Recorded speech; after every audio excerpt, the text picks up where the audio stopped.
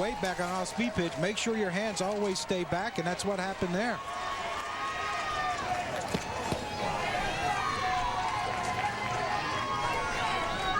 We'd like to welcome you to the World Series here on ESPN2. And Kelsey Bruder hitting her 16th home run of the season, her first of the NCAA tournament, and it's the 4th for the Gators in their 3 World Series games.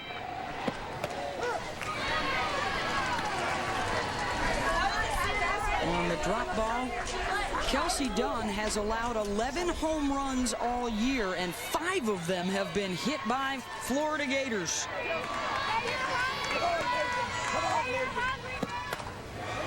Megan Bush, who's already got 2 in this World Series, sends that one deep and foul.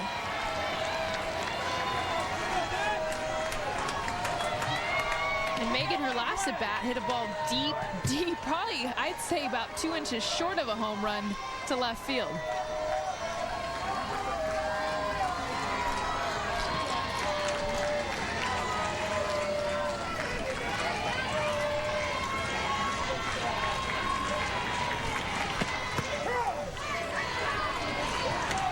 Steve Bunin here in studio. If you are interested in watching this game, elimination game for the Tide, it is on ESPN2 right now. For those of you sticking on ESPN, you'll get baseball tonight, followed by Sunday night baseball. Lots of baseball coverage on the Diamonds.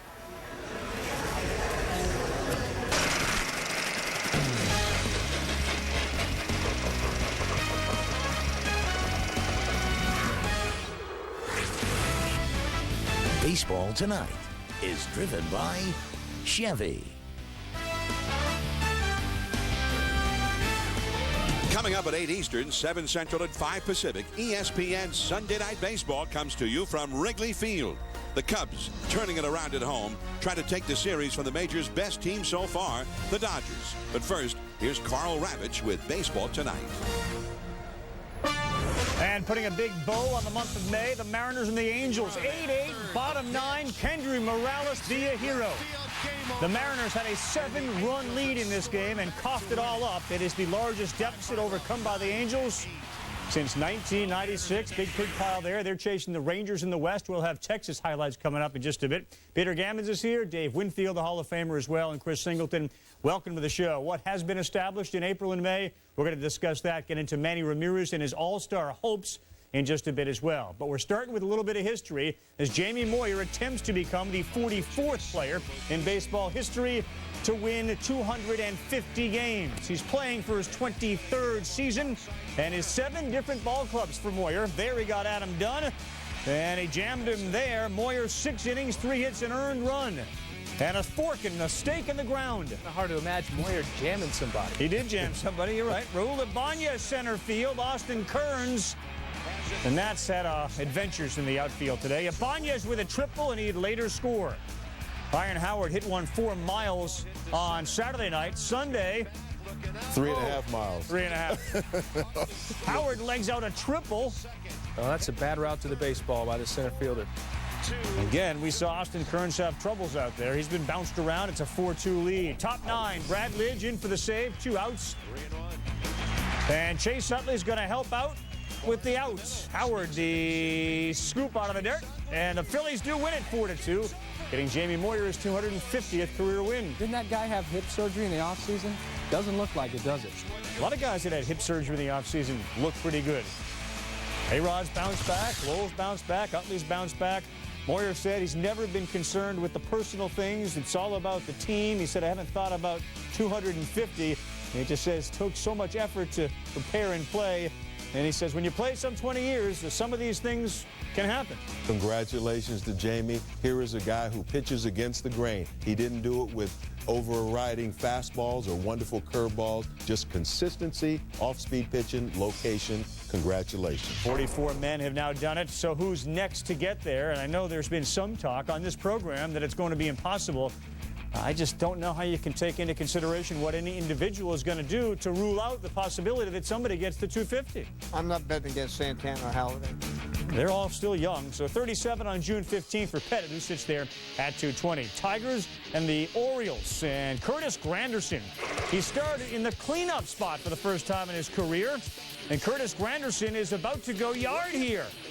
Curtis has been a well-rounded player over the years, a 20-20-20 kind of guy. Now he's what, 13, 14 home runs? 13 home runs right there. 1-0 Tigers. Edwin Jackson.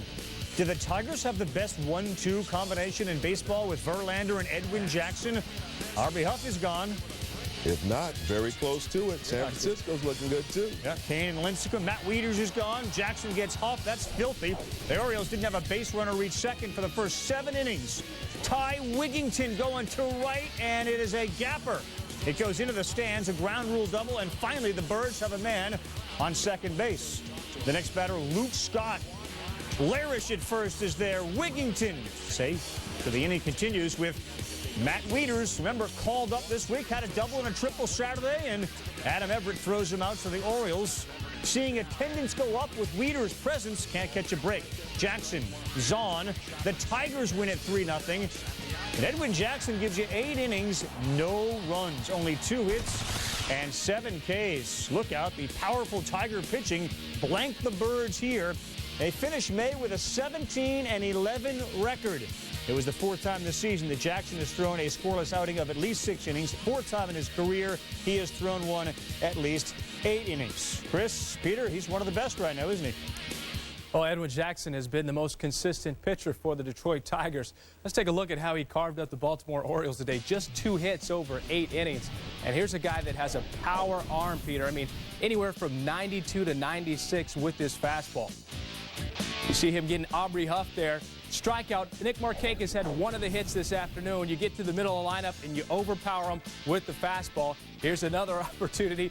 Guy cannot catch up. Look at that. We're in the 8th inning. 96 miles per hour.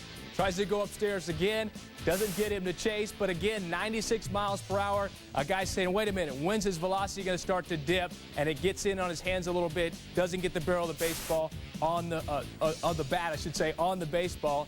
And that's pretty much it. But when you look at Edwin Jackson, here's a guy that was picked up by the Tampa Bay Rays in a trade for Matt Joyce. And he's probably been one of the, silently, the best acquisitions that's been made in baseball this offseason. I think you're absolutely right. And I think for a couple of reasons. I mean, one, you ask Jim Leland and Rick Knapp, who, by the way, has done a phenomenal job with that staff, and they'll tell you, look, the innings that they've gotten out of Verlander and Jackson have allowed Rick Porcello to go 6-1 at the age of 20 years old. Really important, the protection they give him. And the other thing is, you know, the fact is, if Edwin Jackson hadn't ended up with Detroit, he probably would have ended up with Cleveland. I think the race might be a little different if he were pitching for the Indians. Well, Edwin Jackson averaging just under 7 innings a start. And like you said, takes some pressure off of the bullpen. Sitting there at 28-21 of the Detroit Tigers now, guys. Thanks very much. That race may be different if he were somewhere else. But speaking of the somewhere else, the Indians got into themselves a walk-off game against the Yankees. Advice from Manny Ramirez. Perhaps this is the tact he should take with a potential to be voted in to the All-Star game. And the Web Gems from May. With the Yankees, Tigers, Rangers all sitting on top in the American League. Defense is on the agenda. Baseball Tonight is driven by Chevy and in part by the U.S. Army. There's strong, then there's Army strong. See strength like no other at GoArmy.com. At Chevy, total confidence means you're covered with payment protection up to $500 a month for up to 9 months if you lose your job. And with something new that no one else offers, vehicle value protection that helps protect your Chevy's retail value at trade-in time. Go to ChevyConfidence.com for program details and limitations. Now get vehicle value protection, payment protection, and 0% APR for 60 months on Traverse. See your local Chevy dealer today. There is a team that is like no other team in the world. They are Supermen. They are mythic. They will welcome you, challenge you, cheer for you. And when they raise their flag in victory, you will know what these men and women are fighting for. And you will feel fortunate to be counted among them. They're strong. Then there's Army Strong. To see strength like no other, go to GoArmy.com. Welcome back to Baseball Tonight, driven by Chevy. Yankees and Indians, 7 o'clock Eastern time, the Monday night baseball game. Baseball Tonight will follow that. The Wednesday night game. Good series coming up in the American League this week. The Red Sox will be in Detroit to take on the Tigers, their long road trip continues. Red Sox and Jays, the series finale, not the best series for David Ortiz. 0 for 9, including his first at-bat Sunday. Has there been any signs, Peter, that he's coming out of this? Well, I thought right there, the ball, the fact that he elevated that ball, that's the second ball he's hit on a warning track in the last 2 days. Maybe that's a good sign. All right, so Ortiz got himself a double. The teammates are pleased. That's the 13th time he's ended up on second. Now, Dustin Pedroia, for the second time this year, 328 and a half. It's interesting, guys, to see Ortiz, the guy, the setup man, and little Dustin Pedroia, the guy going deep. And he's hitting leadoff is Pedroia. They moved Ellsbury down to 8, at least for Sunday. So it's 4-1. Pedroia's first since the opening day. John Lester, we talked a lot about him last year, Peter. He looked like he was pitching last year. Well, in about 4 of his starts, he's had 1 bad inning. His stuff, last time he was out, he had the highest average velocity of any pitcher in the American League. And he was 94 to 96 all today. It just was a lot calmer. I think he's ready to go on a run, both he and Josh Beckett. Scott Rowland, he goes down. A career high 12 Ks for Lester in only 6 innings of work. Boston's offense in the 8th, back at it. Kevin Youkilis off Ryan Wolf, 7-1. Red Sox, Youkilis, second home run of the game. And then Jason Bay, who had a phenomenal May, makes it back-to-back shots. The Red Sox win it 8-2. Jason Bay's got 15 home runs this year. You guys, they got Toronto's reeling right now. They lost 9 in a row, and then they came back, but they haven't gotten on a roll there. This is division play. It's time for them to step up. Let's talk about injuries, Peter, before we get to the Yankees-Indians highlight. I know you spoke with the Indians. They're a little concerned. They're a lot concerned here. Yeah, I mean, Grady Sizemore has got this bad elbow. He DH'd for a week. It didn't get any better. I was told by Derek Shelton, the hitting coach, he's not even going to pick up a bat for a week to 10 days. That's a tough one for a team that has been struggling all year. They're dealing with the Yankees. Eric Wedge in the bottom of the 3rd in the scoreless game has Johnny Peralta up. And the bases are full, and Peralta, who would end up figuring late in this game as well, it scores 2. The Indians got a 2-0 lead.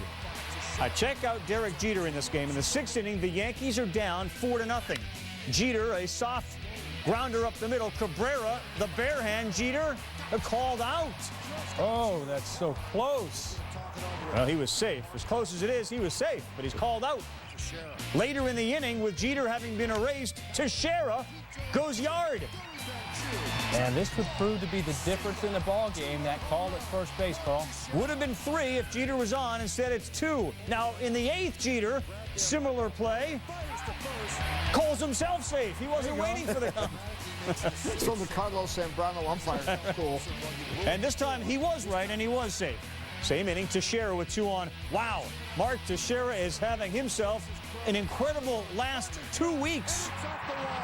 Well, A-Rod's back, and the offense is hitting about 10 points higher than they were when A-Rod was on the DL. Rafael Betancourt came in, got hurt, had to leave the game, so the Yankees come back tied at 4. Posada, big spot, hits into a 4-6-3 double play. It stays tied at 4. Bottom 9, here's Peralta. We saw him at the top of the highlight. Here's the bottom of the highlight. The Indians win it 5-4 in the bottom of the 9th.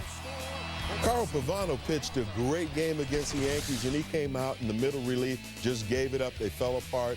But in the end, Peralta got the big hit, and the Yankees go down. Who's hurting now? 7 2/3, 7 hits and 3 earned for Pavano, who does not figure in the decision. The inside pitch, and we'll focus on this Yankee team because clearly they are a very different team with Alex Rodriguez there. But people say A-Rod's back and they're a lot better. There's a lot more to it than that. It is. I mean, A-Rod's had a tremendous impact on them. I think he's loosened everything up. I think part of the personality of the team has really developed. But the biggest thing is what Brian Cashman had tried to put together last year, keeping his young players, and this year signing A.J. Burnett and CC Sabathia. Their starting pitching since A-Rod has been back has been so much better. Earned run average has gone down, as you can see, more than 2 runs a game. That's the biggest reason that they've really taken off. They're going to hit. They're going to score runs. Melky Cabrera is going to come back and be wonderful, but that pitching is really important. With Hughes going, does Jabba go back to the bullpen? Not according to the Yankees people I talked to. They said, look, he has pitched well, but he's had trouble in the first couple of innings establishing his fastball. He's been 89 to 91 in the first inning. Then he builds it up as the game goes along. Again, he's pitched well. Why move him? If you put him in the 8th inning, if he comes out throwing 89 to 91, that's an average middle reliever. So let him keep going. They think that velocity will build up in the hot weather. Maybe they'll put him in there in July or August. But So Mr. Gammons not on the Jabba to the bullpen. now it may eventually happen, but Jabba's pretty good wherever they put him. The way they're playing, are they the best team in baseball right now, you think? I think they are. I really do. I mean, their defense has been phenomenal as well, and I think that's really important. Another game without an error, 17. That is a Major League record for the New York Yankees. All right, let's continue with the Reds and the Brewers National League Central game. It was Trevor Hoffman bobblehead day at Miller Park. Giovanni Gallardo came out and he was nasty. Dickerson's gone, Hairston's gone. He struck out the side in the first. And then it's the second, and guess what? He's busy doing the same thing. He strikes out 6 through 2. The Brewers got a 3-0 lead. The two best pitchers in baseball, you could argue, Greinke and Gallardo, each had leads. And we'll see what happens. Gallardo and Ken Maka meet with Jim Wolf, the home plate ump. Apparently, Chris Singleton, is that distracting as a hitter? Yeah, that really throws you off. You see how he's getting guys out in the first inning. So they made him cover up the white bandage. He came out with the long blue sleeves. Bruce singles to center. It's 3-1. See, there it is already. Uh-oh. Clearly an impact. Nix is gone. Hernandez is gone. 9 Ks in 5 1/3 for the blue-sleeved Giovanni Gallardo. Well, when those shadows set in, you really got no chance when a pitcher's got great stuff like Gallardo. All right, let's go to the bobbleheads here. Hoffman against Chris Dickerson in the top of the 9th. Woo! That's a fastball at 83. That's by you at 83, Winnie. The Louisiana fastball blew by you. And there is your changeup, and here's another changeup at 71 miles an hour. Trevor, that's 13 saves now. It's such a great story. Since he came back, the Brewers bullpen is at a 218 run average. He's brought so much order to them. Say this, the Brewers, we don't have Sabathia, we don't have Sheets. Nobody figured they'd be near the top of the division. They're 30-20. They're there. Absolutely, and they have a bullpen that was kind of tagged together. Yeah. And Hoffman has just brought so much order to it. For the Reds, you saw Edinson Volquez will pitch on Monday. Hoffman's changeup has been crazy. He's thrown 21 with men on base, 16 for strikes. He's gotten 7 outs with his changeup with men on. He is not allowed a hit yet.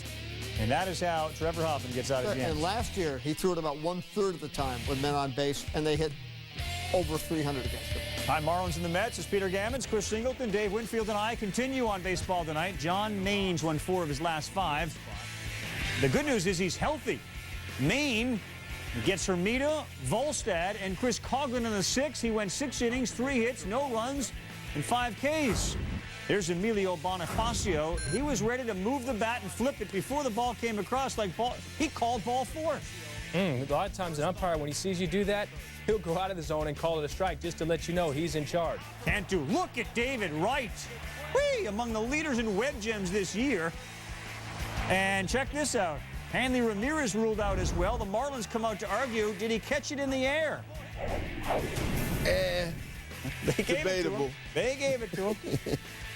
1-2. Francisco Rodriguez enter, then exit. As Ugla, Baker, and Paulino are all history. And the Mets get another close win by a final score of 3-2. They emerge victorious here. Now, last weekend, Rodriguez in the hospital with major back spasms, so good to see him healthy and back on the mound. Now, Carlos Beltran out of the lineup Sunday due to a stomach virus. Maine actually checked out of that game because his stomach was bothering him. A bug going around. The Mets will return. Going. Gonzalez, good night. Adrian Gonzalez, another one. Dave Winfield breaks down the opposite field stroke that has worked so well for Adrian. And the Dodgers and suddenly resurgent Chicago Cubs, the Sunday Nighter. The story is coming up when we come back.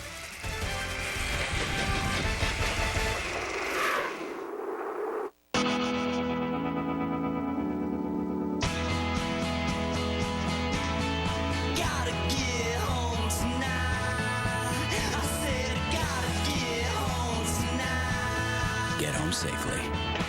On a special Man vs. Wild. Are you going to Acapulco? Will Ferrell joins Bear for a little fun in the Swedish wilderness. I don't know how I got myself into this. I don't even like camping. I call the eyeball. That's gonna be packed full of goodness. Well, maybe fun ain't the right word. No, it's terrible. Men in the wild doing manly things that men do. Men vs. Wild with Will Ferrell from Land of the Lost. Tuesday at 10 Eastern Pacific. It's all new on Discovery. Men!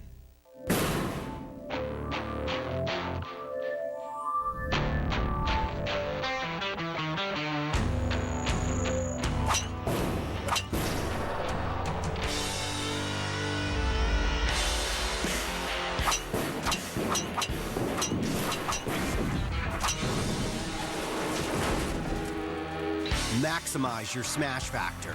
The Big Bertha Diablo driver. Hit it long, hit it pure. I'm Nelson, and this is my Citgo. Salisbury is a wonderful little town. It's the kind of place where folks ask how you're doing and are really interested in the answer. As a local business, we're proud of the jobs we provide in this community, and we're especially proud of the ways that we give back and the local causes we support. Every Citgo is locally owned, and there at every turn.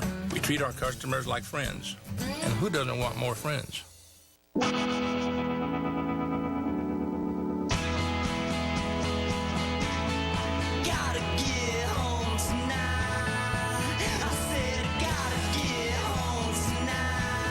Get home safely. Lolo Jones here, reminding you to keep your Iowa Powerball ticket handy. It's good for great offers to experience Iowa.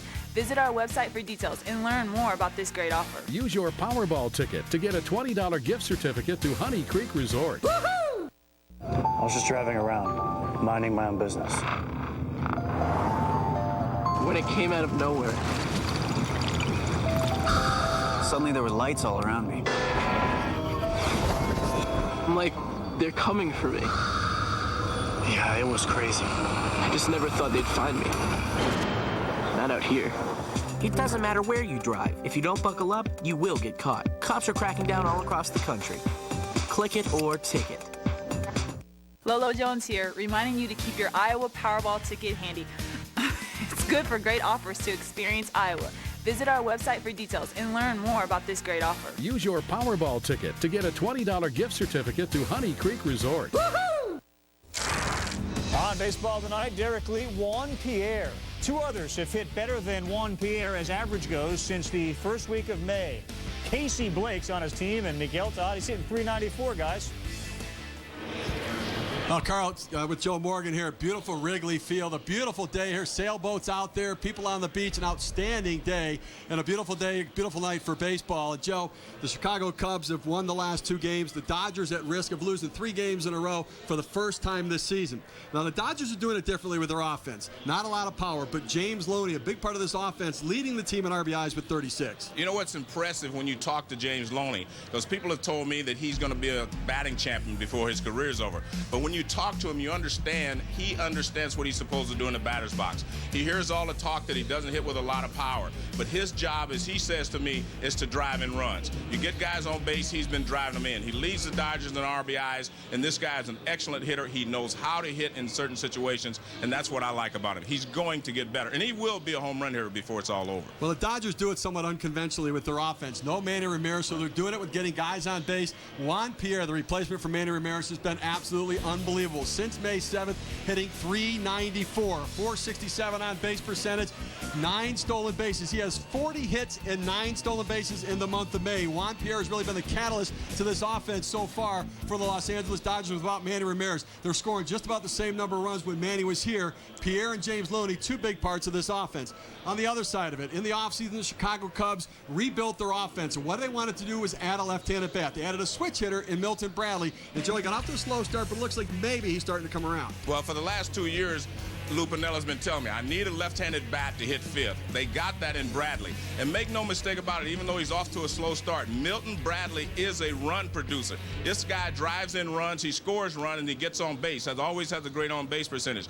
And the plus for him tonight is that he's hitting better right-handed. He's hitting .310 from the right side, and he's going to face the left-hander. So that's in their plus. And he got 3 hits in yesterday's ball game. So Milton Bradley will produce runs for the Cubs. And as a note, Eric Milton on the hill for the Dodgers tonight, his 3rd game back. He got his first start last time out since 2006. So the Dodgers piecing together their rotation. From Wrigley Field with Joe Morgan, I'm Steve Phillips. Back to you, Carl.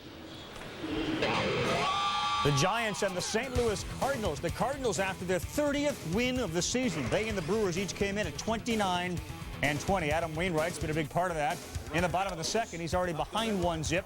Uribe goes up the middle. Joe Thurston, nice play. And a double play. All about positioning.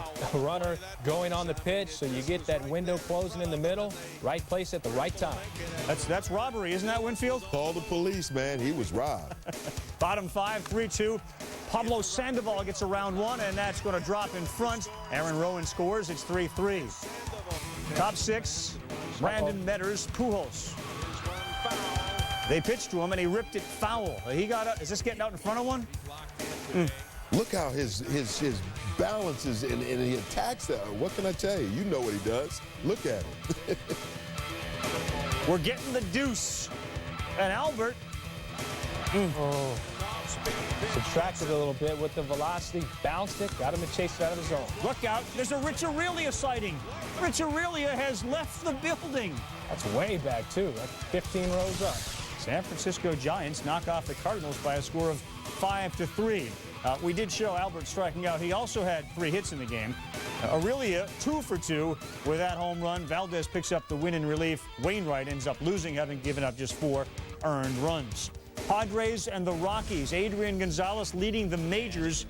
That's right, Adrian Gonzalez, who plays for San Diego, in that ballpark. On the road now, going opposite field. Way gone. Calm and cool. That's Adrian Gonzalez. Of the season. Chad Gaudin gets Smith and then Tulowitzki. So the Rockies help the Padres there. Helton to short. Nice play by Josh Wilson. They're going to turn it. Whip it. Padres out of another pickle. It's still 4-zip in the 7th. Scott Hairston liftoff. Nice. Stayed on that back leg, got that drive, and the ball still carries pretty well. Cool light air of Denver. He hit one last night. So the Padres take care of the Rockies by a score of 5-2. Adrian Gonzalez has 20 home runs. You take a look, Peter. Going the other way. Adrian Gonzalez, 11 times now, and the last 5 have gone that way. Well, that's amazing. We did a little breakdown on him a week ago, and it's amazing. Fastballs up in the zone, center field. Fastball in, breaking ball in. He pulled them, and he's so good going the opposite way. It's an amazing story what he's done, because Petco, you're not supposed to hit 20 home runs. Right. From one Hall of Famer to another, here's Winnie on Adrian Gonzalez. Let me tell you guys a little bit about Adrian Gonzalez. I've watched him for quite a few years. He's truly a professional hitter, knows what he wants to do. It's no blip on the screen. He's leading the major leagues in home runs with 20 and 10 to the opposite field, which is pretty incredible. I'm going to show you 4 examples of how he hits that ball the opposite way. First of all, he stands off the plate, probably 2.5 feet. Pretty erect, straight stance, waits till the ball gets deep into the strike zone, as you can see, and he wants to get extension and drive on all of his swings. So he wants to hit for a good average, too. Now, here's a right-hander throwing the same thing, got it up in the strike zone. Look how long he waits before he hits it. You don't see the hips opening, you don't see the hands roll, and he crushed that one pretty good. Now, here's another pitcher, 93 at the knees, and he's still slapping it the other way. Adrian's not worried about whether it's going to be a home run. He's a 283, 285 hitter. Now, here's the last one. This pitcher just completely missed on 0-2. He just missed it, and Adrian crushed it. Now, I just got to tell you, Adrian Gonzalez is doing wonderful things for the Padres. Here's a team that's hitting 238 as a ball club, and he's driven in 20% of all of the runs for the ball club. You think Mark Teixeira is doing good, he's only driven in 16% of the Yankee runs. So Adrian Gonzalez is truly a great hitter coming into his own and a very valuable commodity for the Padres and all of baseball. Yeah, and for a second I thought I was going to say, and maybe for somebody else. They can't let Adrian Gonzalez there. Hey, come on now. Braves D-backs, family day in the desert. Top of the order here, leadoff hitter Kelly Johnson, good for a double into left field. The next batter's Yunel Escobar. We're doubling down here. Singles night not applied. This is all about doubles. It scores Johnson. It's 1-0 Braves. Next up, Chipper Jones. Apparently he didn't bring extra money. He will single up the middle. And he's still hobbling a little bit with that foot. You see him out of the box, not running well, but that guy still hits no matter how he feels. The number 2 hitter, Escobar, in the top of the 3rd, double. Next batter, Chipper. There we go. Now he can jog. He's got 5 now, 9-3 Braves. Top of the order, 9 hits, 7 runs, 6 RBIs between them. Yeah. It's good to see the Braves start to hit. They have really struggled at times. They certainly have. All right, let's get to the baseball tonight. Chevy Clubhouse with Mr. G. If we're not doing inside pitching, we're clubbing with you, Peter. Justin Upton has been clubbing the ball. We seem to know more about BJ, but let's talk about Justin. Well, I mean, I think you can argue that he's the best young player in the game. He won't be 22 until August 25th. And you stock his numbers historically for what he's done. It's amazing. He's top 10 in a lot of categories all time for guys before their 22nd birthday. He's in the top 5 in the National League at OPS and extra base hits and total bases. And the thing about him, and his general manager, Josh Bruce, said he probably is the best athlete in the game. He is huge. He can fly. You line guys up in a race. He's going to be in the top 5 in terms of speed in the game. He's going to be a Gold Glove outfielder, and he's really blossoming. A friend of mine who was a scout saw him play when he was 18 and said, I think we might be looking at the next Frank Robinson. I said, we'll never see another Frank Robinson, but I know what he means. We had both Uptons, Justin and BJ, on during our spring training coverage, and Justin was joking that he's the guy that you mentioned, the athlete, likes to play football. He likes contact. The other one, BJ, admits he doesn't like contact. So far, Justin having his way out in Arizona. Baseball Tonight, Chevy Clubhouse. Brought to you by Chevy, an American revolution. Welcome back. Due up on this edition of Baseball Tonight. Zach Greinke had a lead. Would he be able to protect it? Manny Ramirez, an open letter that perhaps Manny would consider sending to Major League Baseball. That's all ahead of us, plus the web gems from this Sunday and the month of May. Don't go anywhere. Oh, we're catching hot dogs, too, on Baseball Tonight. People think that Honda is always the most fuel-efficient choice. Well, the Chevy Cobalt XFE has better highway mileage than a comparable Honda Civic. The Chevy Traverse has better mileage than a Honda Pilot. And Chevy Malibu has better mileage than Accord. However, Honda does make something that we just can't compete with. Now get Chevy Total Confidence with something you've never seen before. Vehicle Value Protection. It helps protect your new car's retail value at trade-in time. Go to ChevyConfidence.com for program details. Sunday Night Baseball, Dodgers Cubs, tonight at 8 Eastern on ESPN.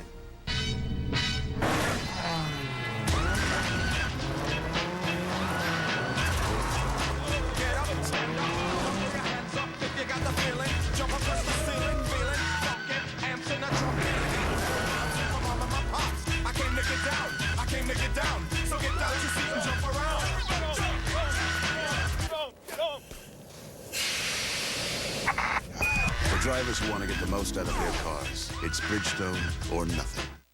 Would you like a pony? Yeah. Would you like a pony? Yeah.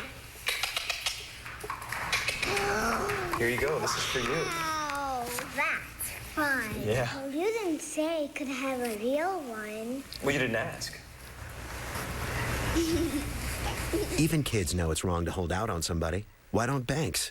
We're Ally, a new bank that alerts you when your money can be working harder and earning more. It's just the right thing to do. We're on the road to show people. We've made a great product even better. Watch. Now every drop of Shell gasolines contain a nitrogen-enriched cleaning system that seeks and destroys engine gunk left by lower quality gasoline. It then acts as a barrier that protects engines from performance-robbing gunk. Try new nitrogen-enriched Shell gasolines. Helping you get the most out of every drop. Now save 5 cents a gallon with the Shell Saver Card through June 30th.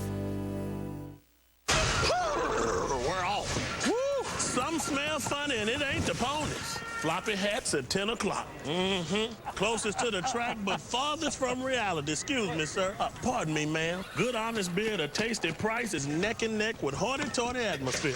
Sometimes you win, sometimes you lose. And y'all gonna find out today because you're about to lose this highlight. Woo, your head almost hit me in my face. We want to hand this out to the people really watching the race. It's a liberating landslide blowout victory for common sense. I've been a Pirates fan since 1979. Since I was about 8 years old. I've loved him ever since I was a little kid. Since I was 6 years old. He was about 4 years old. 20 years. 25 years. 21 years. 36 years. Since about 10, when I was 10. Since 98 when they came. We got 4 generations of Cubs fans. I actually went to 94 games last year. I'm going to be with this team till I die. I was born a Cards fan. I've been a Twins fan forever. The game was on in the hospital room, actually. This is beyond loyalty. This is beyond baseball. You're watching Baseball Tonight, driven by Chevy. Nick Blackburn, Matt Garza, they are on the mound. Of course, Garza, the former Twin, now pitching against his old team. Brendan Harris in the top of the second, up, out together, and it's gone. Good velocity, but Harris beat it to the spot. Twins are up early, 1-0, his third of the season. Not seen in this one was the tremendous performance by the opposing pitcher, Nick Blackburn, whose ERA is 1.82 in his last 5 starts. Carlos Pena jumped 17th home run of the season. Carlos Gomez, just get the wood on it. It would fall.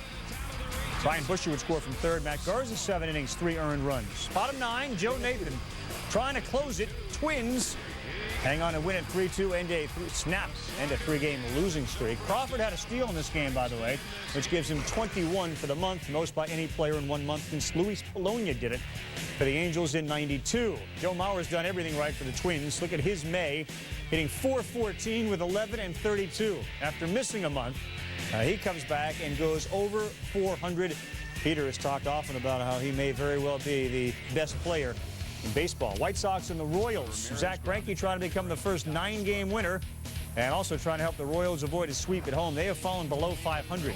That shift was on for Tomey. Huge window there on the left side of the infield, and he'll take it against Greinke. White Sox up 1-0 early. Meantime, Mitch Moyer to second base. Alexi Ramirez, I have no idea where it is. I got it. You got it. The worst feeling. DeJesus would score from second.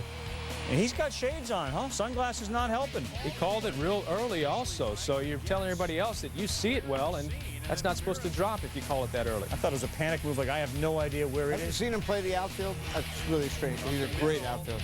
Fields, Josh Fields, a 1-2 pitch, plates Tomey and Przinsky. All of a sudden, Zach Greinke's seen a 4-1 lead disappear. First time this year he's allowed more than 2 runs. And he's a mere earthling. He is a human. He is. He's not an alien. Bases loaded, 1 out for Chris Getz. And he gets it well to right. Wow. This is carrying off the wall. Przinsky and Anderson score. The White Sox go up 6-4. So Zach Greinke is not going to get a victory here. And later in the 9th, watch this. The third base coach for the White Sox is Jeff Cox. Coxey not only made the play, he was asked to talk about it afterwards. There's 1 out, and the guy hit his back. There it is. Well, I was not. Oh, he's not done yet. No, but I'll tell you one darn thing, and that next thing you know, I still got the reactions, and I still got the good hands, and it was a nice pick along the road, yeah, right inside here. And I looked over at Ozzie Gee, and I can still feel. Then I went to the infielder. Hey, want these hands, Yeah, I still got them. It's all good. Coxey was not letting go of that one. Good for him. The White Sox get a win 7-4. They're only a game under 500 now. Yeah, they're coming back. Interesting. Yeah, this is really almost a misnomer. To see it rise, you're looking at an ERA that was 0.40, and now it has climbed to 1.10. That's less than Bob Gibson's 1.12 in 1968. Let's see if he can keep it there. And with more on Greinke and the others who threw nasty pitches, here are the boys. Well, this is that part of the show, Dave, that makes guys like us glad that we're retired. You ready for That's Nasty? Oh, yeah, let's do it. All right, let's check it out. We go to Matt Garza to start it off, pitching against his former team. Look at the 0-1 pitch to Alexi Casilla. Curveball, filthy. 15 inches of break. Oh, man, look at this. All I can say is he was looking for a fastball, and it wasn't going in that direction. You knew this guy would be in That's Nasty. Zach Greinke of Alexi Ramirez, 0-1 breaking ball. Ouch. And it's not only the break on it, but it's the speed, the velocity, or lack thereof. Giovanni Gallardo. Micah Owens at the plate. That's not fair. It's a pitcher. Ooh. Oh, you shouldn't do it to that guy. Well, he'll do it to him. What can I say? 1, 2, good morning, good afternoon, good night. Some people say 1, 2, 3 times a lady. No? Okay.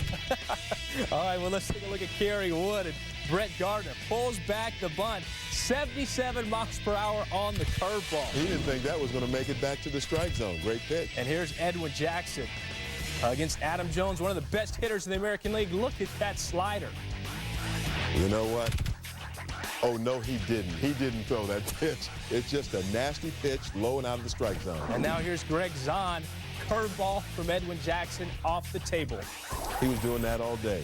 Let's take a look at why they won today. John Lester beating the Blue Jays. Fastball averaged 94.6, peaked at 96.8. Edwin Jackson, 17 outs with the fastball, 5 of the 7 strikeouts with the slider. And then Chris Medlin threw the first pitch strike to 16 of the 22 hitters he faced. 9 strikeouts and 6 innings pitched. Hi, boys. When we come back on this edition of Baseball Tonight, Man Ram. There is a chance he's going to appear in the All-Star game. We'll get the thoughts of our guys on whether that should happen. And the Web Gems from Sunday and for the entire month. Must-see TV when we come back.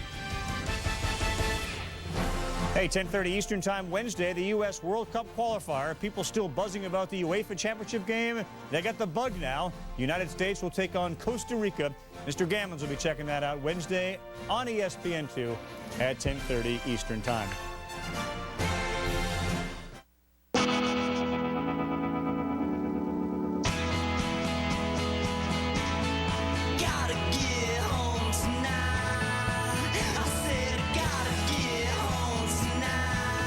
Get home safely. Yes. Yes.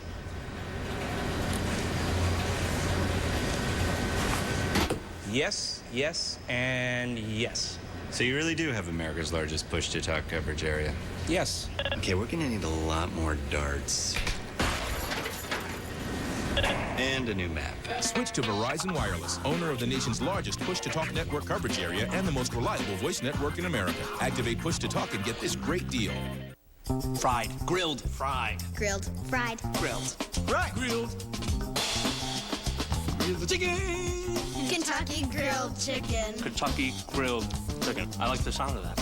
I may have spoken too soon. If you think KFC is all about fried chicken, it's time to unthink. New Kentucky Grilled Chicken is here. Marinated and grilled to perfection for that 5-star fall-off-the-bone taste. Mix original and grilled in your bucket. 10 delicious pieces for just $9.99. Now we can have both. Tasty on fried side of KFC. On a special Man vs. Wild, Are you going to Acapulco? Will Ferrell joins Bear for a little fun in the Swedish wilderness. I don't know how I got myself into this. I don't even like camping.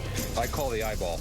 That's gonna be packed full of goodness. Well, maybe fun ain't the right word. No, it's terrible.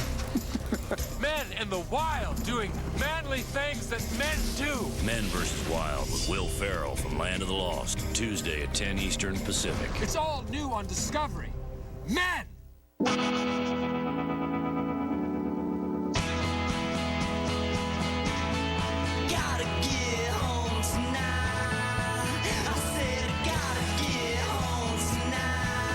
Get home safely. Lolo Jones here, reminding you to keep your Iowa Powerball ticket handy. It's good for great offers to experience Iowa. Visit our website for details and learn more about this great offer. Use your Powerball ticket to get a $20 gift certificate to Honey Creek Resort. Woohoo! When the doctors told me I had cancer, I admit I feared the worst. I tried to stay positive, but... At Genesis, with the newest smart care, non-invasive technologies like tomotherapy and Trilogy that few others have, we're becoming a national destination for cancer treatment. Now I'm in remission. I'm a cancer survivor. We fight cancer every day, and our patients are winning more than ever before. Skill, compassion, and leading-edge technology. Smart care for cancer, only at Genesis. Lolo Jones here, reminding you to keep your Iowa Powerball ticket handy. It's good for great offers to experience Iowa. Visit our website for details and learn more about this great offer. Use your Powerball ticket to get a $20 gift certificate to Honey Creek Resort. Woohoo! Welcome back to Baseball Tonight, driven by Chevy. Hi, boys and girls. Good stuff here with the Astros and the Pirates. Yep. Charlie Brown is out there to throw out the first pitch. We want the curve, and they got the curve. Charlie, down in the dirt, unhittable.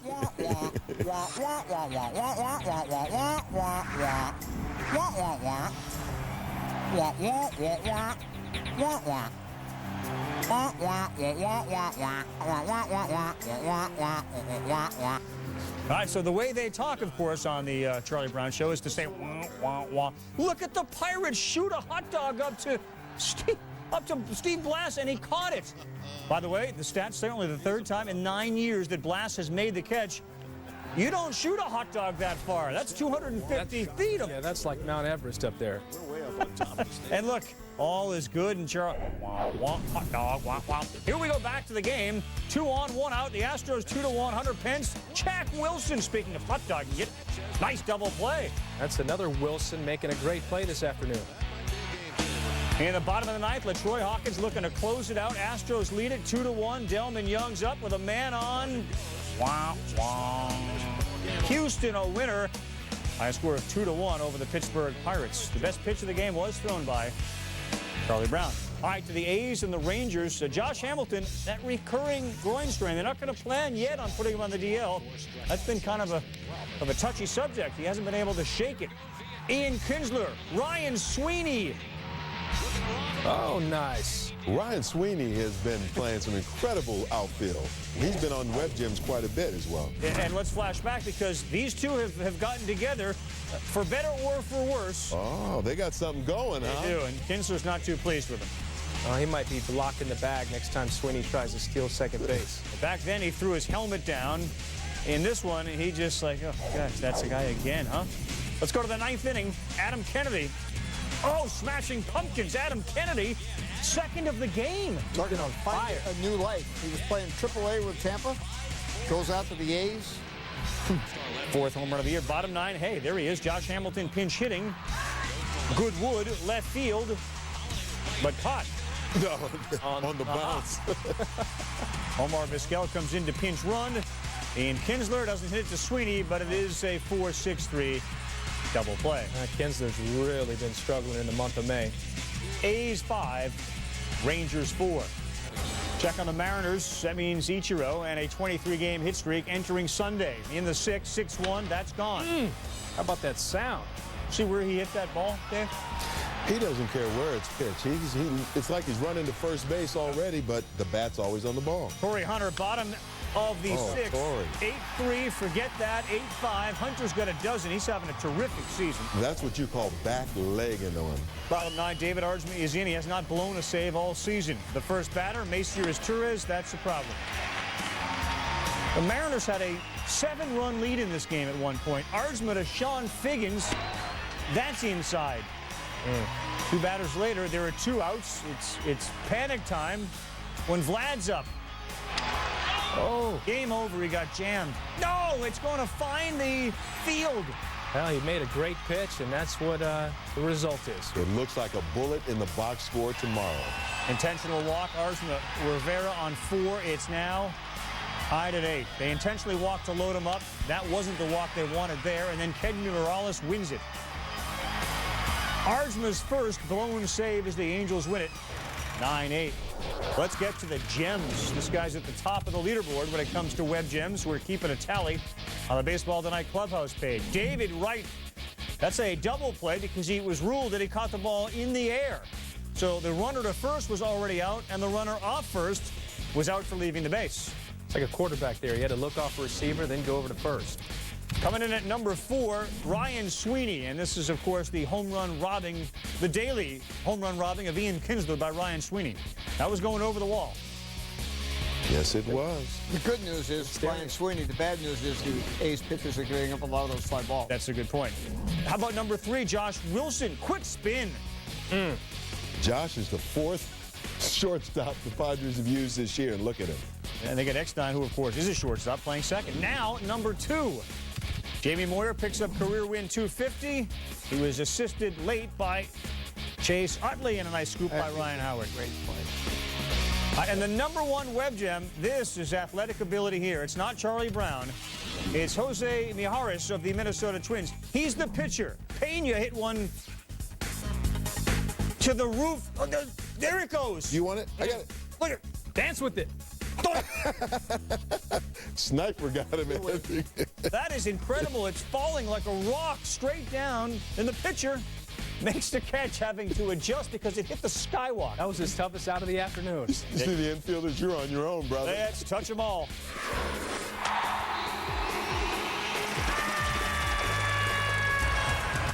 That one is drilled deep to right field. Going back, track, wall, see ya. 2-run home run. Mark Teixeira.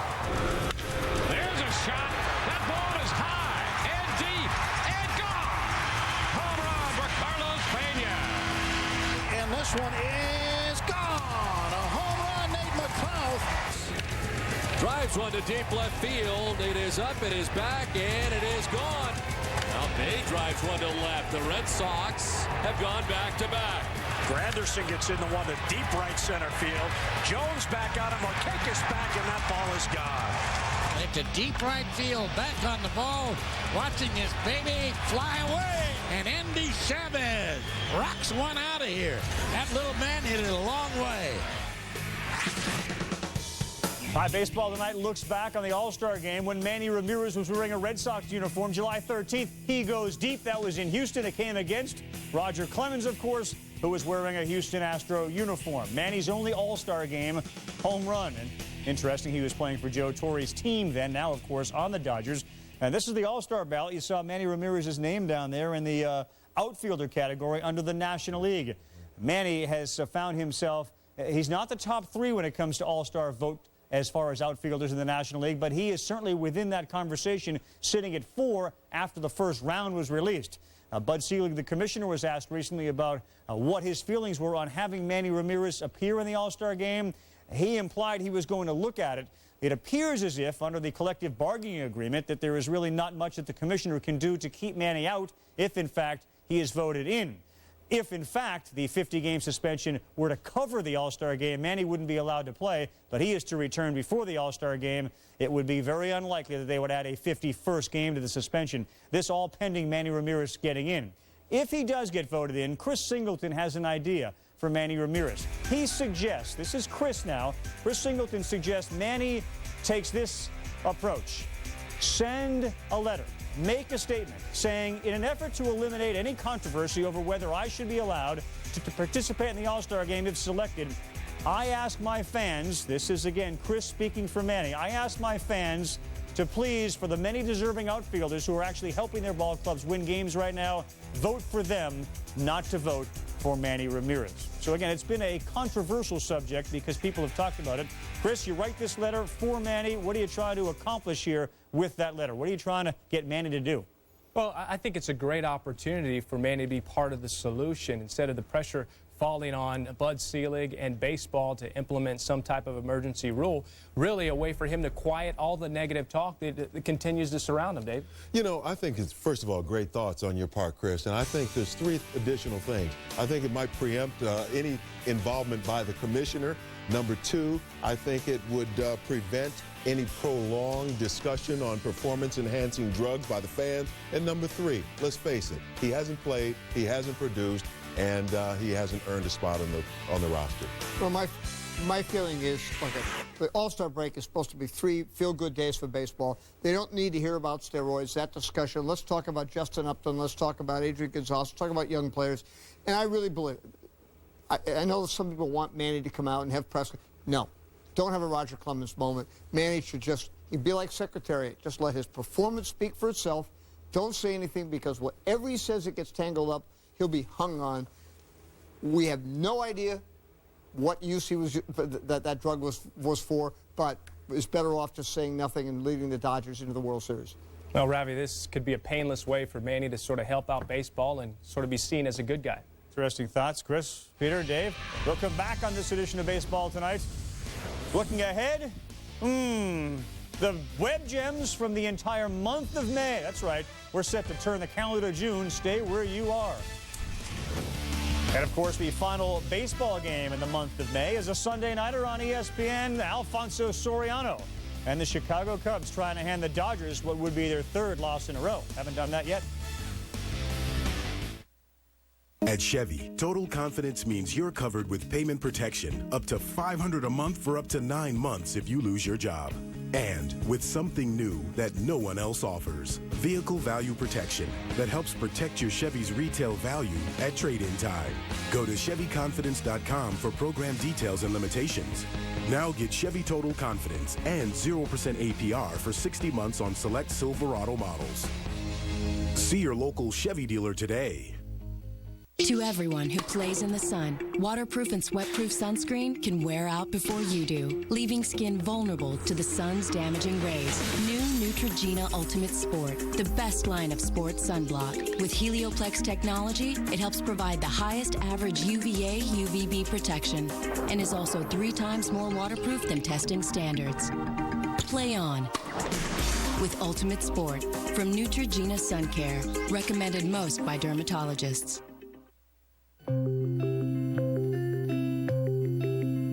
Day in, day out, your employees give everything they've got. And because your company wouldn't be your company without them, you provide Unum Benefits. Unum Benefits help protect your employees should the unexpected happen. because you want to be there for them, just like they are for you. Unum. Better benefits at work. ESPN Sunday Night Baseball. Two of baseball's most storied franchises wrap up a 4-game set at Wrigley.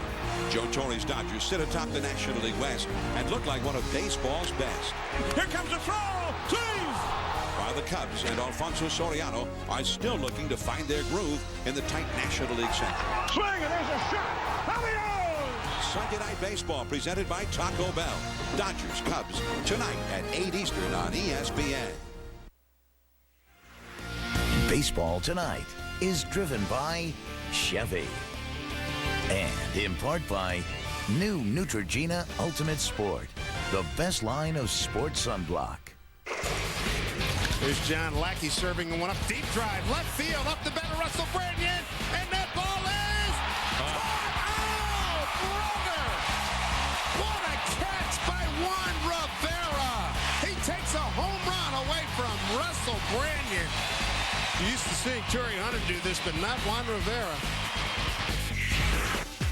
Well, as voted on by the Baseball Tonight viewer at home, the web gem of the week goes to Juan Rivera, who, of course, had that home run robbing play using the wall. I think the last guy I really recall making a great play standing on the wall like that was Kenny Lofton back when he was playing with the Cleveland Indians.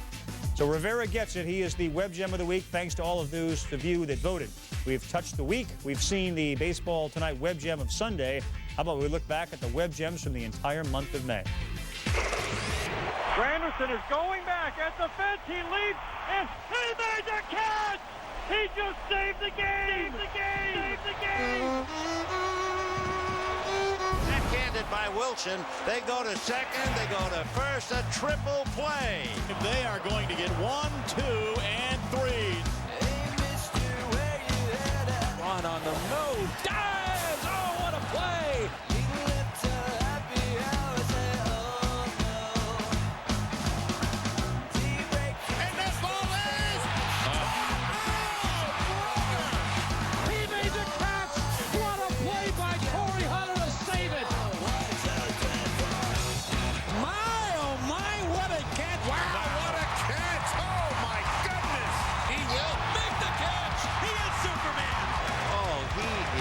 Too much.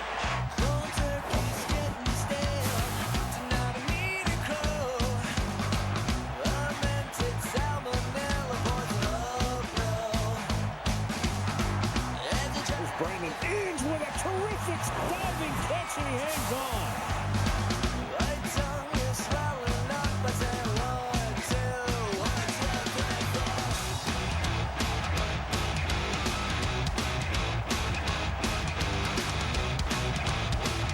Not see a better play made by a shortstop in the major leagues this season. This is ridiculous. Oh, what a terrific play! Tremendous play. Got him! Oh, brother, what a play!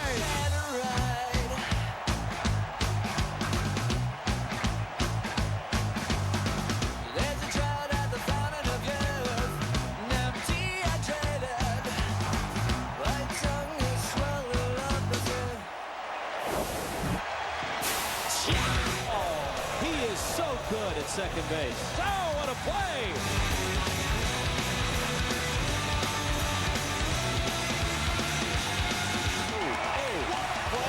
Did he hang on? He's got it. What a fantastic play from Travis Ishikawa. And, oh, what a grab by Pena.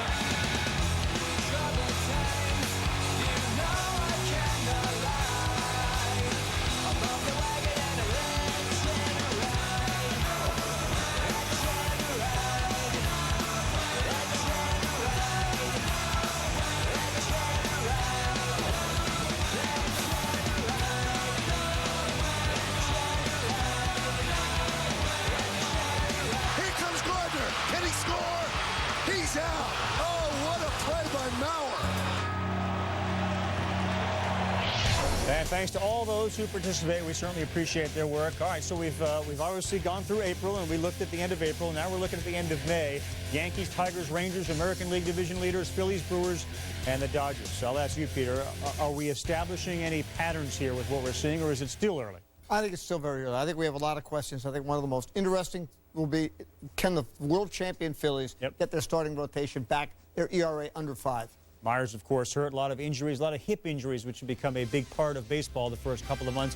We'll see you on SportsCenter at 6 o'clock Eastern on Monday to add their perspective on what May has meant. With Peter Gammons, Dave Winfield, Chris Singleton, I'm Carl Ravitch. Thanks for watching Baseball Tonight. We are in the north side of Chicago for ESPN Sunday Night Baseball, presented by Taco Bell. This is the home of the Cubs, Wrigley Field, where the fans live and die with the hometown 9. Tonight, they take on the team with the best record in the majors, the Dodgers, who broke the hearts of the Cubs and their faithful with a 3-game sweep in the 2008 Division Series. Their first meeting this season was Thursday. The Dodgers picked up Game 1 of the series behind starter Randy Wolf and some late-game heroics from the bullpen. Then, on Friday, the Cubs started Ted Lilly, and with a strong bullpen help, the Cubs won 2-1. On Saturday, Ryan Dempster handled the Dodger lineup, and the Cubs bats exploded for 7 runs while winning their 4th game in the last 5. Now these two playoff hopefuls meet for the final time in the 4th game of this series as they get ready to turn forward to June. The Dodgers try to salvage a series split while the Cubs look to build on some homespun momentum. Next on Sunday Night Baseball. Ricky's going. 300 games. It's over. It's over. A home run. It was a beautiful day in Chicago. The final day of May 2009. We're on the north side at Wrigley Field, the home of the Chicago Cubs. Tonight, the Cubs take on the Dodgers with the wind blowing in from right field off of Lake Michigan. So it could be a pitcher's night here at the ballpark, but keeps blowing that way. The Dodgers and the Cubs. The Cubs have won 2 out of 3 so far in this 4-game set, although they're right in the middle of the pack in the National League Central Division. But the Dodgers have the best record in all of Major League Baseball, atop the West by 8 games at the moment over the Giants, who beat the Cardinals. And there are the Cubs right now, 4 games back of the front-running Milwaukee Brewers, who won their ball game earlier.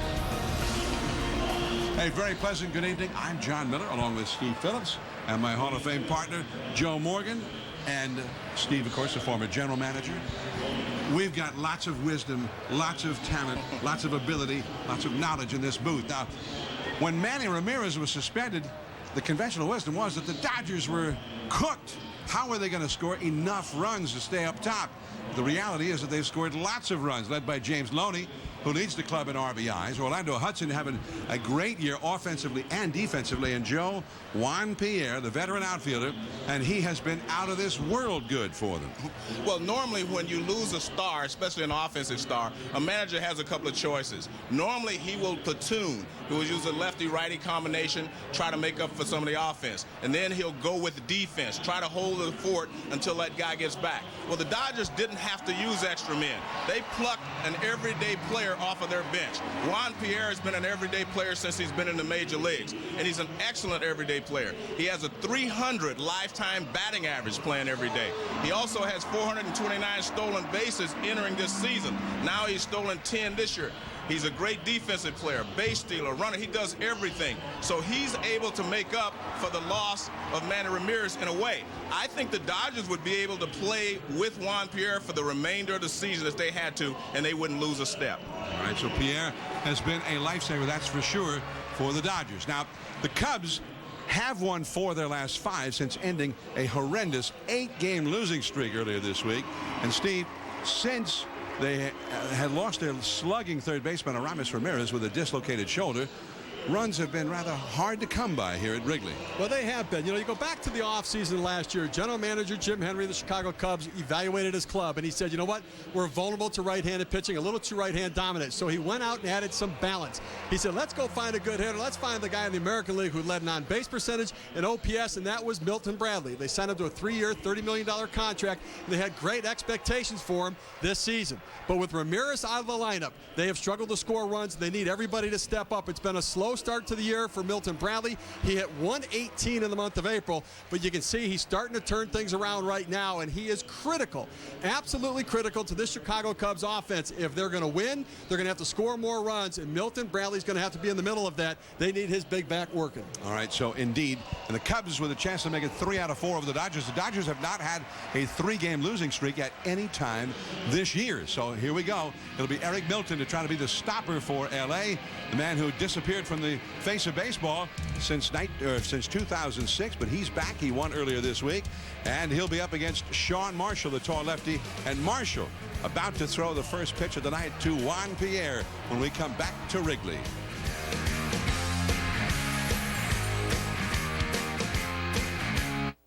You guys ready? What's up with your faces? Volcano burritos. Want one? Ooh. Taco Bell's new Volcano Double Beef Burrito with scorching lava sauce. Get ready for the good hurt. Think outside the bun. I thought a complete multivitamin was enough until I learned 1 in 3 men will face prostate issues. And One A Day Men's has more selenium than Centrum to support prostate health. And it supports heart health. That works for me. One A Day Men's. Something happened this spring. The guy jackknifed coming down and he hit head on, just about cutting in half. You're scaring the new drivers. It's a job to die for. The return of Ice Road Truckers. Text ICE to HISTRY. Wood finishing projects can feel too big to tackle, but Minwax always makes it easy with rich wood stains and clear protective finishes. It's that simple. Minwax makes and keeps wood beautiful.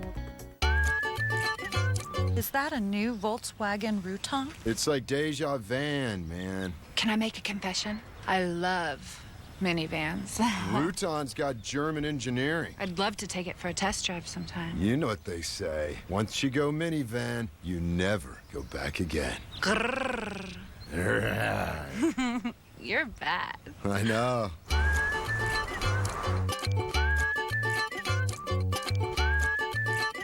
The story of Tim Lincecum begins in the backyard.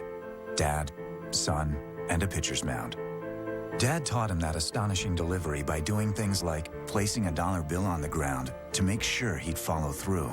3-2 pitch. Tim's followed through all right. And Tim Lincecum gets it done. It's no freak show. It's a story that just keeps getting better. This is beyond dedication. This is beyond baseball. Stop by Subway restaurants, buy a fresh value meal, and play the meal ticket where everyone wins. Just scratch, enter online, and win. You could get free meals for a year, free movie rentals from Blockbuster.com, free cookies or other great prizes. Remember, 1 sub, 1 side, 1 drink. That's the ticket. So buy a fresh value meal, get a ticket, win a prize. It's that easy. Subway. Eat fresh. 1, 2, 4, 6, 8. 1, 2, 4, 6, 8. When it comes to easy, economical home haircuts, count on a wall clipper. Our hair cutting system features numbered guide combs, so it's a snap to get any look, any length, and get it just right. He's an 8. She's just talking about my guide comb number. She knows I'm a 10. Count on looking great. Count on a wall clipper. ESPN Sunday Night Baseball is presented by Taco Bell. Think outside the bun. And in part by One A Day Men's, specially formulated for leading health concerns of men. A beautiful day in Chicago. Not a particularly warm day, but a very refreshing day with the wind blowing in off Lake Michigan. The Dodgers and the Cubs ready to play the 4th game of this series. And there's manager Joe Torre, whose Dodgers have been flying high even after losing their slugger Manny Ramirez. This is Torre's 2nd season as the Dodger manager, his 28th overall season as a big league manager. And here's the lineup that Joe Torre has turned in, presented by Taco Bell. Juan Pierre hitting .384, nearly .400 since the suspension of Ramirez. He's in left field. Rafael Furcal, the shortstop, he has been struggling. Second base, Orlando Hudson, what a pickup. Gold Glover at second, and he's been hitting extremely well. Russell Martin, the catcher, hitting cleanup. He's a cleanup man who has not hit a home run all year. James Loney at first base, only 2 homers, but 36 runs batted in. Matt Kemp, the outstanding center fielder, hitting over 300, 29 batted in. Mark Loretta filling in for Casey Blake, who's got a hamstring problem at third base. Jamie Hoffman, the rookie, is in right field hitting 8th, and Eric Milton is the pitcher batting 9th, all up against Sean Marshall, the young lefty, very tall, and he is going to try and keep this little Cubs roll going here. Well, 26-year-old left-hand pitcher. You see the numbers there, 40 hits in the 40 and the third innings, and they've not fared well in his starts, but it's not been his fault. The best ERA of any of the starters for the Chicago Cubs. One of the things to keep an eye on, the first inning. He has struggled in the first inning in his 7 starts. 9 hits, 3 home runs, only got the order out 1, 2, 3 one time in those 7 starts. So here is Marshall, and Juan Pierre will lead off. Now Pierre, as soon as Manny Ramirez was suspended, Pierre took his spot in the outfield, and although he didn't immediately hit in the leadoff spot, he did immediately start hitting, and hitting hard. As you see here, the last 2 days he's 0 for 8, and perhaps not so coincidentally, the Dodgers have only scored 1 run in the last 2 games. He is the igniter at the top of the order. But in the first 6 games after the suspension of Manny Ramirez, Pierre hit .480. He was not just getting hits, getting on base, getting things started, but he was also knocking in runs. He's driven in 17 runs in the 22 games since the suspension. That pop foul will go out of play off the third base side. Fontenot starts over, but it's well back into the crowd. 2-2 the count to Juan Pierre. Well, Juan Pierre, again, is not an extra man. He's not a guy that you're putting in there to replace someone. He has been an everyday player throughout his career. He's a guy that produces runs. He scores runs. He plays good defense. He steals bases. He's an excellent player. Knocked down, but he will not get the fleet-footed Pierre. Great effort there by Ryan Theriot. But Juan Pierre, if he puts the ball in play, he's got a shot for a hit. And remember, the Dodgers paid a lot of money to bring Pierre over. He was going to be the guy. Then all of a sudden they brought Andrew Jones in, thinking that he could add power. And then, of course, Manny Ramirez came in. So he's been relegated to the back burner. But this guy can play, and he's never changed. He's always been a very good player throughout his career. Pretty good production out of left field right there for the Dodgers so far this year. They've gotten their share of power, some speed from Juan Pierre, and some production. Now Rafael Furcal. Pierre has in the past been a prolific base stealer.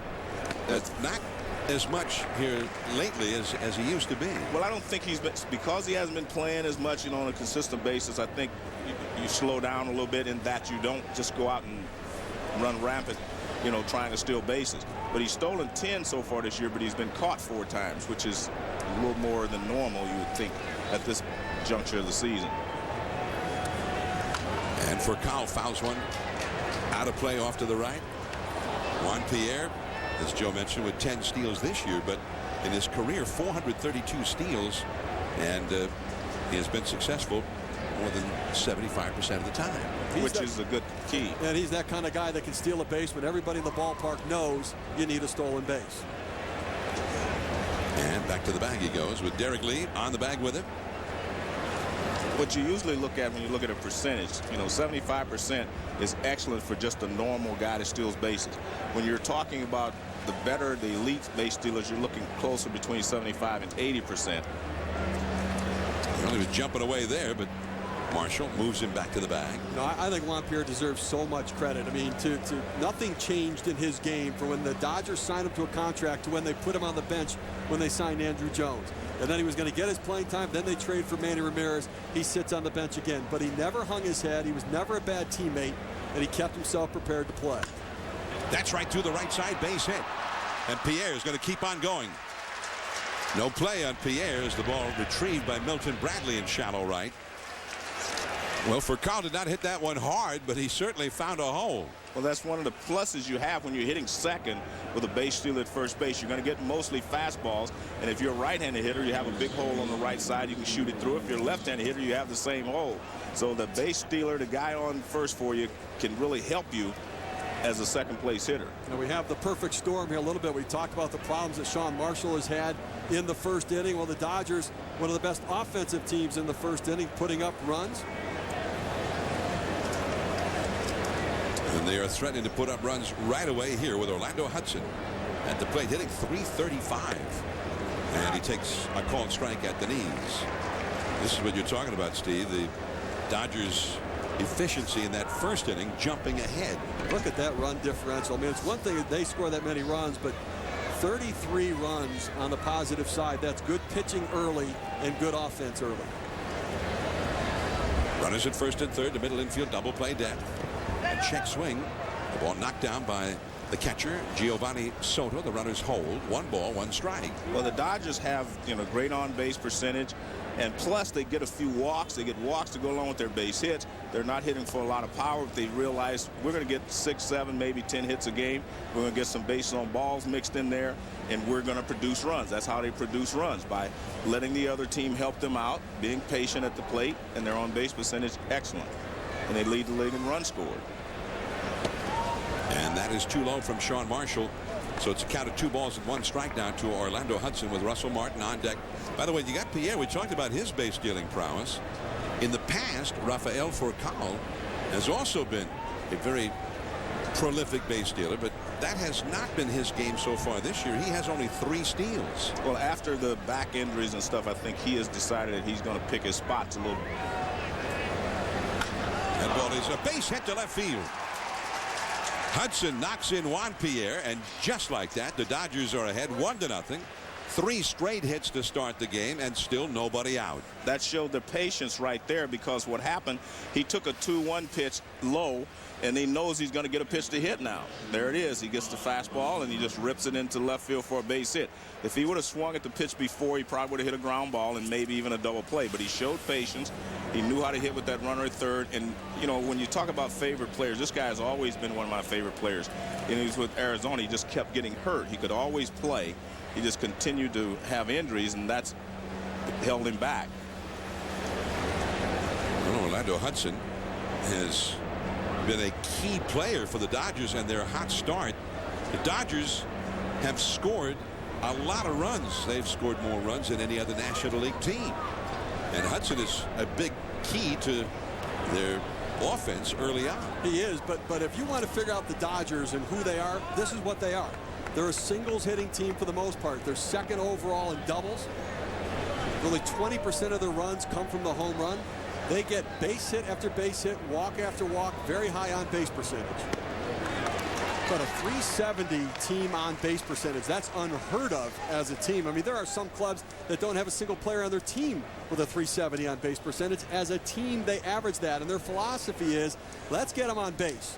And the more we get them on base, we're going to run into some runs and pick up some big hits, and that's what they've been doing. Runners at first and second, nobody out. 1 ball, 1 strike to Russell Martin, the cleanup hitter who has nary a home run this year. And that breaking ball is low. The count 2 balls and a strike. The San Francisco Giants are in second place behind the Dodgers in the Western Division. And just as an example, they don't have a single player who's played most of the time who has an on-base percentage as high as the Dodgers team on-base average. 3-1 the count. And that was your game, Joe. Well, on base percentage. Get on base. I think it's the game that you're supposed to play, whether it's mine or anyone else's. The more runners you put out there, the more pressure you put on the defense. And when you add speed along with it and good guys in clutch. That one is a broken back base hit to left field. Furcal is going to be held at third as Soriano has a very strong arm. And the bases are loaded. They've had 4 consecutive hits. Almost as if they're giving us a graphic illustration of what their offense has been all about. Sean Marshall is more of an off-speed pitcher. He doesn't have an overpowering fastball, but he has to command and hit his spots. You see Russell Martin stays back, hits it off the end of the bat. The bat shatters, but able to hit it in the right spot, get it out there. You see Soriano charging quickly, gets to the ball, and Larry Bowa makes the right decision. You've got a chance for a big inning. Don't run into an out with nobody out. Larry Rothschild, the pitching coach, out to speak to Sean Marshall, the 26-year-old lefty.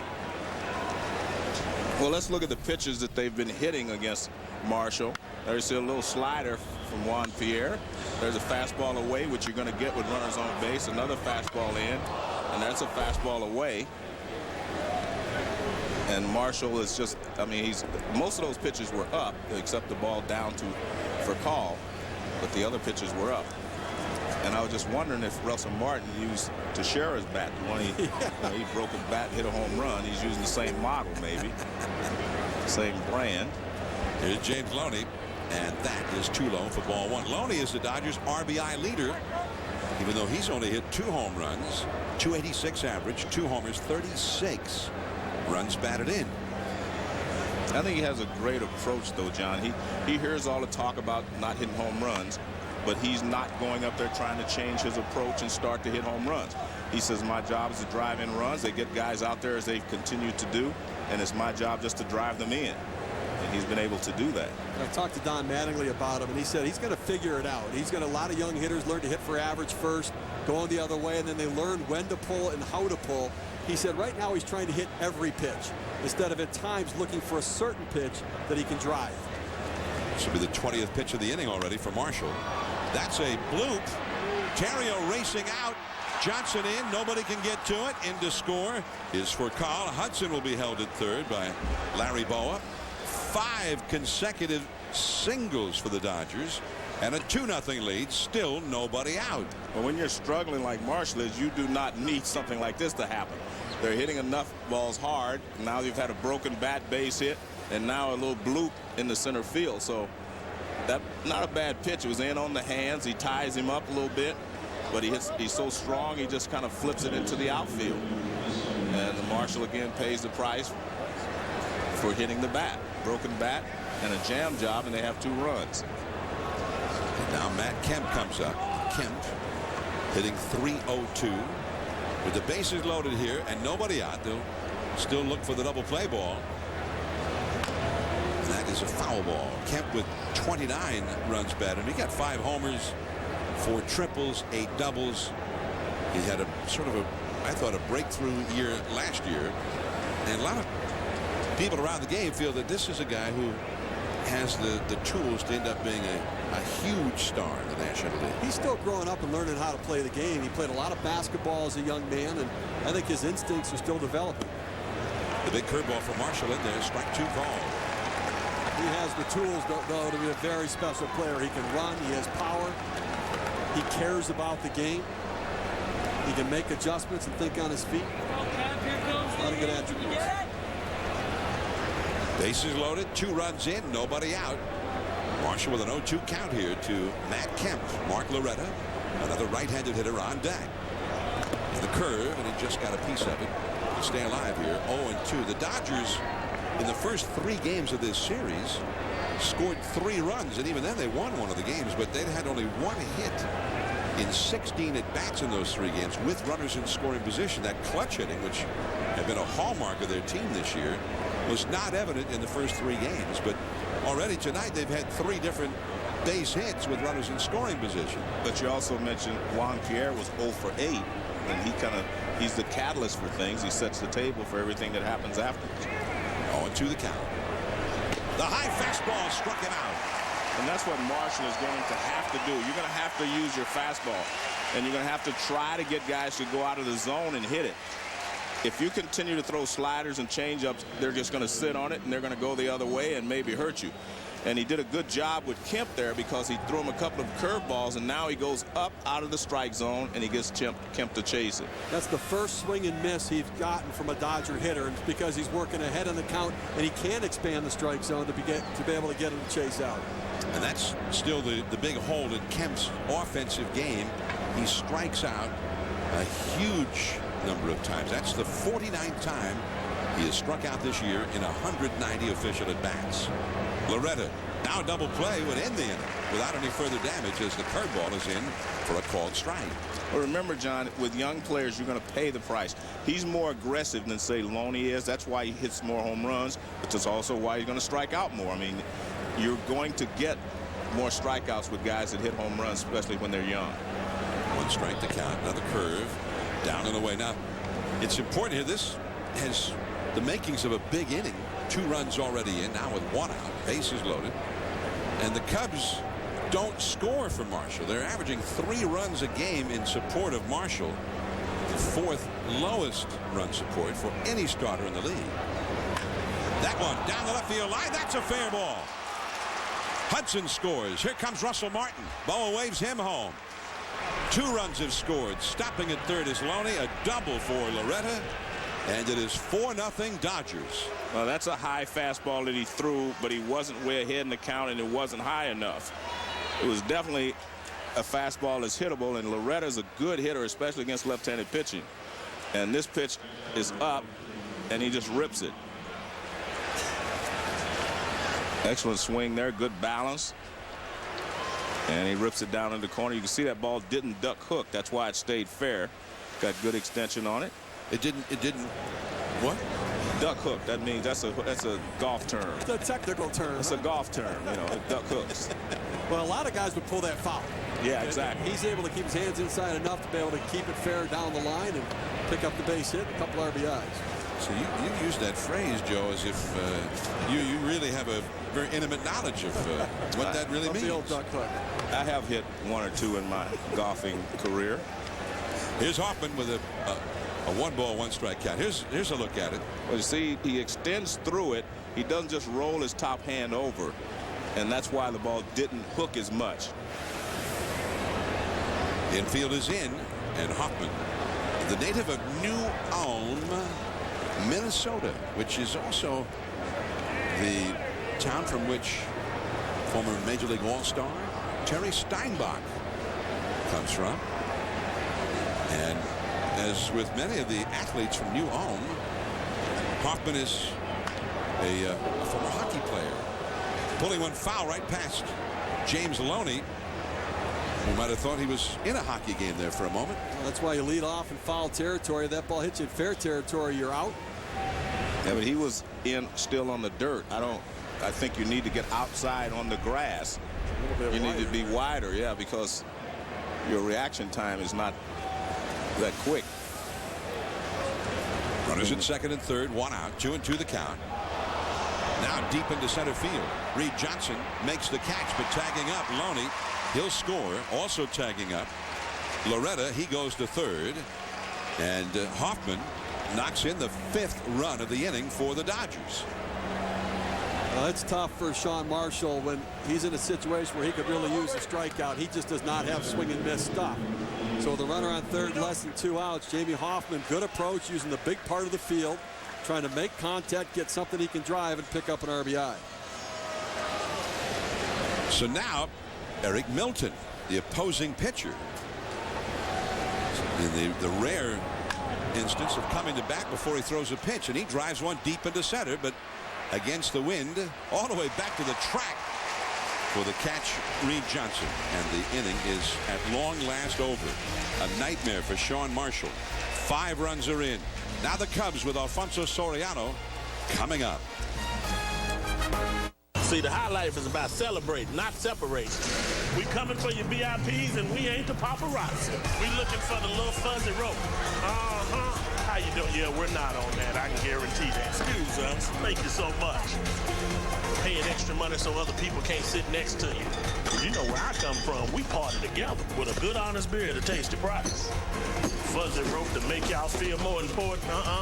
Common sense ain't on the guest list. These people know how to do it. That's it. Hey!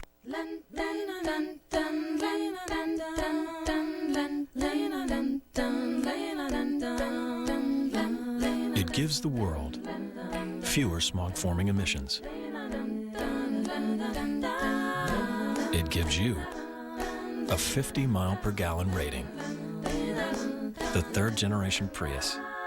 It's harmony between man, nature, and machine.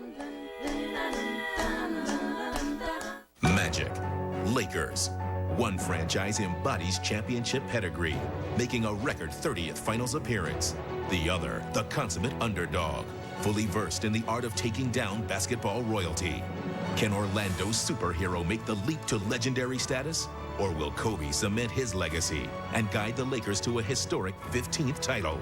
The NBA Finals. Coverage of Game 1 begins Thursday at 8:30 Eastern, 5:30 Pacific on ABC. Back at Wrigley Field. And there is manager Lou Piniella, and his Cubs are trailing big time already in this ball game. 5-0 to the Dodgers before his team has even batted. This is his 3rd season as Cubs manager, and they've been in the postseason in each of his first 2 years here. Cubs batting order now from Lou Piniella, presented by Taco Bell. It'll be Alfonso Soriano, 12 home runs, leading off in left field. Ryan Theriot, speedy shortstop.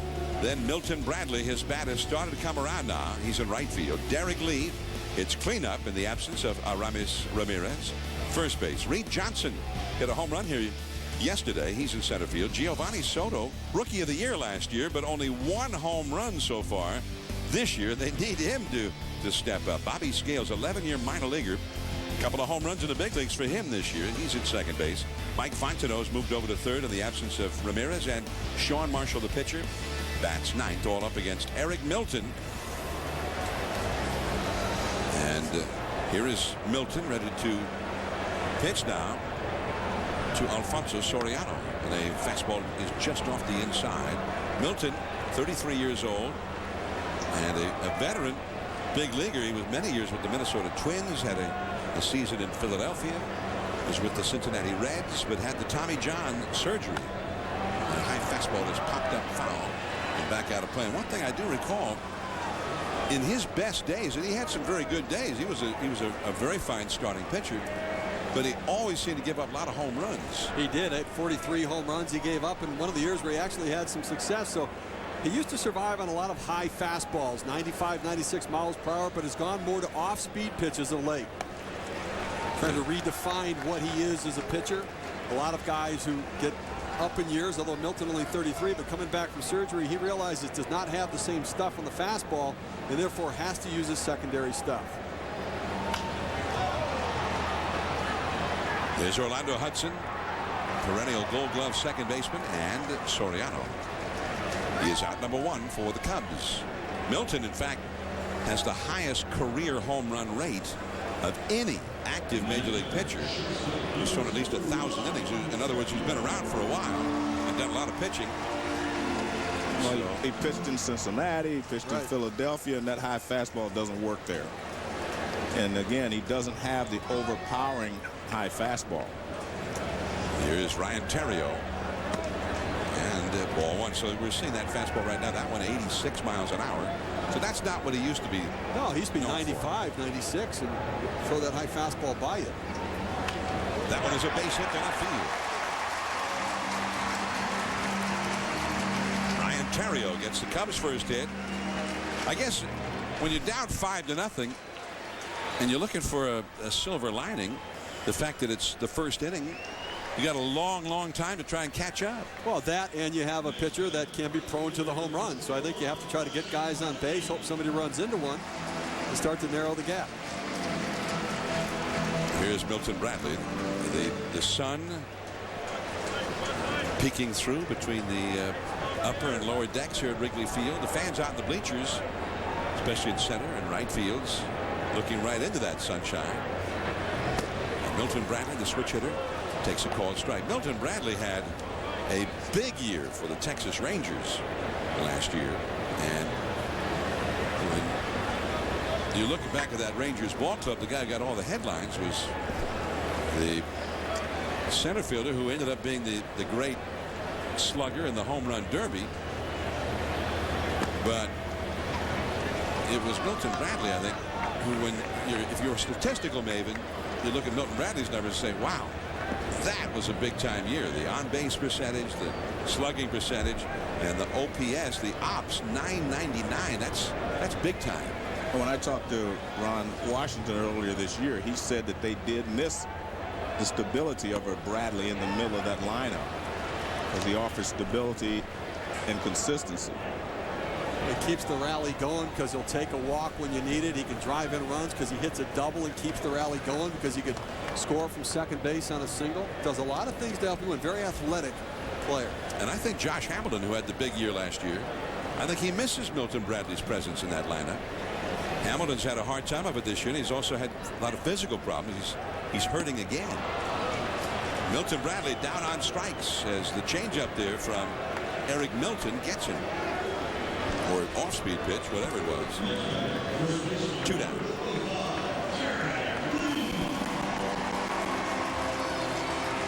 Well, there you see the changeup right there from Eric Milton. Eric Milton said the changeup is a pitch that he's added. It's the pitch that got him back to the major leagues. He was always a fastball, curveball pitcher, but while he was injured, he refined that changeup, and it's the pitch that got him back to the big leagues. Here's Derek Lee, and Eric Milton with that slide step throws him a called strike. Derek Lee. And do you think we'll ever see the Derek Lee that we remember from 3-4 years ago, who was hitting 40 homers, knocking in big run totals, hitting 330, 340? He got hurt and has never been the same big-time slugger since. Well, anytime you have injuries to your hands, you're going to have problems getting back to where you were. I mean, that's the problem that I see with it. He doesn't have the confidence that he has the quickness in his hands, and for a while when he got back, he was kind of fighting balls off, trying to keep them from getting in on him, and he was pulling off. He's made an adjustment for that, but he still doesn't have the power he had before. We saw those numbers. 2005, he was all world. Hit 335, 50 doubles, 46 homers. But in the 3 seasons plus this one, since that time, only 55 more home runs. He's not the big home run hitter any longer. Fastball at the knees, and it's 2-2. Last year he had 20 homers. The year before, 22 homers. 2006 is when he first suffered that injury. And he hasn't seemed to have recovered from it.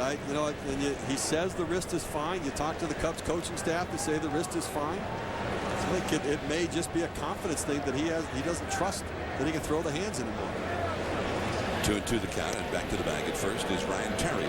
5-0. The Dodgers are leading here in the first inning. And a 5-run first against Sean Marshall of the Cubs. Eric Milton stake to that big league. Terrio looking right into the sunshine as he tries to get a look at Milton while getting his lead. On the fist, and caught at third.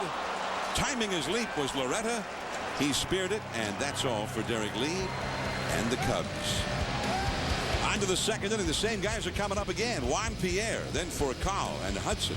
The Dodgers lead 5-0.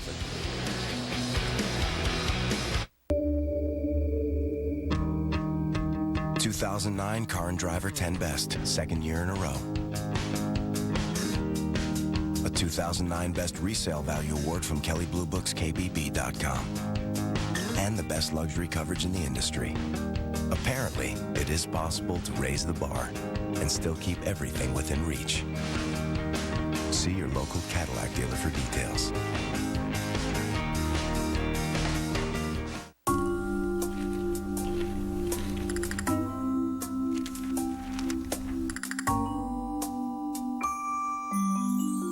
Sometimes the best way to get closer is to get as far away from it all as possible. Don't let erectile dysfunction get in the way. Viagra, America's most prescribed ED treatment, can help you enjoy a more satisfying sexual experience. Ready to talk to your doctor? Find out how at Viagra.com. Ask your doctor if your heart is healthy enough for sex. Don't take Viagra if you take nitrates for chest pain, as it may cause an unsafe drop in blood pressure. Side effects may include headache, flushing, upset stomach, and abnormal vision. To avoid long-term injury, seek immediate medical help for an erection lasting more than 4 hours. Stop taking Viagra and call your doctor right away if you experience a sudden decrease in vision or hearing. 20 million men have had the Viagra conversation. Ask your doctor if Viagra is right for you. The television event of the summer begins on History. We got to be careful not to let our guard down at all. It could be deadly. Things can go so quickly wrong. Expedition Africa, History's new series. Text Africa to HISTRY. Look, I didn't want to bring this up, but, You lost your job? I might, Mason. We'll be fine, Dad. We'll figure it out. Billy Mays here for ESPN360.com. It's the live sports you want wherever you are. The secret is in the internet connection. Live sports travel on this wire to the back of your... Here is Sean Marshall hoping that the second go-round will be much more successful than the first. And his first pitch is in there for a strike to Juan Pierre, who hit an infield single that started a 5-run first inning rally. The big sweeping hook in there, strike 2 call. Well, the Dodgers were shut out yesterday, had only 1 run on Friday, and Juan Pierre did not have a hit in either one of those games. And now he is down on strikes, chasing the high fastball up out of the zone. That's the only way that he's going to be able to get Pierre out, because we watched him in the first inning throw him a breaking ball away, and I mean, he got everything started by getting the infield hit. Now he opens up the right side for Call, goes the other way, and he runs around the third. And make no mistake about it, it's easier to hit as a third place hitter with runners at first and third and nobody out. And Orlando Hudson drives him in, but that's what Juan Pierre brings. He helped both of those hitters behind him by getting on base and forcing things to happen.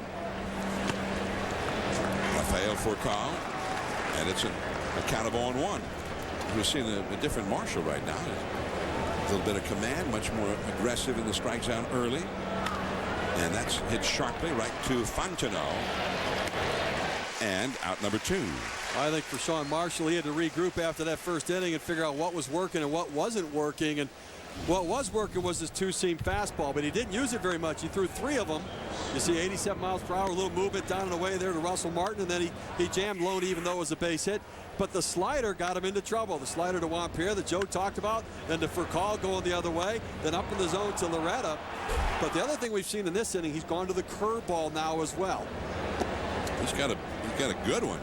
Yeah, but what happens, John, when you start the game, you're all excited and so forth. Now you immediately get in trouble, and you can't relax. Now that he's given up the 5 runs, you come back out there the second inning, you're more relaxed, and it's easier to pitch your game after you've gone in and sat down, and a lot of the pressure's off, so to speak. So it can't get worse than this. Exactly. Well, I mean, it's as a hitter, sometimes you're struggling, and you strike out a couple of times and say, heck with it, what am I going to do? And you just relax and play your game.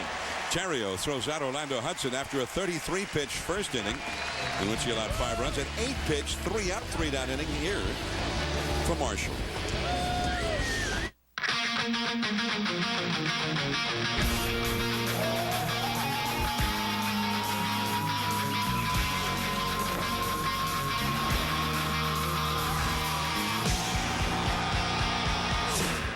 People think that Honda is always the most fuel-efficient choice. Well, the Chevy Cobalt XFE has better highway mileage than a comparable Honda Civic. The Chevy Traverse has better mileage than a Honda Pilot. And Chevy Malibu has better mileage than Accord. However, Honda does make something that we just can't compete with. Now get Chevy Total Confidence with something you've never seen before. Vehicle Value Protection. It helps protect your new car's retail value at trade-in time. Go to ChevyConfidence.com for program details. Okay, I get it. These 10 sprinkles represent our friends and family. The 10 people we can call whatever network they're on without using our minutes. That's included, no extra cost. Then these would be like 80 million people on Verizon Wireless we can also call? Yep, also included. Huh. Do you want whipped cream? Save minutes and money with Verizon Wireless. Unlimited calling to 10 out-of-network numbers, even landlines. Plus, get America's largest mobile-to-mobile calling family. And now buy a Samsung Trans for $49.99 and get up to 4 phones free. We're off. Woo! Some smell funny, and it ain't the ponies. Floppy hats at 10 o'clock. Closest to the track, but farthest from reality. Excuse me, sir. Pardon me, ma'am. Good, honest beer at a tasty price is neck and neck with hoity-toity atmosphere.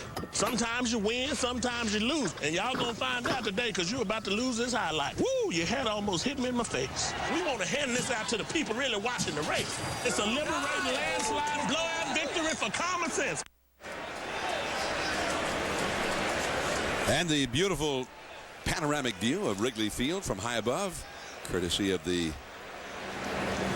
DirecTV blimp. Get every MLB game in HD this season with DirecTV. Reed Johnson takes a called strike from Eric Milton. Johnson yesterday drove in a run with 2 down and a runner at third with a bunt.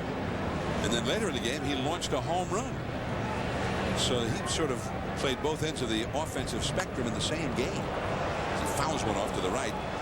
Lou Piniella has been looking to really use a straight platoon with Reed Johnson, the right-handed hitter, and Kosuke Fukudome, the left-handed hitting outfielder. But until just this week, the Cubs have hardly ever faced a left-handed pitcher, so that Reed Johnson, if he, as you see Fukudome there in the dugout, if he had stuck to that strict platoon, Reed Johnson basically would have been sitting this whole time. Cubs, I think Jim Hendry, their general manager, told us before the game, their first 40 games they faced 4 lefties. That's it. Reed Johnson's valuable to the Cubs for a number of reasons. One, because he hits left-handers, but two, because he's a high-energy player. When you play a lot of day games, you need those energizer guys, the Mike Fontenot's, the Ryan Terrios, the Reed Johnsons. Johnson, they got him for almost nothing. The Toronto Blue Jays decided they were going to get rid of him in the spring, late in the spring of last season. And the Cubs said, man, we need a guy just like that. We don't have a center fielder. They had Fukudome as a newcomer for right field. They had been looking for a center fielder, and so Reed Johnson filled that bill. And then they went out and picked up Jim Edmonds as the season went along. The two of them played a lot out there. Matt Kemp got this time. Kemp, who has become a Gold Glove caliber center fielder, but not this time. Just missed it, and Johnson has himself a bloop double. Well, he didn't get a good jump on it, first of all, John. And that's what caused the ball to fall in. He kind of hesitates, and then he comes full speed, and then he makes the dive, but he can't get there. And in fact, it wasn't even that close. And Reed Johnson, of course, thinking double all the time and hustling as he always does, he gets into second base with a double. It always scares me when you have an outfielder coming in like that, diving, that they roll over on their wrist, and the way that Matt Kemp kind of cringed after he landed. He looks okay now. He's not flexing his wrist, but you always have some concern that when you dive and the glove hits the ground and you come in, and there's the natural tendency to try to brace yourself as you go. You see the wrist roll over, then the arm kind of goes underneath his body a little bit. You worry about the shoulder coming out of socket there, but he seems like he's gotten through it okay. Well, thank goodness. Here's Giovanni Soto, and that curveball is in there for a strike from Milton. Soto, where has all the power gone? I'm just shocked, John. But 1 homer, 4 doubles, 12 batted in. Only a .215 batting average. He was doing everything last year. He was catching beautifully, hitting the long ball, hitting for average. And he was on the All-Star team because he earned it. Nobody was better behind the plate in the all-round game in the National League than he was. Well, he looked like one of the new young stars, young hitters coming into the league that was going to be here for a long period of time, hitting well. Now, it's still relatively early yet for him to get it going. High in the air to left field. Pierre drifting back, but he's under it. And Reed Johnson's going to test him. Pierre, who does not have a strong arm. And Johnson makes it. That wasn't a bad throw there, though, John. He got rid of it pretty quickly and right on the money, but you're right, he doesn't have a strong arm. Well, there are very few outfielders on which he would have even attempted, especially down by 5 runs. Well, I was going to say the 5-run deficit almost says to him you need to stay at second base, but not against Juan Pierre. Well, not only that, I mean, early in the ball game, you play the game, you keep playing. Even though you're down 5 runs, you can't just sit and wait for the 3-run homer. Now they could get a run in here without benefit of a hit. The infield is staying back except for Loretta. Over at third is Bobby Scales, 11 years in the minor leagues. And his first big league opportunity this year with the Cubs. He's hitting .250. He's a switch hitter. He's had 44 big league at bats, 2 doubles, a triple, and 2 homers.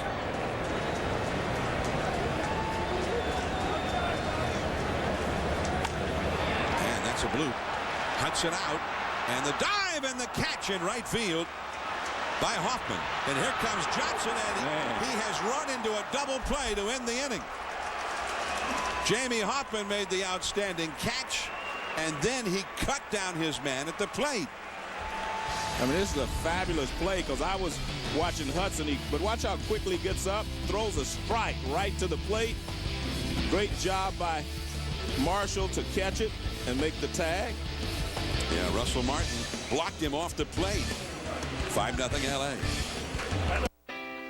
With the strength of over 100 years of automobile manufacturing behind us, Ford is standing strong with quality Honda and Toyota can't beat. With available credit and 0% financing, getting into a Ford has never been easier. And get the protection of the Ford Advantage Plan, a better plan to get you into a Ford Focus, Fusion, or Mustang. If you lose your job, we'll make your payments for 12 months at up to $700 per month. Get a Ford Fusion with 0 for 72 and save over $6,900. It's construction season in Illinois. Road crews are out in numbers. When approaching work zones, motorists expect to encounter sudden lane changes, narrow roadways, and heavy machinery. Last year, 31 people were killed in work zones. 2 were construction workers. When approaching a work zone, slow down, obey posted speed limits, and eliminate all distractions in your vehicle. Save a life on Illinois roadways. See orange, slow down, save lives. We're the only people to ever set foot in this world. Did we go back in time and space? That blows. We drew the attention of a highly intelligent psycho dinosaur. Personally, I think he has it out for you. It's got a brain the size of a woman. Gross. I will follow you into battle anytime. How about now? Honestly, I didn't really expect you to call the favor in this soon. Anytime after now. Land of the Lost, rated PG-13. At Chevy, total confidence means you're covered with payment protection up to $500 a month for up to 9 months if you lose your job. And with something new that no one else offers, vehicle value protection that helps protect your Chevy's retail value at trade-in time. Go to ChevyConfidence.com for program details and limitations. Now get vehicle value protection, payment protection, and 0% APR for 60 months on Traverse. See your local Chevy dealer today. Sean Marshall back on the hill. The Dodgers cleanup man, Russell Martin, takes a curve low for ball 1. Now, you know, a lot of times you see catchers who catch a throw on a play at the plate out in front of the plate and then make the kind of the sweeping tag or the swipe tag. But Russell Martin is sort of old school in that way. He's one of the guys who will attempt to block a runner off the plate. And in fact, he blocked Reed Johnson off the plate as he tagged him out, although he had plenty of time to do it too, because the throw was well ahead of Johnson's arrival at the plate. Martin hit a single his first time and scored a run as he dribbles it foul off to the right. Well, Johnny Bench is one of the guys that use that one-handed glove. So he just catches with one hand, uses that glove like an infielder's glove, makes the catch, and he's able to make the swipe tag all at once. A lot of times guys aren't able to control it and you kick the ball out of their glove. But, of course, Russell Martin there did a great job of catching it and then reaching around and grabbing it. And also establishing his left leg in the way of the runner. Definitely. But he looked like an infielder the way he picked that ball. A short hop coming in right there. Outstanding hands and reactions to be able to turn and make the tag. Well, Russell Martin will sometimes play the infield. This is Fontenot. Nice play by Fontenot. Number 1. Take a look here at Russell Martin. You talk about his positioning, John and Joe, how he turned in to make the tag, but the one hand here, you see Hoffman come in here, does an outstanding job, gets to his feet very quickly. What a strong arm as well, but he short hops Martin. Look at the pick right here, like an infielder. Gave him a nice little short hop pick to be able to make the play. Reed Johnson has no chance to get to the plate. He slides right into that leg, can't get his foot in there, and still has not touched home plate. Here's James Loney. The big curveball from Marshall. Strike 1. Loney looped a single into center field his first time to knock in the Dodgers' second run of what ended up being a 5-run first inning. And here is Bobby Scales throwing him out, and 2 men are gone. It's 7 in a row retired by Marshall. Let's go to Dari Noka in the studio for a Sports Center right now. All right, John, thank you much. The Sports Center right now presented by Sprint. For the first time in his French Open career, Rafael Nadal loses a match. 23rd ranked Robin Soderling beat Nadal in 4 sets. He was 31-0 all-time at Roland Garros. Jamie Moyer wins 6 strong against Washington. Finally got that elusive 250th career win. It was his 6th shot at it. Highlights on Sports Center after the game, guys. All right, thanks, Dari. I'm Jon Miller with Steve Phillips and Hall of Famer Joe Morgan. We're at Wrigley Field, Chicago. And that ball is driven into deep left center field. by Kemp, and that ball is gone. There's very little wind blowing at the moment, and Matt Kemp has planted one in the left center field bleachers. 6-0 Dodgers. And that's what we're talking about, John. See, he's more aggressive as a hitter than James Loney. That's why he hits more home runs, but it's also why he strikes out more often. I mean, he lets it go. I mean, he's not trying to slap this ball to right field. See, he's trying to drill this ball. He gets a good pitch on the inner half of the plate and just releases, and therein lies the power that he generates because he is aggressive. But you have to pay the price sometimes, and you're going to strike out a little bit. But remember, John, guys strike out 180, 190 times now, so I don't know. Yeah, right. Who ends up being the better hitter, though? The guy who hits for average, who doesn't have the power of the strikeouts, or the guy who's more aggressive and hits the home runs but does strike out? Well, I think that's a very interesting question because you have to look at the individuals and their approaches. I told you I talked about Loney. He says his job is to get the guys in if they're in scoring position. Kemp's job in his mind is to get them in if they're not in scoring position. Their approaches are different. Now, what happens is if you're a guy like Loney, who's an excellent hitter, I'll give an example. Joe Moyer, let's use him. Joe Moyer, excellent hitter, didn't hit a lot of home runs his first few years couple of years in the big leagues. Now he's hitting for power. Roberto Clemente, same way. He wasn't a power hitter. He was a great RBI man, great average hitter, but he decided to go for it a little bit, and when you do that, you start to hit a few more home runs. Nice play by Chario, who slipped as his foot hit the outfield grass. But on his second effort, he throws out Loretta to end the inning. 6-0 Dodgers. At Chevy, total confidence means you're covered with payment protection up to $500 a month for up to 9 months if you lose your job. And with something new that no one else offers, vehicle value protection that helps protect your Chevy's retail value at trade-in time. Go to ChevyConfidence.com for program details and limitations. Now get Chevy Total Confidence and 0% APR for 60 months on select Silverado models. See your local Chevy dealer today. Something happened this spring. The guy jackknifed coming down and they hit head on, just about cut him in half. You're scaring the new drivers. It's a job to die for. The return of Ice Road Truckers. Text ICE to HISTRY. The Hunter. This one's mine. The Gatherer. Well, there won't be any berries in the fruit salad now, so we all lose. On June 19th, they'll team up. You're going to be my right hand. I've seen what you do with your right hand. No, thank you. For the very first road trip. This is really too fast. Jack Black. You may lay with my daughter, Lilith. Michael Cera. What about me? You may share the bed of my son, Seth. Good, Baba. Year 1. Rated PG-13. His reputation is expanding faster than the universe. He once had an awkward moment just to see how it feels.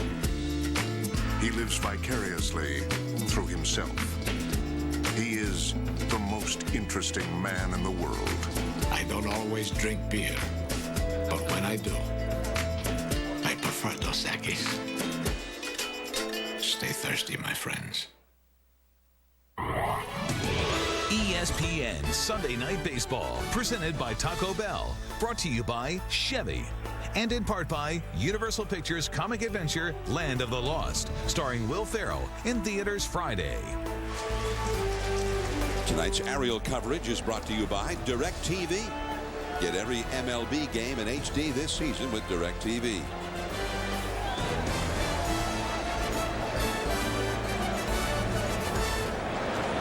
Mike Fontenot leads off against Eric Milton, and there's a called strike. Comes it down 6-0 now. Fontenot hitting 8th in the order. He'll be followed by the pitcher Marshall and then leadoff man Alfonso Soriano. Milton's allowed 2 hits, and ball hit very softly. And there is Hudson. He's a Gold Glover, and he showed why right there. And that's a lot more difficult play than it appears because as Fontenot was swinging, he was moving toward first base, but he had to round that ball. And watch the angle that he takes. He rounds the ball, gets rid of it quickly, and a snap throw. That's what you got to perfect as a second baseman, is a quick release, gets rid of it right on target, and he retires Fontenot. But that is not an easy play with a speedy runner, left-handed runner going down the line. Now Sean Marshall, the pitcher, and he takes the first one in there for a strike. Marshall is 3 for 12. He's a pretty good hitter for a pitcher. Steve, we were talking about which hitter, the guy that's an average hitter learns to be a power hitter. That does happen.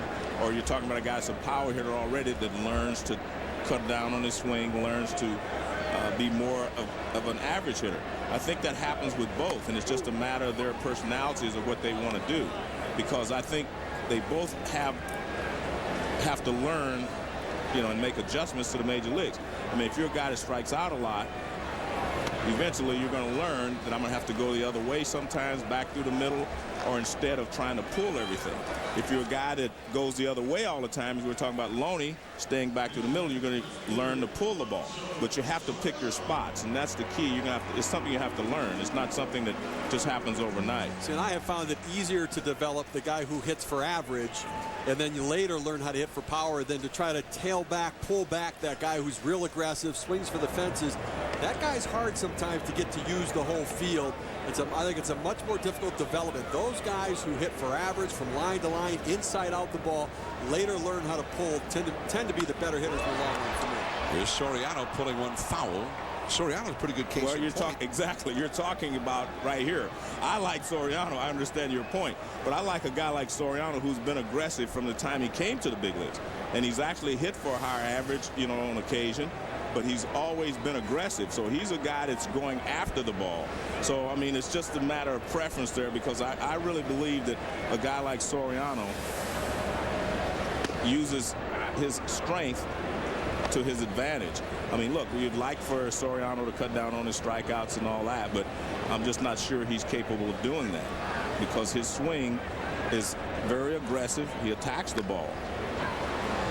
That is a foul ball. See, and I think that's the point. It's hard to take that real aggressive guy and corral him to be a more patient hitter, to work the count, to shorten the swing and put it in play. Yet I think it's an easier thing to take that guy who has the short swing, who inside outs the ball, and later get him to say, okay, 2-0 count, look for this zone, this pitch, and drive it. And we're starting to see a Joe Moyer as an example. I think is the perfect example that you used. Yeah, I agree that Joe Moyer is capable of doing that. I'm just not so sure that, you know, I think Kemp is a guy that's still trying to find his way, but I'm going to be honest with you, I like his aggressiveness. See, I'm just the opposite. I like aggressiveness in my young players because I do think I can scale them back. But it's hard to teach young guys to be aggressive. That's just my feeling. That one is also pulled foul by Soriano. You know, it's interesting. I think when you look at Loney and you look at Kemp, it's a perfect example as to looking at those two guys and who's going to end up being the better hitter.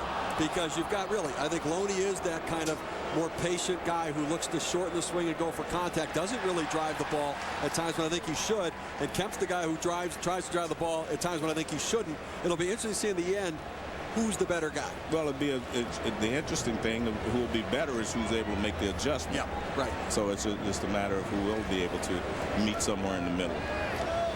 2-2 to Soriano, and the curve is off the outside.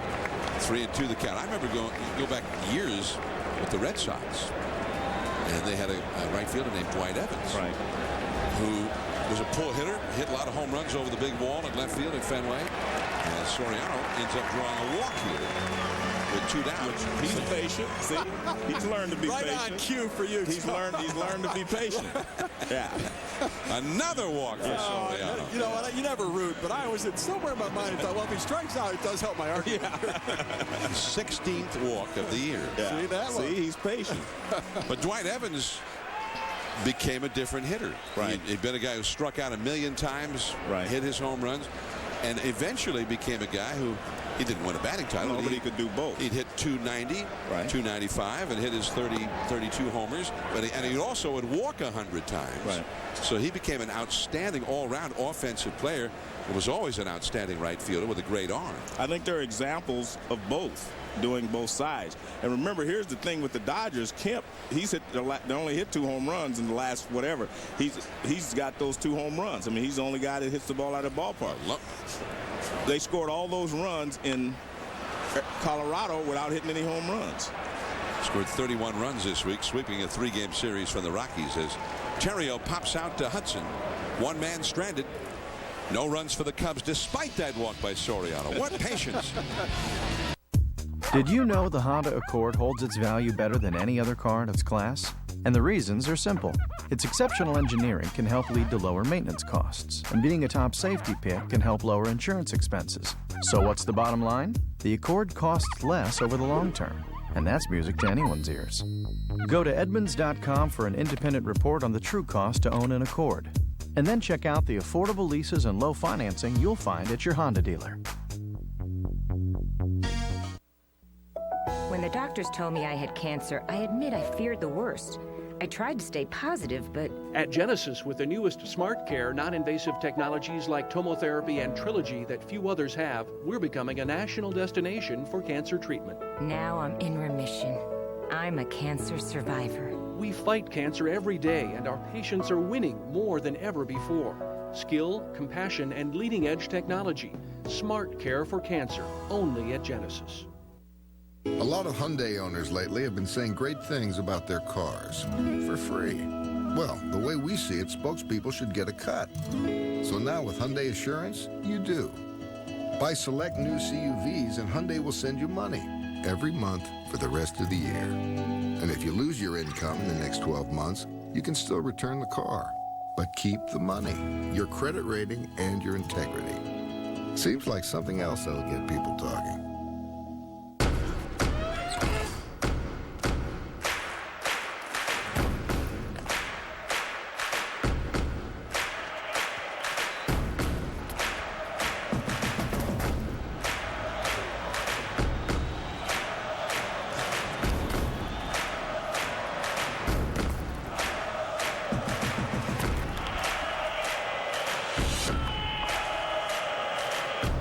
Gatorade. That's G. ESPN Sunday Night Baseball presented by Taco Bell.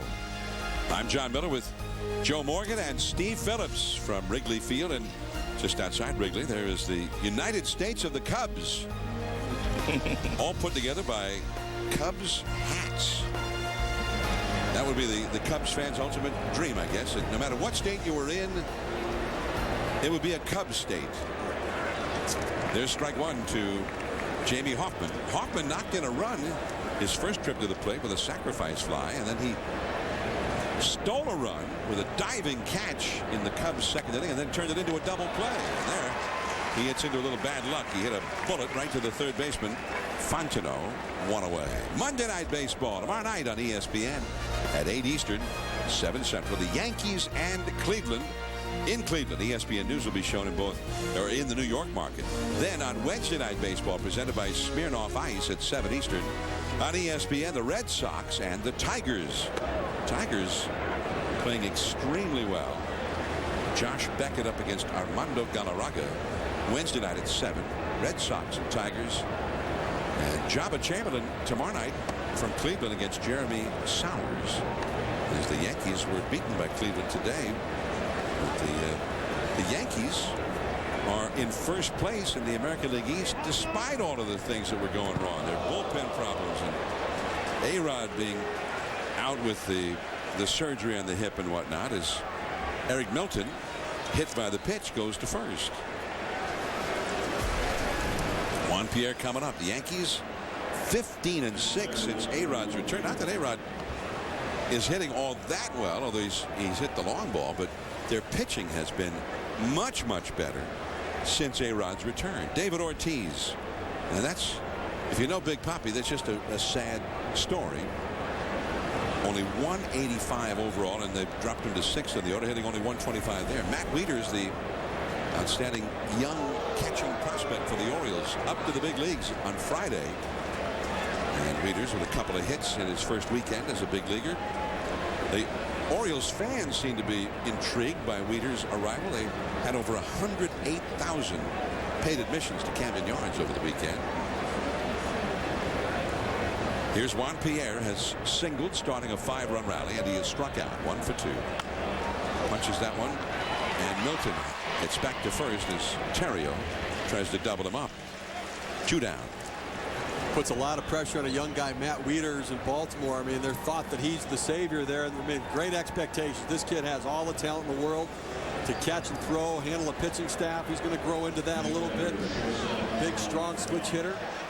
I mean, all kinds of comparisons being thrown out. You hear Jason Varitek, Joe. People even, you have the audacity of comparing him to Johnny Bench at times. I know.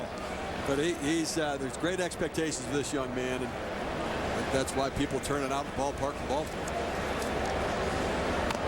A big swing and a foul off to the left off the bat of Rafael Furcal, who has had a single to right and has grounded out to third.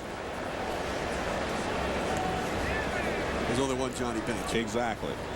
I mean, if you ever saw him with his catching equipment on, just standing there, I mean, that's what a gladiator looked like. That's Johnny Bench. I mean, he was the best ever behind the plate. Furcal with another foul off to the right this time, and the count is 0-2 after the '76 World Series. Johnny Bench had a great World Series, and the Yankees catcher Thurman Munson had an outstanding.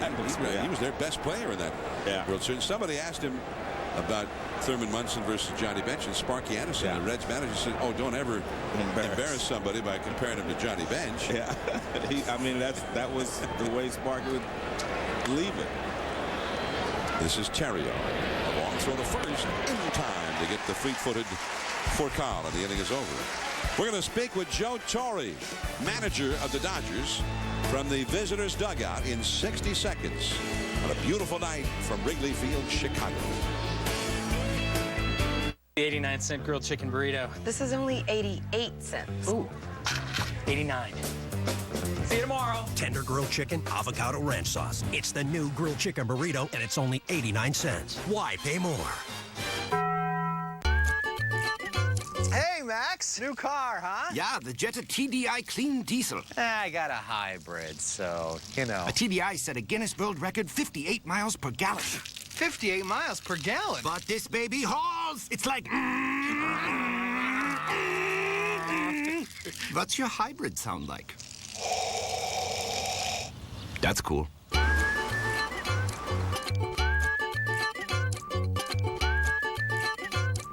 The way I see it, all synthetic oils are the same. Think with your dipstick, Jimmy!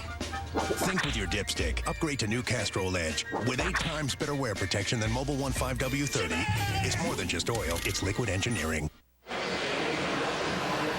The visitors, the Dodgers, as you see one of the auxiliary scoreboards here at Wrigley Field, way out in front, 6-0 over the Cubs, going to the last of the 4th inning.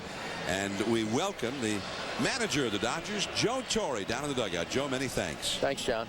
Hey, Joe, you guys have the best record in all of baseball. What has been the most surprising aspect of the Dodger situation this year? Well, Joe, you know, we lose Kuroda after one start. He was our opening day starter, and we pretty much had to piece it together. I think some of the surprises, one in particular, has been the way Ramon Troncoso has pitched. He's been able to close a few games out for us where Broxton wasn't able to, and you know, it's been all about pitching. We've been able to manufacture runs. The last few days we haven't, but we've been able to do some things with the bat, but mainly it's our pitching. Different guys been standing up every day. Joe, with the Manny Ramirez situation and being out, how have you been able to maintain the level of success for this team? Well, you know, Steve, the first day we knew about Manny, I basically told these guys, I don't want you to do anything different because as opposed to last year where we didn't steal, didn't do a lot of things when Manny was up, this year we just ran and did all the things, stayed aggressive, and didn't care if the 4th place hitter or 5th place hitter was the one that was going to knock in runs. We just stayed aggressive. I just didn't want people to think they had to do more because Manny wasn't here. Hey, Joe, you didn't say you were retiring after next year, did you? I'm taking it a day at a time. All right. Thanks, Joe. Many thanks, Joe. Thank you. Joe Torre, manager of the Dodgers, from the LA dugout, and his ball club is ahead 6-0 as Milton Bradley leads off against the Dodger left-hander Eric Milton. 0-1 the count. John, ever since I've known Joe Torre and talked to him as a manager, you ask him any question about the game, he always goes to the pitching. That's his philosophy about this game. He always goes to the pitching. When he was with the Yankees winning all those championships, I always ask him about when they were playing against a big offensive team. He said, I need my pitchers just to match up against the other pitchers and give us a chance. He very rarely talks about offense, hitting, whatever. He talks about pitching and defense. 2-2 the count. Well, he won all those World Series as manager of the Yankees, and there were a lot of gigantic home run numbers being put up around baseball by individuals at that time. None of them played for the Yankees. Right. They had years where they won well over 100 games and nobody hit more than 28 home runs in that ball club. But they had the pitching, they had the bullpen, the defense, the whole package. As Bradley is retired, one away, now Derek Lee will come up. The Dodgers pitching, you're talking about their offense. Right. They're not hitting home runs. They're missing Manny Ramirez, who's been suspended. But their pitching, I think, has been a big surprise. A lot of people felt that that was going to be the Achilles heel for the Dodgers this year. Most people definitely thought that when they were trying to pick who was going to win the West. You know, I've always felt that the Dodgers were the best team in the West, and mainly because of Joe Torre being there. I know how Joe Torre is able to manage players. Derek Lee, right center field, hit well, but Matt Kemp is there on the warning track. And he went against the wind on that one. You know, I picked the Dodgers to win as well, but their pitching worried me a little bit. I thought they had enough, but barely enough. But I've been surprised. I mean, they lost Kuroda on opening day, and they've been able to sustain that. I mean, Eric Stoltz got some wins. We see Eric Milton getting it done here. And in the bullpen, I mean, Corey Wade, who was so effective for them last year, has really struggled. And Ramon Troncoso's gotten it done. Ronald Belisario gotten it done. Young guys have just stepped in. But one of the issues they have, their starting pitchers have not gone deep into the game. So they're in that bullpen a lot. The question is, can they sustain it, this level of success? Reed Johnson, the hitter, and a fastball in there for a called strike. Johnson hit a double his first time, a bloop that he hustled into a double. But also it eventually got thrown out at the plate by Jamie Hoffman, trying to score after Hoffman made a diving catch of a fly ball into shallow right field. And with the club down to 5-0, it was a pretty big risk by Reed Johnson, and it did not pay off. 1 ball and 1 strike to Reed Johnson.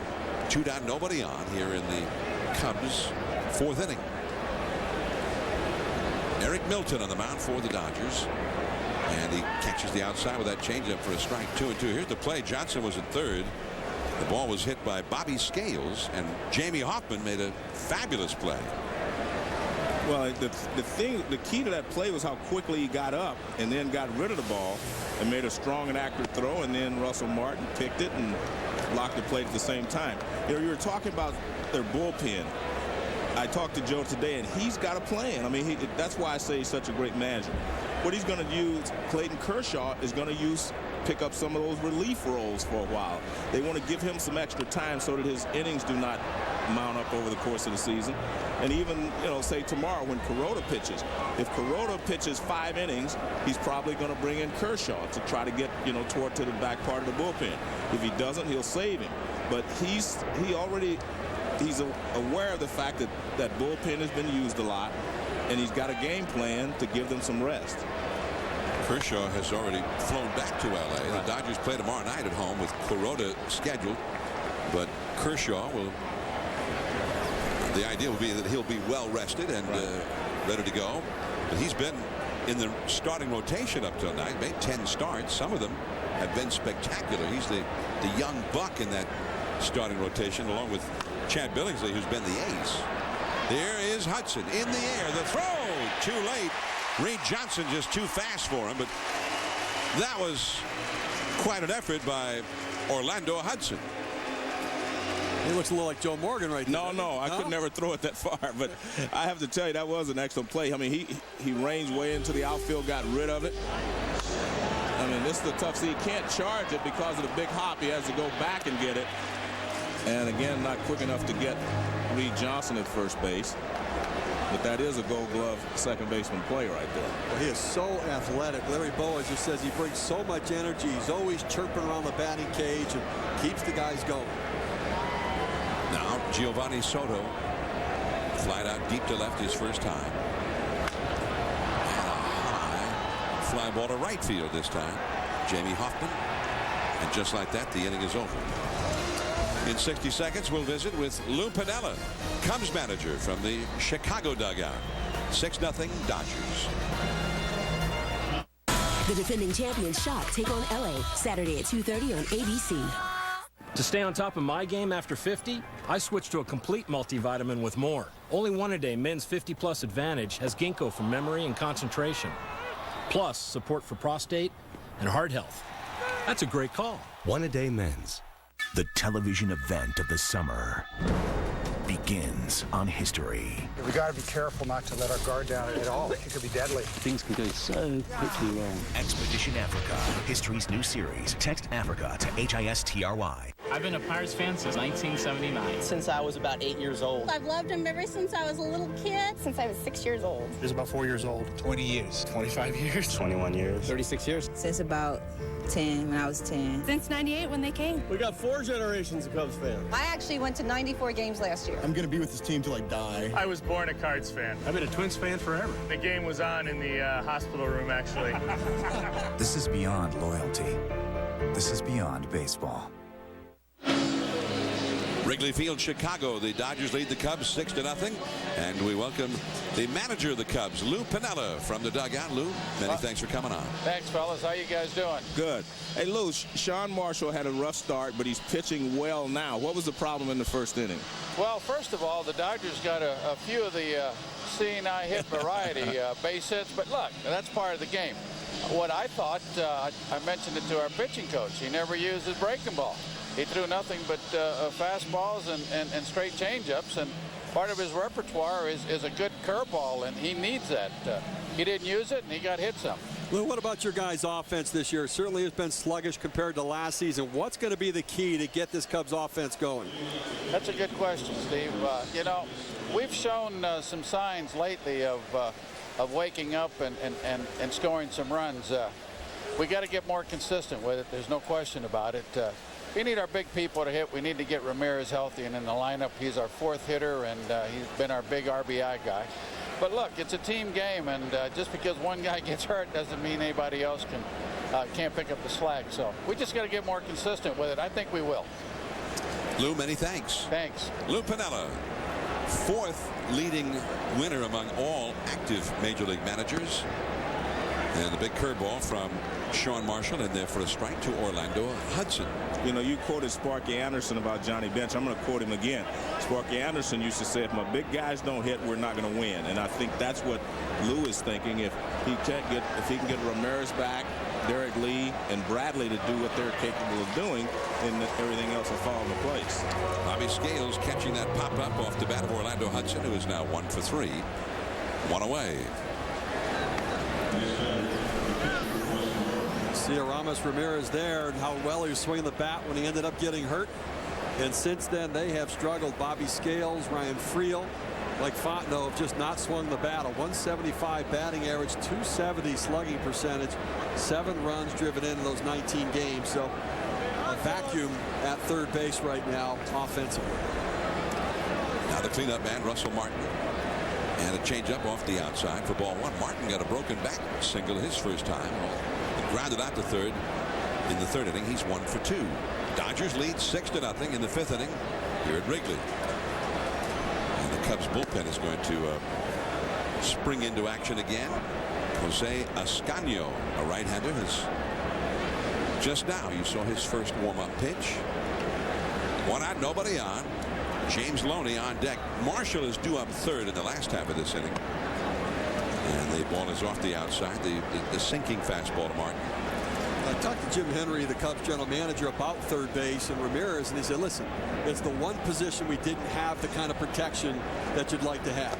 He said, you know, if Derek Lee went down, we have Micah Hoffpower. He said, but without Mark DeRosa still on the team, they traded him this offseason, they didn't have that typical replacement at third base. Plus, Ramirez is their best hitter. But when you look at the numbers, and they've tried to mix and match platoon and whatever. That's what the Dodgers didn't have to do when Manny Ramirez went away. They had a guy over there that was an everyday player in Juan Pierre, and they just slotted him in, and he's been playing well since. When you lose a big bat, normally you have to platoon just to try to make up for some of the offense, and the Cubs have not been able to do that. Here's James Loney. And that's the other sort of problem for the Cubs right now in terms of adding payroll, looking for help. They're in the final stages of a big sale of the Cubs, and they're not going to be taking on any added salaries right now until that deal is done, as Loney belts one into the gap in right center field into the ivy. Martin to third, being waved home. He'll score easily on a double by James Loney. 7-0 Dodgers. Second RBI of the game for Loney. And that's how he's been getting RBIs. Base hits. He hasn't been hitting the ball out of the ballpark, but when they get out there, he's been able to pick them up. And I mean, that's just a solid line drive up the gap in right center field. And as you mentioned, Russell Martin able to score easily. Well, they tried to get in on him again. They jammed him in the first inning, and he hit a little pop-up. He extends the bat out there, gets the head out on it, and drives it up the gap.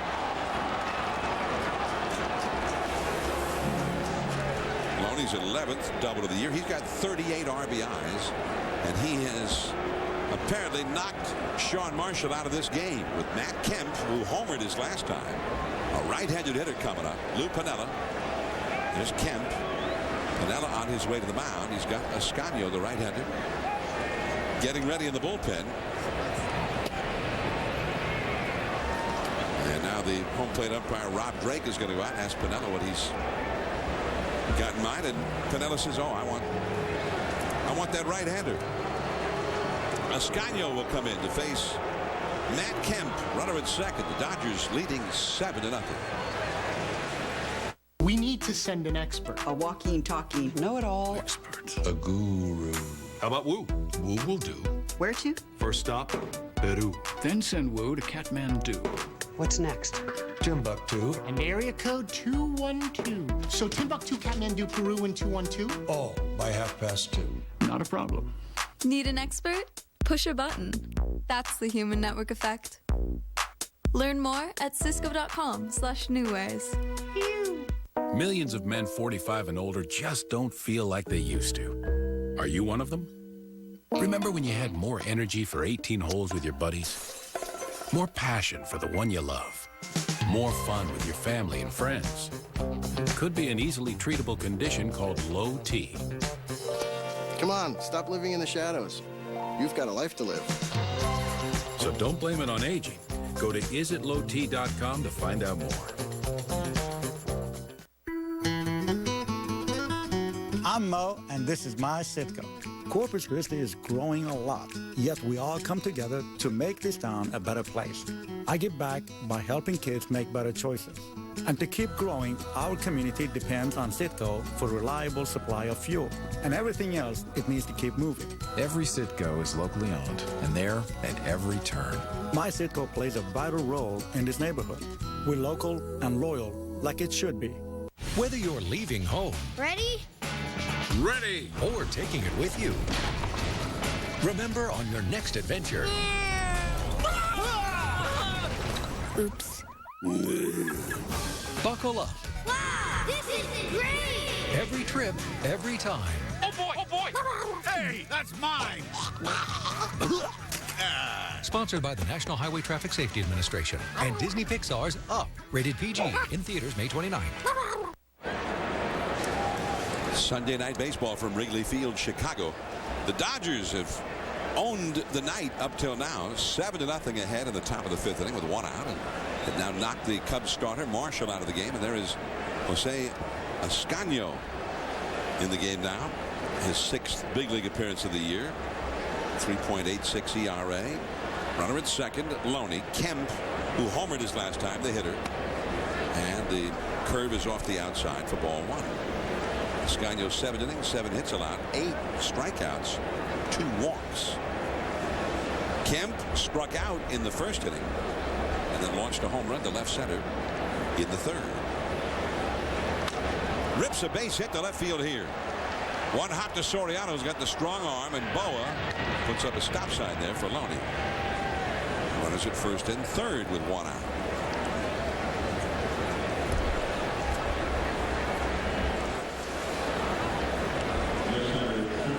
John, maybe both of these guys have it figured out. Loney and Kemp. Well, Loney has a single and a double and 2 RBIs. Kemp, a homer and a single with an RBI. Both 2 for 3. Here's Loretta. He hit a 2-run double in the first inning with the bases loaded. It made it a 4-0 Dodgers lead. They scored 5 runs in the first inning without benefit of a home run. Middle infield, double play depth, and a strike called on the outside. The one thing about this Dodger lineup, they have professional at bat after professional at bat. They don't have great power.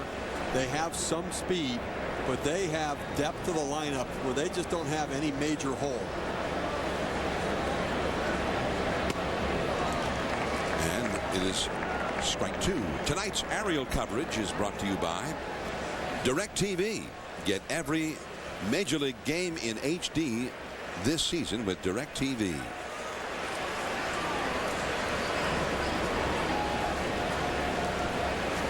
And there is the beautiful view of this very picturesque and very historic ballpark, Wrigley Field, with lights now.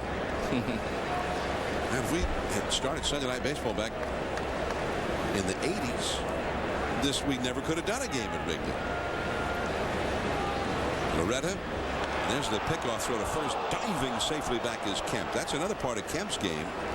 He does have speed, and he leads the Dodgers with 11 steals. Don't have been caught twice.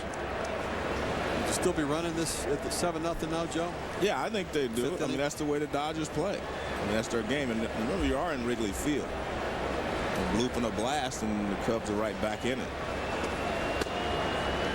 I think they're just trying to add on. Now, I think if you were ahead 7-0 in the 8th inning, you may want to stop. But I mean, we're just halfway through the ball game. We're not even halfway through. It's the 5th inning with 1 out. Loney at third, Kemp at first.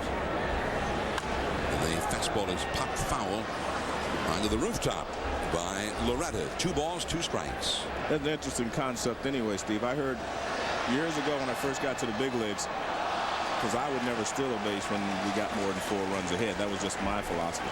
And the guy said to me, well, why do you stop? I said, well, because I don't think I should. He said, well, the home run hitters don't stop trying to hit home runs, do they? He said, if that's your game, you're supposed to play your game. I didn't listen to him, but, but I heard him. Because at some point you may get hit in the head. I heard what he said, but I wasn't listening. See, I would have given you a little more flexibility than 4 runs. I would have said maybe Sparky used to argue with me the same way, that 4 wasn't that too many, but I just felt like they needed a grand slam to tie us. If you can't hold it, then it's not my problem. But I feel like stealing bases is dangerous. There are a lot of things can happen. I mean, you're a everyday player. You can get hurt diving back to first. You can get hurt going to second. There's so many things can happen. You play the game, to me, is to win each and every game, not just to add to numbers. Kemp is running. Strike 3 called. Throw down to second base, and it bounces away, and that will get a run home. Bobby Scales could not handle the low throw from Soto. It might have even hit Matt Kemp and been kicked away as Loney ends up scoring on a double steal. Well, you see the jump there by Matt Kemp. He peeks in to see if the ball's coming through, but Soto has not been throwing the ball. He had a shoulder injury back in April, and he has not been throwing the ball this year anywhere close to what he did last year. The only thing you can't do in that situation is short hop it and let the ball get away, and it's exactly what he did. You may not get the runner, but you've got to throw it glove to glove. 8-0 Dodgers. A double steal as Loretta struck out looking, and Jamie Hoffman now. They're not going to give a steal of home, and I don't agree with that. Well, I don't either, but what happened was they said it wasn't a double steal. He wasn't going to go until the ball bounced away. But that's not true. Well, I know, but that's... Hey, John, when a guy steals a base when their other team is winning 5-0, they call it fielder's indifference. That's wrong for me, too. You have a chance. If you want to throw the guy out, throw him out. If you don't, that's not the guy who's running's fault. So I agree with you, but that's that's what they were. Yeah, that's but how they ruled. The runner from third was running. Well, that's how they. When they threw down to second, he took off. Here's Fontenot, and he throws out the hustling Hoffman. Got him by a step. 2 more runs for the Dodgers, and they lead this game 8-0 after 4.5.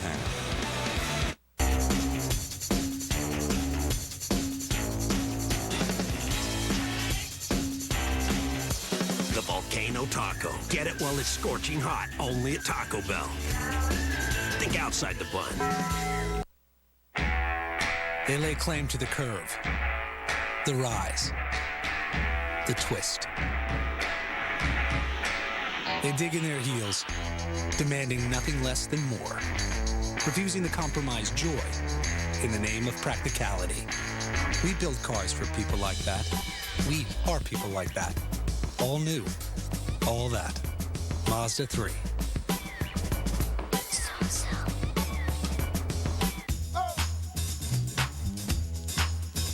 What do you say to a spin around the color wheel? To paint with primer already mixed in. Test samples instead of canned commitments. What do you say we dip into our wallets less and grab a hold of the latest tools out there so we can quit all that messing around with extra steps and get busy turning our doing dials up a notch? More saving, more doing. That's the power of the Home Depot. On a special Man vs. Wild, Are you going to Acapulco? Will Ferrell joins Bear for a little fun in the Swedish wilderness. I don't know how I got myself into this. I don't even like camping. I call the eyeball. That's gonna be packed full of goodness. Well, maybe fun ain't the right word. No, it's terrible. Men in the wild doing manly things that men do. Men vs. Wild with Will Ferrell from Land of the Lost, Tuesday at 10 Eastern Pacific. It's all new on Discovery. Men! Can I speak just for a couple minutes over something that's going on? Things at work are changing a little bit right now. There's been some layoffs. I don't know how far that's going to go. Some of the promises that we made, your mother and I, they have to be put on hold for a while. Now, this can turn around. It can change. But as of right now, we got to kind of tighten the belt. We will get through this. Back in Chicago, Sunday Night Baseball, our 20th season of Sunday Night Baseball coverage. Jon Miller, Joe Morgan, Steve Phillips with you. 8-0. The Dodgers clobbering the Cubs. Bobby Scales leads off against Eric Milton. And the fastball is off the outside. 1 ball and no strikes. Scales hit a would-be base hit into right field in the second inning with a runner at third that was turned into a great catch and a double play by Jamie Hoffman. 1 ball, 1 strike to Scales. There's Hoffman out of New Ulm, Minnesota. And he knows Terry Steinbach, the former big league catcher who was at one time the MVP of an all-star game. From third base, Loretta throws out Scales, who is now 0 for 2. 1 away here in the 5th inning. Well, Eric Milton is really a story of perseverance. We talked about his win against the Rockies this past week. It was his first since 2006. Let's go back to 2001. This is a guy, Milton was a high fastball pitcher with the Minnesota Twins. He had an outstanding season, an all-star that year, but he was throwing the fastball 95, 96 miles per hour up in the zone, getting swings and misses. Now, he was prone to the home run because of that high fastball, but that was what he was successful. Then he'd throw a big curveball off of that same slot, but he was a power pitcher up in the zone back then, a fly ball pitcher. Guy who gave up his share of home runs, but logged some victories as well. Milton had 5 full seasons with the Minnesota Twins. He won as many as 15 games, and 2 other seasons won 13 games for the Twins. In the late 90s, early 2000s. Threw a no-hitter as well. So Milton was a good pitcher, and later went to the Phillies 2004. He won 14 games for them. And then ended up with Cincinnati. And everything kind of came tumbling down around Eric Milton when he went to the Reds. Here is Orlando Hudson. And Fontenot is now 0 for 2. Eric Milton is such a fly ball pitcher. There were a lot of questions when Cincinnati signed him in the new ballpark, the hitter's ballpark. You know, you'd think he'd be a better fit for Petco Park, where a lot of outfield room. The ball doesn't carry as well, and give up a lot of home runs in his years with the Cincinnati Reds. You see where his career really turned once he went to Cincinnati. Now Jake Fox is going to come up as a pinch hitter for Ascanio. And this is a very intriguing guy. He's sort of a hitter without a position. As you see the Cubs bullpen working as Fox with a swinging strike. Fox is 26 years old, and he was hitting over 400 in the minor leagues this year. He was the best hitter in minor league baseball. They brought him up before Wednesday's game from Iowa. And he, as a pinch hitter here in the big leagues, is 3 for 4, or 3 for 3 as a pinch hitter, 3 for 4 overall. And the changeup from Milton. The question for Jake Fox is, what position does he play? You know, he's listed in the media guide as infield, outfield. He's caught a little bit as well, but he's really a bat without a position. He was hitting 423 in 149 minor league at bats, but Milton makes short work of it. And his first 1-2-3 inning of the night. On to the 6th. America, put down your sandwiches and speak up. Subway, eat fresh. When you want savings you can taste. Eat fresh. Eat fresh. Flavor you can bank on. Eat fresh. Eat fresh. And huge flavorific subs that won't take a big bite out of your wallet. Eat fresh. Eat fresh. Right now at Subway restaurants, you can get one of 8 regular 6-inch fresh value meals for just $5. That's one of 8 regular 6-inch sandwiches, plus chips and a drink for just $5. Subway, eat fresh. This is the Civic Value Package. It has a lower true cost of ownership than its competition, which can help save you money down the road on things like insurance and maintenance. It's also remarkably fuel efficient. And at only $149 a month, the name Value Package just makes a lot of sense. Both kinds. Go to Edmunds.com for an independent report on the true cost to own a Civic. And then check out the affordable leases and low financing you'll find at your Honda dealer. This one. Spring Meadow. Green is very calming.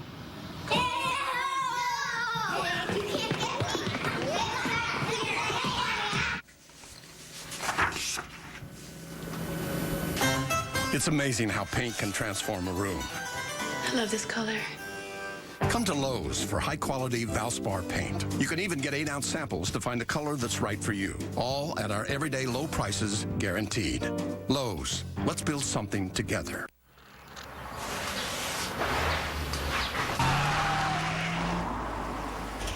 See you tomorrow, Steve. Tony Stewart. Thank you, Tony. Tony? Armor All wash, wipes, and tire shines. Go ahead, stare. And to clean your car while you shine, try Armor All Protect It. ESPN Sunday Night Baseball, presented by Taco Bell. Brought to you by Lowe's, for all your home improvement needs. Lowe's, let's build something together. And Armor All, go ahead, stare. Wrigley Field, Chicago, and the Dodgers lead the Cubs 8-0. And this, for many of these Cubs fans, may be all too eerily and depressingly similar to the division series last October when the Dodgers swept the Cubs. Here is Jason Waddell in from the Cubs bullpen now. 27-year-old lefty, just up from the minor leagues. And ball 1 to Eric Milton, who is flied out deep to center, had been hit by a pitch. Jake Fox stays in to play third base for the Cubs after pinch hitting for Ascanio. Well, they're trying to find out if he can play third base. And Fontenot's moved from third base over to second base with Scales now out of the game. Fox has been getting here early every day and working hard with longtime big league infielder Alan Trammell, who's the bench coach for Lou Piniella and also the infield coach. 1-2 the count. Oh, the curveball, strike 3 call. Yesterday, we had a camera following those pregame workouts for Fox. There's Trammell in the background. And then today, he went out early and worked at first base. But after he worked out at third base the other day, Lou Piniella asked Trammell, about him, and Trammell said, "Let's not get excited yet." He said, "Let's not get excited yet, but let's work on it." Well, Alan Trammell, one of the most fundamentally sound infielders there ever was. He was sure-handed, always seemed to be in the right spot, so he knows infield. You see him right there. He's moving Fox around over there, kind of shaking his head, because you're having to teach him the basics right now. Fox had been a catcher for much of his minor league career. As Juan Pierre is called out on strikes, and Waddell has struck out the first 2 batters he's ever faced as a big leaguer. Here's Dari Noka in the studio with the Sports Center right now. All right, guys, for the first time in his French Open career, Rafael Nadal loses a match. Lost to 23rd-ranked Robin Soderling today in 4 sets. He was 31-0 all-time at the French. San Diego's Adrian Gonzalez is the first to 20 homers this big league season. He took Colorado's Jorge De La Rosa deep in the Padres' 5-2 win. Lots more on SportsCenter after the game, guys. Adrian Gonzalez, he's unbelievable. Got to be the best player that nobody knows. Unbelievable. And it's interesting, John, he's in a decent situation for a guy that's hitting home runs because they're going to pitch to him. Because the Padres are usually behind or they're not scoring a lot of runs. I mean, if he was on a team like Albert Pujols and all those guys, they just have to walk him because he's basically it. He's the guy. That's what I don't understand why they do pitch to him. I know, because there's nobody protected him in that lineup. Yeah. Well, they were losing for a lot there for a while, but then they got hot again. You got Kevin Kuzmanoff hitting behind him. Yeah. Well, they got hot. Chase Headley. None of them would make me pitch to Adrian Gonzalez with the way he swings the bat. I mean, that's some damage he could do right there. The unit going for number 300. It'll be Wednesday in Washington.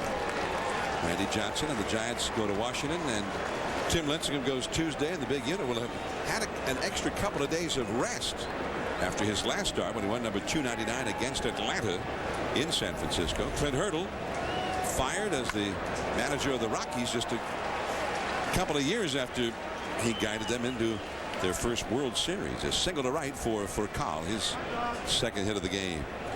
Tomorrow night, Monday Night Baseball on ESPN at 8 Eastern, 7 Central. The Yankees and the Cleveland Indians from Cleveland.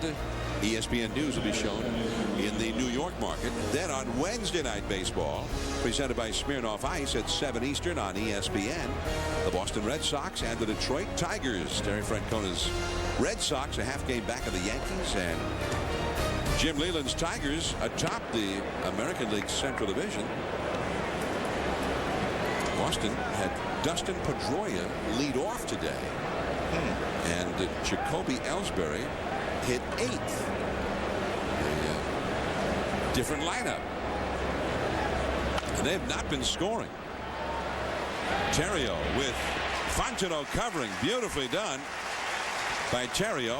Orlando Hudson hits into the force play for Carl out at second. Top of the order coming up, Soriano for the Cubs. What are you waiting for? All around the world, men with erectile dysfunction have asked their doctors about Cialis. Ask your doctor if a Cialis option is right for you. Because in addition to 36-hour Cialis, there's another dosing option. Cialis for daily use, a low-dose tablet you take every day so you can be ready anytime the moment is right. Tell your doctor about your medical condition and all medications, and ask if you're healthy enough for sexual activity. Don't take Cialis if you take nitrates for chest pain, as this may cause an unsafe drop in blood pressure. Don't drink alcohol in excess with Cialis. Side effects may include headache, upset stomach, delayed backache, or muscle ache. To avoid long-term injury, seek immediate medical help for an erection lasting more than 4 hours. If you have any sudden decrease or loss in hearing or vision, stop taking Cialis and call your doctor right away. 36-hour Cialis or Cialis for daily use. So when the moment is right, you can be ready. Is that a Volkswagen? Tiguan, man. Half tiger, half iguan. Looks cool, but Mommy wants something safe. Like a Volvo. Volkswagen has more top safety picks than Volvo, man. Mommy didn't know that. Socrates said you gotta know what you don't know. That's the key to wisdom. And cars.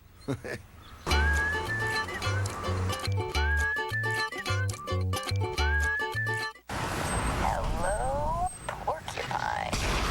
Yes, it works! Hard, crusty, overgelled hair on a guy is a turnoff. So stop using gels, use these new Axe styling products, and get girl-approved hair. A message from the Axe Hair Crisis Relief. Now the broken bat. It's fair. Flowers has scored. Tino Martinez has scored. And they all have scored. The Seattle Mariners are the champions of the American League West. One of the great days in our 20 years of coverage of Major League Baseball, October the 2nd, 1995, the Angels and Mariners, a one-game tiebreaker playoff for the American League West title, and the big unit, one of his 299 career victories, was that one. And that win went a long way that season, and culminated with that win, went a long way toward getting that beautiful new ballpark in Seattle built eventually. And you can issue a vote in the 20-year All-Star team on ESPN at ESPN.com. Check it out. We'll announce the results later on during the season. Alfonso Soriano with a count of 0-2. Popped up to second his first time. Walked in the third. So he is 0 for 1. Eric Milton. And that changeup. Foul tip. Still 0-2. Eric Milton is sort of auditioning for a spot in this Dodgers rotation. Kuroda, who was the opening day starter, comes back tomorrow night. And Milton looks good. He's pitching at Wrigley Field. He's shutting down the Cubs. He's made them look bad. They have only 3 hits against him. And the man knows how to pitch. Looks like when he was recuperating from his Tommy John surgery, he must have watched a lot of Jamie Moyer video. He throws a little harder than Jamie. Jamie won his 250th game today. And a pop foul by Soriano. That's into the crowd. I'll tell you, it says a lot about a pitcher that while he's on rehab and he's not able to perform in games, that he improves in a certain area. That's not easy to do when you're trying to physically get better. And Eric Milton has always been a fastball, curveball pitcher. He had a little bit of a slider, but he's gone to the changeup, and you know, he had a lot of time where he could just throw and work on grips and get a feel for the changeup, and it's paying off for him. Strike 3. I think every left-handed pitcher should have a changeup. I mean, I think that makes them far more effective against right-handed hitters if they do have a changeup. Milton, in his first start, was not as accurate with his first pitches for strikes. Tonight, nearly 3 out of every 4 first pitches have been in there for strikes, and now another first pitch strike, this one to Ryan Theriot. John, we were showing that, you know, Clint Hurdle got fired, and none of us like to see managers get fired. And you mentioned the fact that, you know, a couple of years ago they had him in the World Series. I thought he made a great statement today. He said, or when he was fired, he said on Friday, he said, you know, I've answered all your questions for 7 years, the positive ones, the negative ones. I've stood here and answered them all. He said, no questions today, as he was leaving. That was great for me. 1 ball, 1 strike, and Theriot toward the middle and knocked down by Furcal, but nothing more. And Theriot's got his second hit. I think that Clint Hurdle understands that your exit interview after getting fired is your entrance interview for the next job that you want. And when you're emotional and feeling bad and you've just been let go, there's nothing you're going to say that is the right thing to say. You can't be bitter or anything else. And I think the thing for the Dodgers to look at is they're in a division now where 2 managers have been fired. And one other team, the San Diego Padres, have dropped $40 million from their payroll from last year to this year. It's a good division to be in. Milton Bradley. And the count is 0-1. Bradley has struck out and popped up to second. Well, the 2 managers in the division have been fired this year. were both fired right after the Dodgers left town. And you accused Joe Torre of getting them fired. I'm not accusing him. I'm just reporting. I'm reporting the facts. Go into Colorado and you score 31 runs in 3 games and you beat the home team and you don't even hit a home run and you put 31 runs in those 3 games on the board. The manager gets fired, apparently.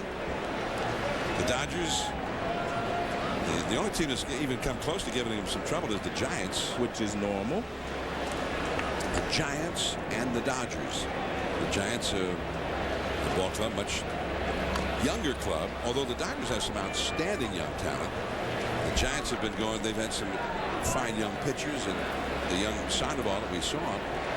But the Dodgers have young talent that has arrived and they're really starting to find themselves as big leaguers. Guys like Kemp and Loney, Russell Martin.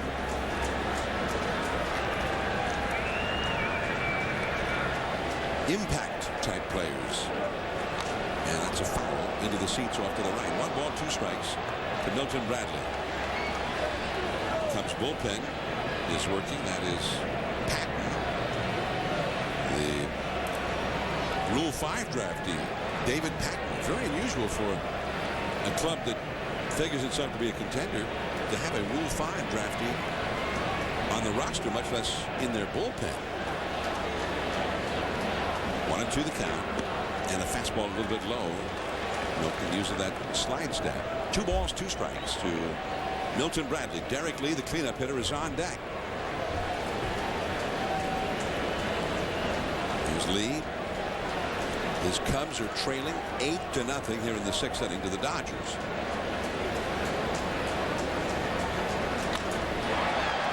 That one well to left field and over the head of Pierre into the ivy. And Pierre's going to hold Bradley to a single. Over to third base goes Terrio. Well, Eric Milton has been outstanding here this afternoon despite that ball off the wall. And, you know, he's carrying on what he started in Colorado in his last start, and that's the remake of his stuff. It's the off-speed pitches. We've seen the breaking ball and the effectiveness, hitting his spot, changing speeds on that 75 miles per hour on that big sweeping curveball. He has the slider as well that he's used effectively in this game today, the changeup. So we saw the guy who used to be the high fastball pitcher at 94, 95 miles per hour now become a breaking ball pitcher, but still very effective. Derek Lee now, runners at first and third. Big rip at that one, but fouling it back to the screen. Lee has had some success against Milton in the past, but that was a different Milton, as we've just seen. Derek Lee has had 3 career home runs against Milton in 20 at-bats. There is Ronald Belisario up in the Dodgers bullpen. First bullpen activity for the Dodgers tonight. That got him. Lee ends up being hit by the pitch, and the bases are loaded. And Lee did not want to take his base. No. I think Lee felt like something was going to happen in this at-bat. And he only grudgingly left the batter's box to go to first. So this is also why I said when it was 7-0, it was okay to go. And the car just nicks his shirt there. There he says he gets some on his shirt. And this is why you try to get as many runs as you can, because one swing of the bat now, and we're back in the close ball games. Man, I don't recall ever seeing a guy looking so down about being told, hey, you get to go to first base. Well, he wanted to swing the bat. He did hit one well. He had, in fact, 2 hard hit balls. One a line drive right to third, and then a drive deep into right center against the wind his last time. So Lee really seemed to be wanting to have his swings there against Milton. Well, here is Reed Johnson, who's hit a double and an infield single. 2 for 2. And the called strike. Another first pitch strike there from Milton.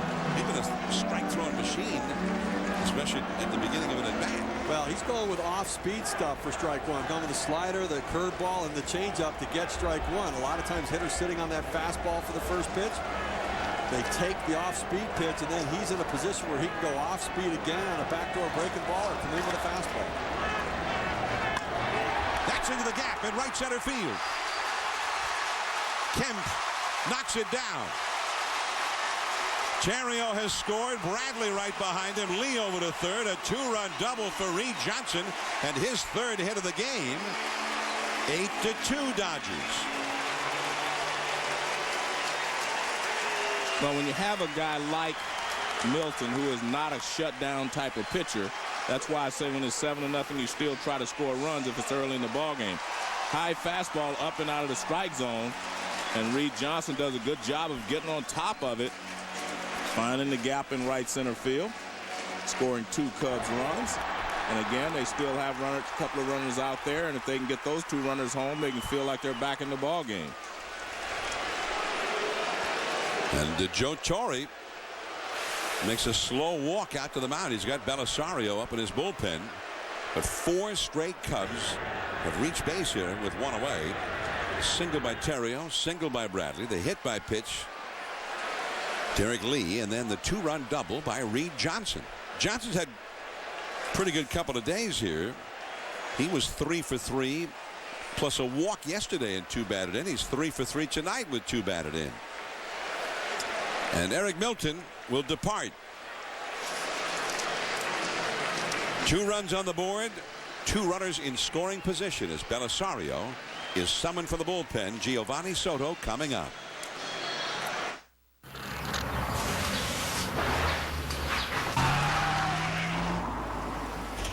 See you tomorrow, Steve. Tony Stewart. Thank you, Tony. Tony?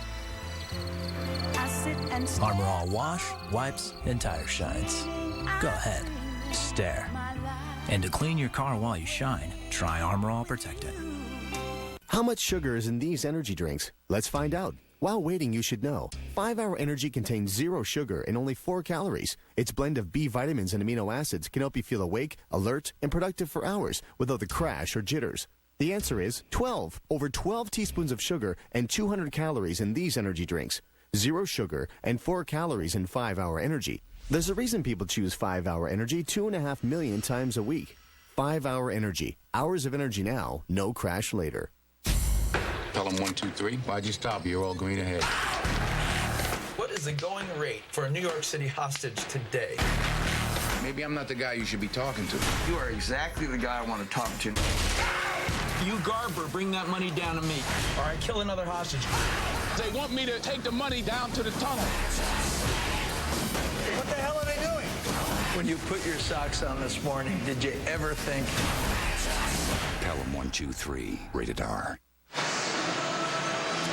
Eric Milton is finished for the night, 5 1/3 innings, and he departs with a 6-run advantage, but 2 runners that also belong to his record as he gives up the ball. An outstanding effort on his part, changing speeds, changing hitters' eye levels, and using his assortment of pitches tonight. And now Ronald Belisario, who made this ball club in the spring, and he throws hard, and the ball sinks. He's one of those guys who throws hard, but gets a lot of movement on the ball as well. He's from Maracay, Venezuela. He is 26 years old. Runners at second and third. Giovanni Soto, the hitter. And he starts him with a breaking ball just off the outside for ball 1. Made his major league debut back in San Diego early April.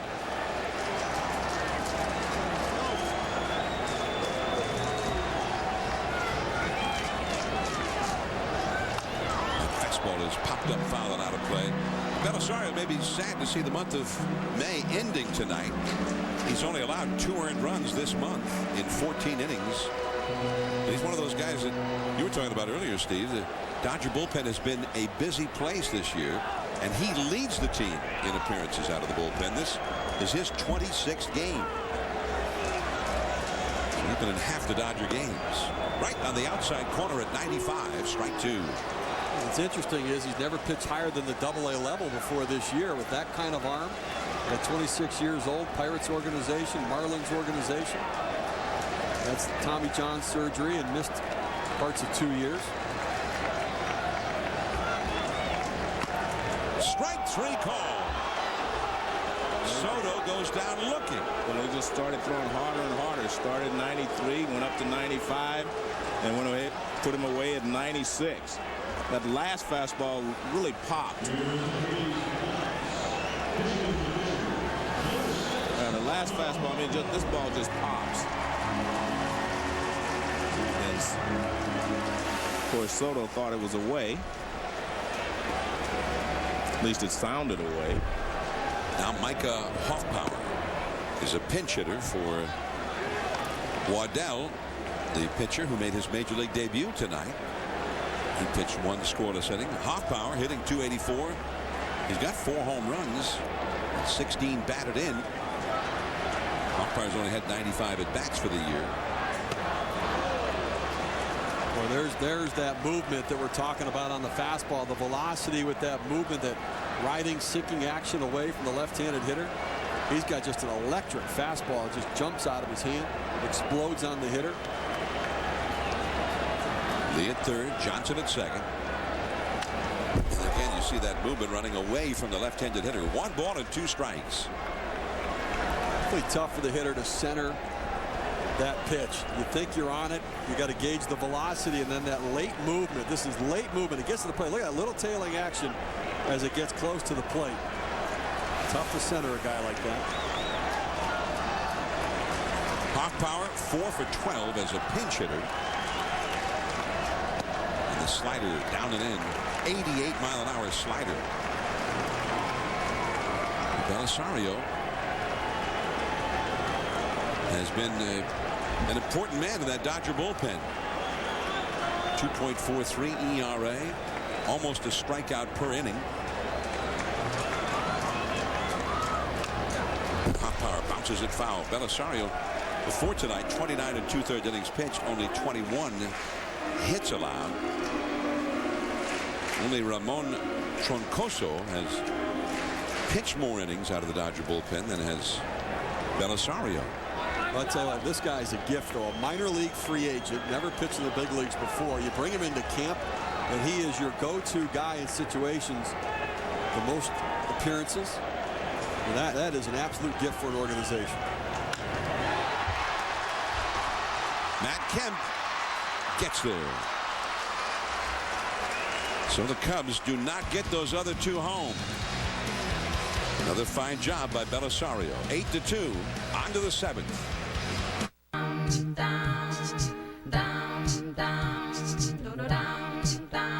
There's a reason for the sunshine sky, and there's a reason why I'm feeling so high. Must be the season. You get more power and more space.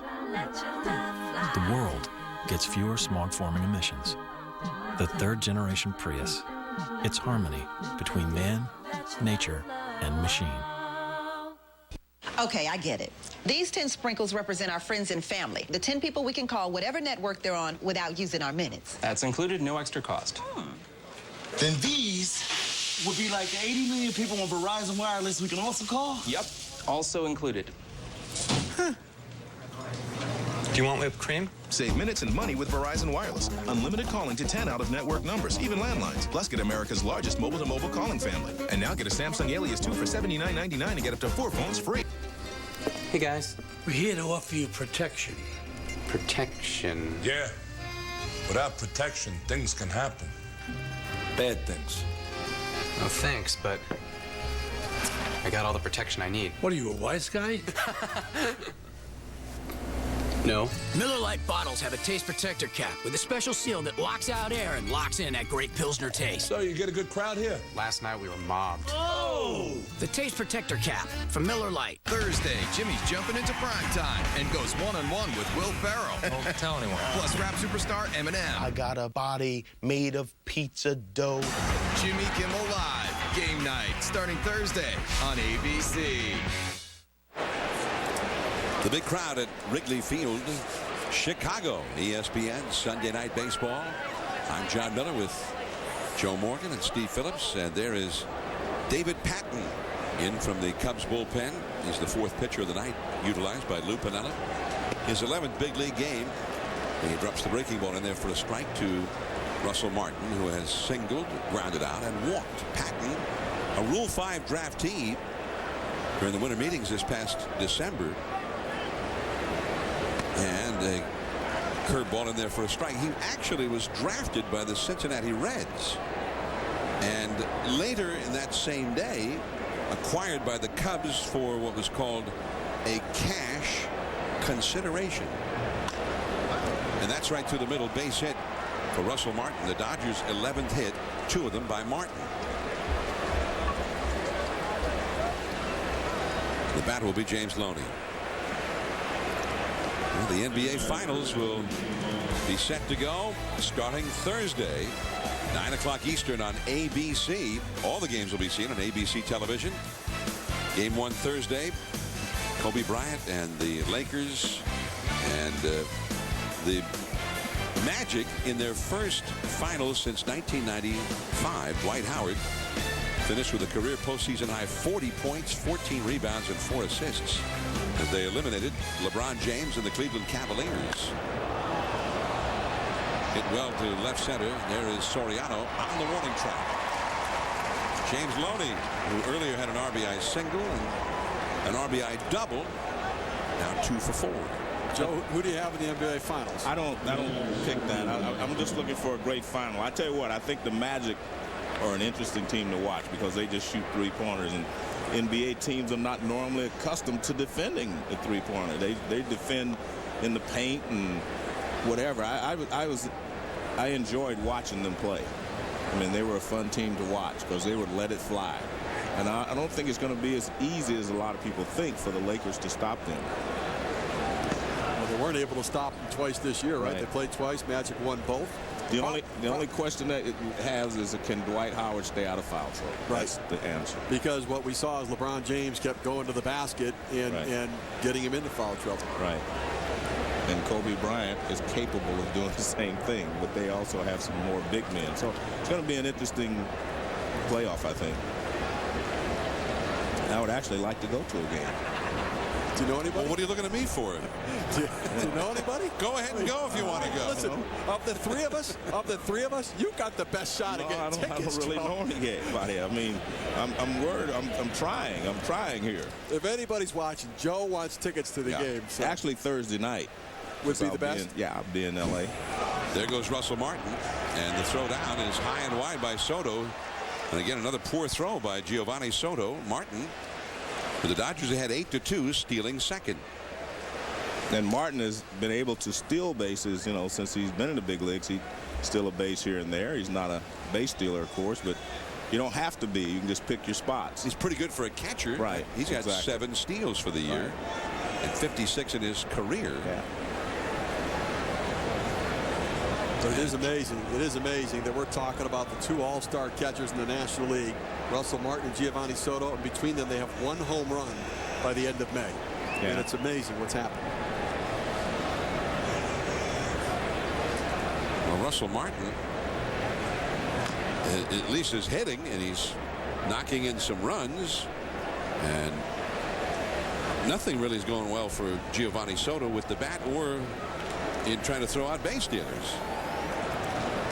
See the numbers there. I mean, the extra base hits, 14 combined extra base hits for these 2 guys who were really centerpieces to the offense. I mean, the Cubs offense was so deep last year because Soto, hitting in the 6th spot or 7th spot in the lineup, had a great on-base percentage, and he hit for power. That one in the dirt, and Kemp runs and is thrown out by Soto. Kemp now 2 for 4 with a home run and a couple of strikeouts. Time now for our fan experience from Wrigley Field in Chicago, brought to you by Lowe's. This is the view from outside Wrigley on game day, located at the northern tip of the Lakeview neighborhood. A lot of sports-themed bars and eateries, including Harry Carey's and Murphy's Bleachers. There's Harry Carey's Tavern. And Harry Carey himself, memorialized with his own statue out in the right field corner outside Wrigley Field. And, of course, part of the scene here in Wrigleyville, game day or game night, the rooftop seats across the streets. Actually, I saw the great statue of Ernie Banks outside when we were coming in, too. That beautiful crouch he hit out of. Actually, I think Ernie was returning to town today. 511 home runs. Ernie Banks, Hall of Famer. A gentleman as well. Yeah. And I remember back in the 60s when you were first starting out, Joe, Cubs had Banks, Billy Williams, Ron Santo, but they almost never won. It was hard to understand that, how they could have all those great players. Maybe the pitching wasn't that good. Well, they also had some Hall of Famers too. I mean, they had Ferguson Jenkins as one of their pitchers. Yeah. I mean, well, later in the 60s. Yeah, but they also had a good infield, Kessinger and Becker. 3-1 the count to Mark Loretta. In the later 60s, then they did start to win. In '69, they had a great chance. Quite a season, although it ended in extreme disappointment. And our friend Ron Santo, now a broadcaster for the Cubs radio network at WGN here in Chicago, still not in the Hall of Fame. I saw him today. Talked to him for a little bit. He was when I got to the ballpark. Ron Santo, I'd like to see him get to the Hall of Fame. Not because I like him, but because I think he deserves it. Well, that's the best reason. There's Ron. I mean, he definitely was one of the better third basemen in all of baseball during his era. What is he on union break over there right now? They're down by too many runs, so he says, I can't handle it. I'm not going to go on right now. There's ball 4 to Mark Loretta. He hit a 2-run first inning double in that 5-run rally that put the Dodgers ahead from the very beginning. So Loretta is aboard, and now Jamie Hoffman. Now, Hoffman's been pretty impressive tonight. Hit a sacrifice fly in the first inning, lined out to third in the fourth, and grounded out his last time, but also made the play of the night defensively as he robbed Bobby Scales of what looked to be an RBI hit, and then got up and gunned down Reed Johnson, who tried to tag up and score. On 1 the count to Jamie Hoffman. That's foul past third. Let's go back. This was the second inning with Johnson at third and Scales at the plate. You see him come in and be able to get back and recover quickly, and an outstanding throw. A great pick at the plate by Russell Martin as he blocked the plate. Reed Johnson never able to touch the plate. And I think that is a real part of the Dodgers' success.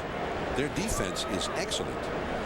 They already had an outstanding center fielder, Matt Kemp, and they've added Orlando Hudson, who's about as good a second baseman as you'll find in the game, maybe the best defensively. And now you got a guy like Hoffman coming off the bench up from the minor leagues, and he looks outstanding too. When you talk to the Dodgers guys, they say Hudson saves a run or two every week. And Hoffman down on strikes. Gave him all that praise, and he strikes out. Still a work in progress, Jamie Hoffman. Got some talent, though. 8-2 Dodgers. With the strength of over 100 years of automobile manufacturing behind us, Ford is standing strong with quality Honda and Toyota can't beat. With available credit and 0% financing, getting into a Ford has never been easier. And get the protection of the Ford Advantage Plan, a better plan to get you into an Edge, Escape, or Flex. If you lose your job, we'll make your payments for 12 months at up to $700 per month. Get a Ford Edge with 0 for 60 and save over $7,500. A safe and comfortable work environment, that's what most of us have come to expect on the job. But what if someone drove through your workplace at 65 miles an hour? Every day, road crews across Illinois are out working to improve the way we travel. Driving irresponsibly through these areas makes their workplace a danger zone, often leading to accidents, injuries, and even death. When you approach a work zone, obey posted speed limits. See orange, slow down, save lives.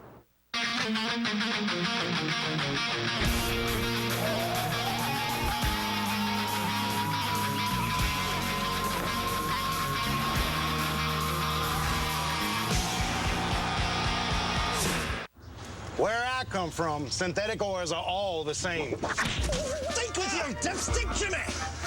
Think with your dipstick. Upgrade to new Castrol Edge. With 8 times better wear protection than Mobile One 5W30, it's more than just oil, it's liquid engineering. More and more, it seems, complete strangers are asking people about their Hyundai.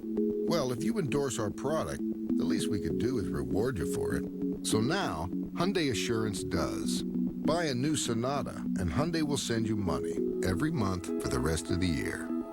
And if you lose your income in the next 12 months, you can still return the car. But keep the money, your credit rating, and your integrity. You keep sharing your opinion, we'll keep sharing the wealth. ESPN Sunday Night Baseball, presented by Taco Bell from Wrigley Field, Chicago, the Dodgers and the Cubs. And tonight's aerial coverage is brought to you by DirecTV. Get every MLB game in HD this season with DirecTV.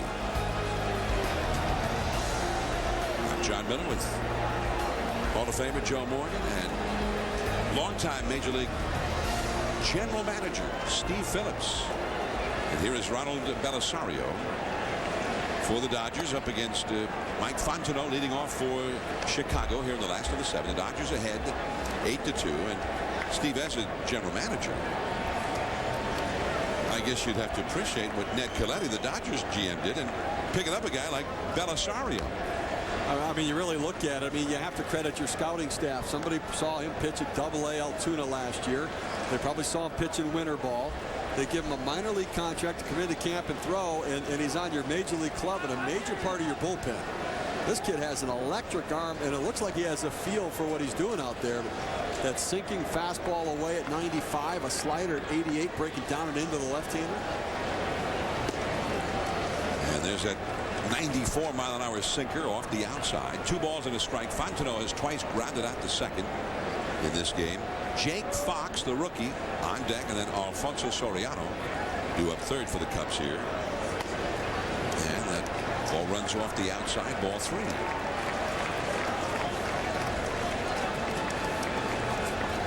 3-1 the count to Fontenot. Fontenot, who was a role player for the Cubs last year, who hit real well. And that fastball in there for a high strike, and it's 3-2. But they decided that he was ready to be the regular second baseman this year. And they needed more left-handed hitting anyway, so they let DeRosa go. Picked up Milton Bradley, switch hitter with a good left-handed bat when they need one. Fontenot, they figured, playing every day, so suddenly they had a little more of a left-handed presence. That was their Achilles heel last year, and it really cost them big time when they faced the primarily right-handed Dodger pitching staff in the division series in October. You know, they traded away Mark DeRosa, not because they didn't like Mark DeRosa, but they needed to free up some payroll in order to afford Milton Bradley's bat in the outfield. And with that came some issues. Came the fact that they lost that protection. When you look at the Cubs and what they may need as you move forward down the stretch, I mean, offense is an issue, and second base is really the only position where Fontenot is playing where they could put somebody in there. The problem is that you know, who's going to be available, and if you're not going to get a second baseman, then you need a DeRosa type. You need a Ty Wigginton. You need a Mark DeRosa, that sort of guy who could play multiple positions, who could also swing the bat. And then in the bullpen, you see the bullpen numbers there. They could use a quality right-hander and left-hander to give Carlos Marmol a blow, because he has taken a heavy workload out in that pen. Fontenot continues to battle it out here with Belisario. Fontenot hit .305 last year with 9 home runs. He was a reliable pinch hitter. He could play multiple positions and coming off the bench, but almost always against right-handed pitching. He thought maybe he was ready to face all types of pitching this year. That one deep into left field. Pierre in front of the ivy. He's got it as he almost disappeared into the ivy. Hit well into the opposite field by Fontenot, but for an out on the 9th pitch of the at-bat. Well, you talk about the Cubs offense, and even if they add a second baseman, that player alone is not going to be the difference maker for the team. They need their good players to play well. They've got their big bats that are struggling. They need Ramirez to come back and be healthy, but they need Derek Lee to hit. They need Giovanni Soto to start to swing the bat. And it doesn't matter if they add the best second baseman around, that may not be enough. As he called strike to Jake Fox, the rookie. Derek Lee coming into this game, and he's hit better of late, but his average going in tonight was only 246, 5 home runs, only 19 RBIs, and this is through nearly a third of the season. That translates out to 15, 16 homers, maybe 57, 58 RBIs over a full season. And they're counting on him for 20-something homers and around 100 RBIs. You know, Joe, I think the difficult thing is you've got all your big horses that aren't producing, and some may start to turn it around. But can you hope for everybody to turn it around? Well, I mean, you really need Derek Lee and Ramirez to turn it around, and Bradley. I think those are your keys. Your 3, 4, 5, or whatever order they hit in. Those are the 3 guys, in my opinion, that need to turn it around. If you can get all of those 3 guys to react and play the way they're capable of, some of those other guys like Fontenot, who was just an addition last year, he wasn't counted on to do a lot. He was kind of a guy that just added to what they already had. And remember this, no matter what we say about the Cubs last year, they led the league in runs scored and everything else. You know, on base percentage. I mean this. I'm not so sure if they didn't overreact a little bit to what happened to them with the Dodgers. Remember this, the Dodgers were hot at the right time last year. The year before, remember Colorado, they got hot at the end. So are you going to react because some other team got hot? I thought the Cubs were the best team in the National League last year until the playoffs. So did we overreact? I think when you get rid of a Mark DeRosa, when you start moving guys, sometimes I do think you overreact. You know, I mean, one thing we know is Jim Henry took a lot of criticism for trading Mark DeRosa. And I agree, from me too. But I think that what we have to understand is if they needed that left-handed bat, they had to trade Mark DeRosa. They had to gain financial flexibility. If they're all moving pieces, if that was the piece that they could move where they thought they had the protection with Fontenot to play second base. I like DeRosa. But I understand why Jim Henry made the move that he needed to. Now, Jason Marquis moved as well because that was some of the other financial flexibility they gained to be able to afford that bat in Milton Bradley. All right, I mean, I like the addition of Milton Bradley, there's no doubt about that, but I do not like the loss of DeRosa because he could play all the infield spots. He was a guy that good clutch hitter. He was a good RBI man. I just liked him as a player. I think he was a winning player. And that's what you have to be concerned with. You can't just trade players all the time for pieces. You have to find winning players. You have to have guys that can do more than just hit, to do more than add something in the clubhouse, add something on the bench. And to me, Mark DeRosa was that kind of guy. And so I just don't like the fact you're just moving pieces because, again, they beat the Dodgers all season last year, right? And then the Dodgers got hot in the playoffs and beat them. Colorado was beaten up all year the year before. They win 24 out of 25, whatever, down the stretch. They got hot at the right time. So you can't just react to what some other team does. If your team played well all year long and they were beaten in the playoffs, I don't know if you can just go out and say, okay, I'm going to plan just for the playoffs next year, because you may not get there. Yeah, I think the one thing is it's been a tough run for the Cubs. The Ramirez loss is huge. I mean, I think we cannot understate.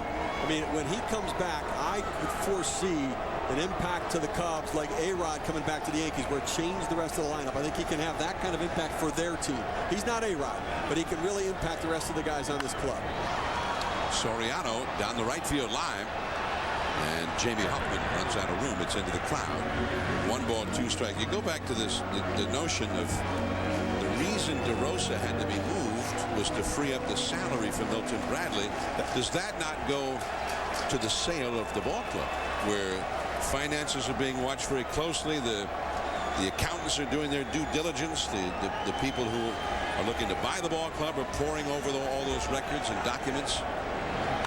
In other words, why was it that they had to create room?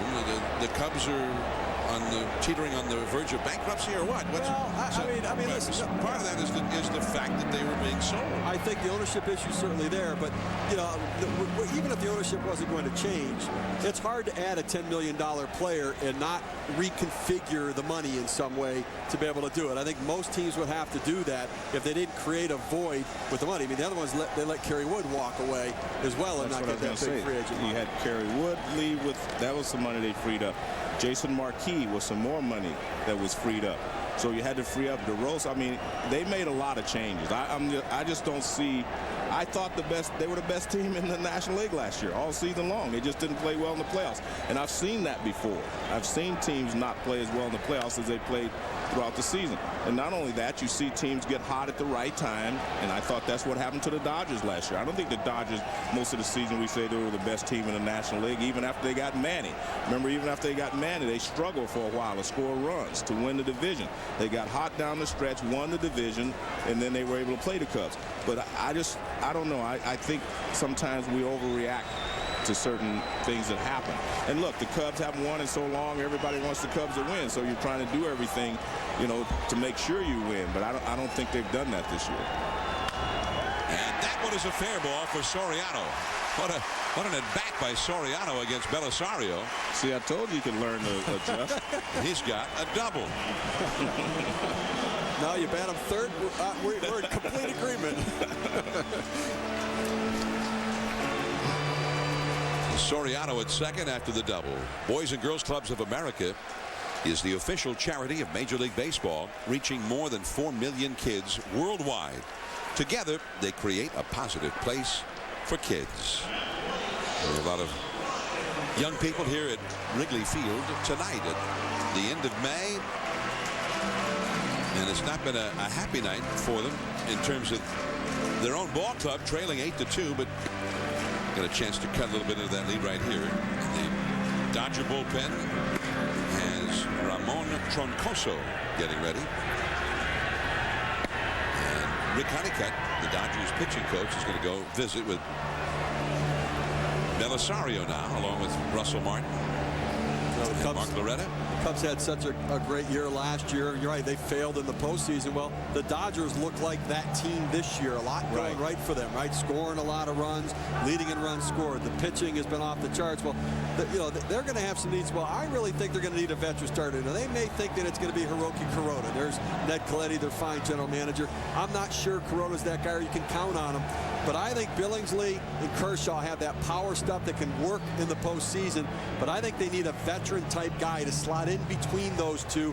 You know, youth is good, but I want to have somebody who's been there before. And then the bullpen. We talked about Troncoso warming up in the pen. We talked about Belisario. Young guys. I would like to have a veteran go-to guy on that bullpen to help these young guys in those pressure situations. Here's Terrio, the runner at second, 2 down in the 7th inning. Terrio's had 2 hits for the Cubs, 2 singles and a run scored. He's got 5 homers, 22 RBIs. Terrio has as many home runs as Derek Lee and more RBIs than Derek. Look out. Wow. Frightening moment there for Ryan Terrio. He just barely got out of the way.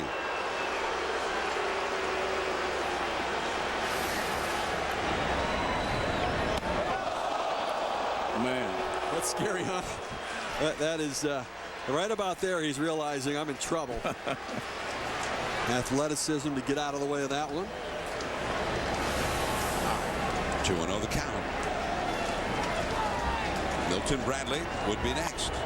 And a pop foul out of play. Well, sometimes they put the animation on a baseball where it's got a face on it. Well, that ball's come in and it has teeth on it that you think as a hitter it's going to bite you.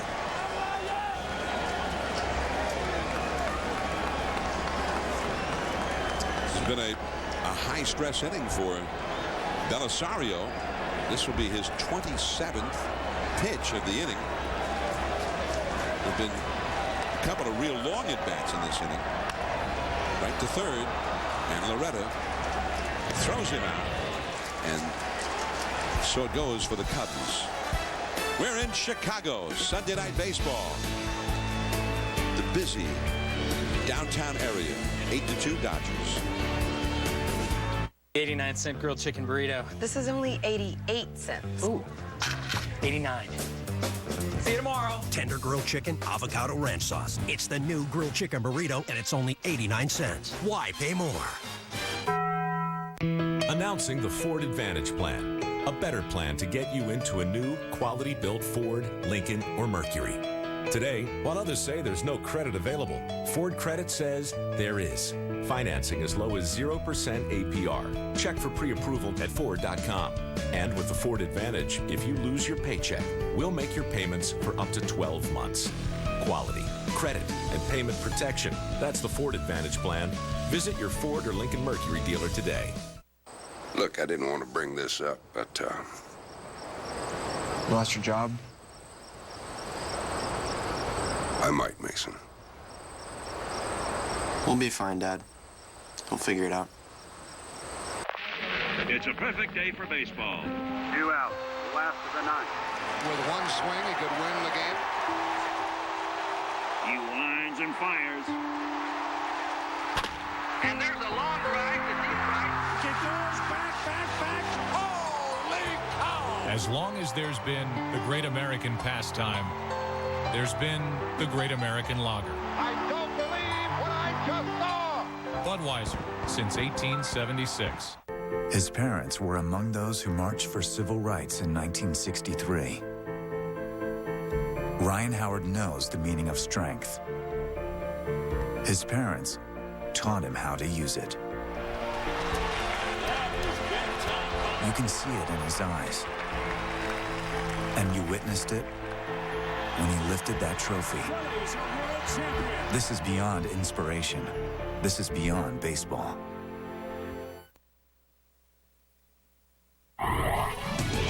ESPN Sunday Night Baseball is presented by Taco Bell. Think outside the bun.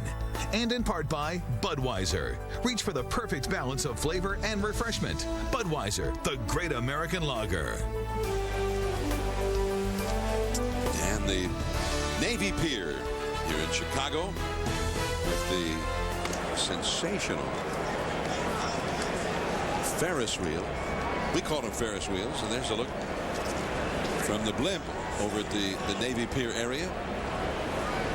And that, especially in the summertime, that is a great place to go, as Carlos Marmol has come in from the Cubs bullpen. Now, ordinarily, you'd see him in the 8th inning with the Cubs leading by a run or two. And he is a great setup man.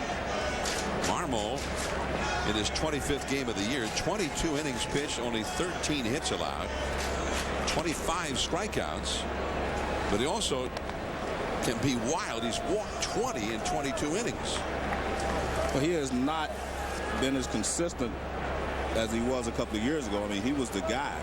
I mean, he threw strikes with every pitch. He was overpowering with the fastball and had such a great, devastating slider. Ooh. Well, now you think there's something to this, as Brad Ausmus, the pinch hitter, gets hit by the pitch right after we saw Terrio get low bridge with one from Belisario. The thing that's tough with Marmol is it's hard to tell. I mean, because he can scatter his fastball at times. The home plate umpire, Rob Breakout, to speak to Marmol. Well, see, that's been one of his problems. He hadn't had the same control that he had before. Well, that went pretty directly right at that elbow in his backside. Well, Brad Ausmus not looking real happy about it. Well, it got him right on the elbow.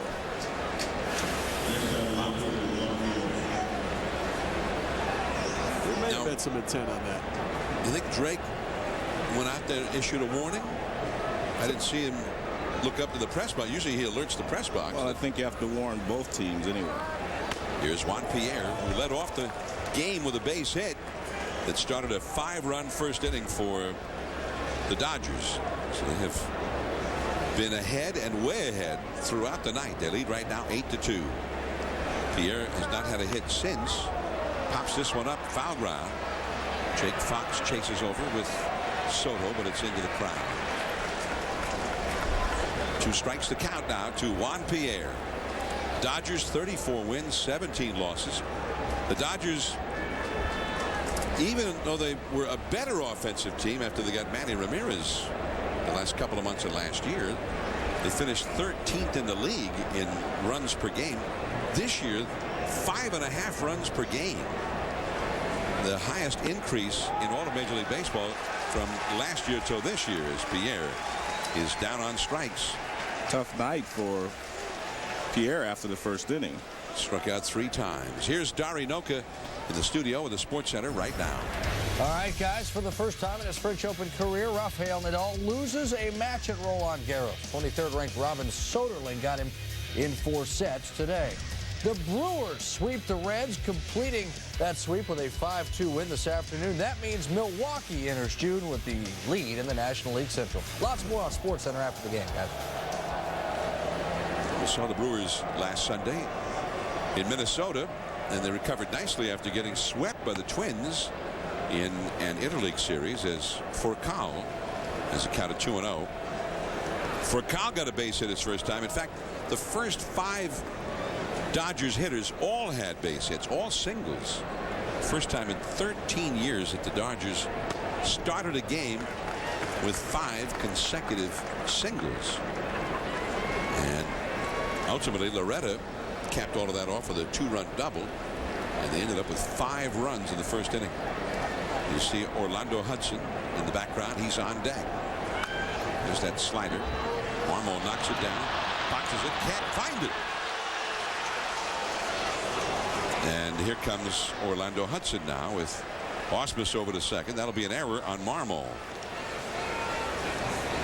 And we talked about Orlando Hudson being a fabulous addition, and they say at least twice a week he saves runs. The one thing to watch for him is how quickly he starts. Watch it. He's on his toes. Boom. Right away he's going toward the ball to his right. Comes up, makes the throw quickly to the left. He just gets a quick start. That's the key to being a middle infielder, is that quick start and being on your toes and being able to react very quickly to the ball. 3-time Gold Glove winner. He had been with the Blue Jays in the American League before moving on to the Arizona Diamondbacks for the last couple of years. Made the All-Star team 2 years ago. But Hudson became an instant favorite with Dodgers fans, his new ball club. On its opening day at Dodger Stadium, Orlando Hudson hit for the cycle. His first home game with his new ball club. And he hit for the cycle against their arch rivals, the San Francisco Giants. Well, as a general manager, that's a dream come true. You sign a free agent, in his first game in front of the home fans, he hits for the cycle. Now there is Fontenot, the second one. Terrio will not throw the first. Hudson, in addition to everything else, runs fairly well. He's not a blazing speedster, but he runs well enough. Over to third base goes Ausmus. Furcal out at second on the force out. And Hudson is now 1 for 5 in the game. Back to the wintertime, I mean, Orlando Hudson couldn't find a job. I mean, he was out there very deep into the spring trainings, getting ready to start. Nobody's there to sign him, and finally the Dodgers step up and get a deal done, and what a great deal it's been. Here's Russell Martin, and they got him very inexpensively. Relatively speaking. Yeah, right. Yeah. Speak for yourself. Yeah. Relatively inexpensively. Yeah. Russell Martin with 2 singles and a walk in this game. He scored 2 runs. I'm wondering if the Dodgers, he seems to have been such a valuable player for them. You think it would be wise for them to explore giving him a contract extension, locking him up for a few years to come. And the slider from Marmol is off the outside. 3-0 the count to Russell Martin. They'd have to consider doing that. I mean, I think you look at the free agent signings. I mean, there's not many better than what Orlando Hudson has done. Raul Ibanez is obviously great. Trevor Hoffman and Frankie Rodriguez with the Mets. But Orlando Hudson right now is probably the most valuable player for the Dodgers. And if you're the Dodgers, you'd love to keep him. And that's ball 4. So a hit batsman and a walk plus an error. So Marmol has been his own worst enemy in this inning. He made the error. He hit a batter. Now he's walked a batter, and the bases are loaded. And Larry Rothschild, the pitching coach, is going to go out and speak to him. The bases loaded, and James Loney coming up. Long night for Lou Piniella and his Cubs. They are trailing 8-2. MLB.TV, the ultimate baseball experience, featuring 100 out-of-market games per week live on your computer. For more details, visit MLB.TV, where baseball is always on. You know, when you just take a look at the Cubs, I guess my question would be also about the Cubs. Are they a better team now than they were last year? That would be my question. Well, and my answer, and my answer is no. Okay. That's my assumption. That's my reaction to everything that they've done. I don't think they're a better team right now than they were last year. Obviously, there has been some injury issues with, you know, Ramirez and some of the other players, but I just don't think they're a better team. I thought they were an excellent team last year. Well, I think they can be a better team. They just aren't there yet, but I think the Cubs' best baseball is ahead of them still. Well, I agree with that. I think they should be. I think Bradley, as I said, Bradley's going to hit. He's going to drive in some runs for you. Those things are going to happen. If you get Ramirez back, all those things are going to happen. But I still do not think that they will be a better team than they were last year. Well, it was a great year. They won 97 games, the most in the league. But remember, 2 years ago, Lou Piniella's first year managing the Cubs, they were off to a much worse start than this. In fact, around this time of the year, they were 8 or 9 games under 500, and they came back and ended up going into October baseball. Marmol comes back to get Loney, leaving the bases loaded. Milton Bradley, then Derek Lee coming up for the Cubs.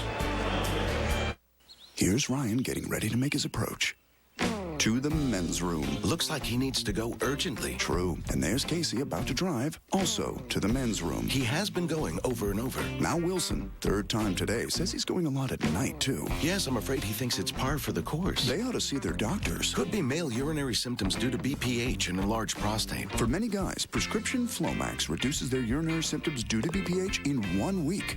1 week? Only your doctor can tell if you have BPH, not a more serious condition like prostate cancer. Avoid driving or hazardous tasks for 12 hours after your first dose or increase in dose, as a sudden drop in blood pressure may occur, rarely resulting in fainting. If considering cataract surgery, tell your eye surgeon you've taken Flomax. Common side effects are runny nose, dizziness, and decrease in semen. Ask your doctor if Flomax is right for you. And call 877-4FLOMAX to see if you qualify for up to $40 off new or refill prescriptions. For many men, Flomax can make a difference in 1 week. What do you say to a spin around the color wheel? To paint with primer already mixed in. Test samples instead of canned commitments.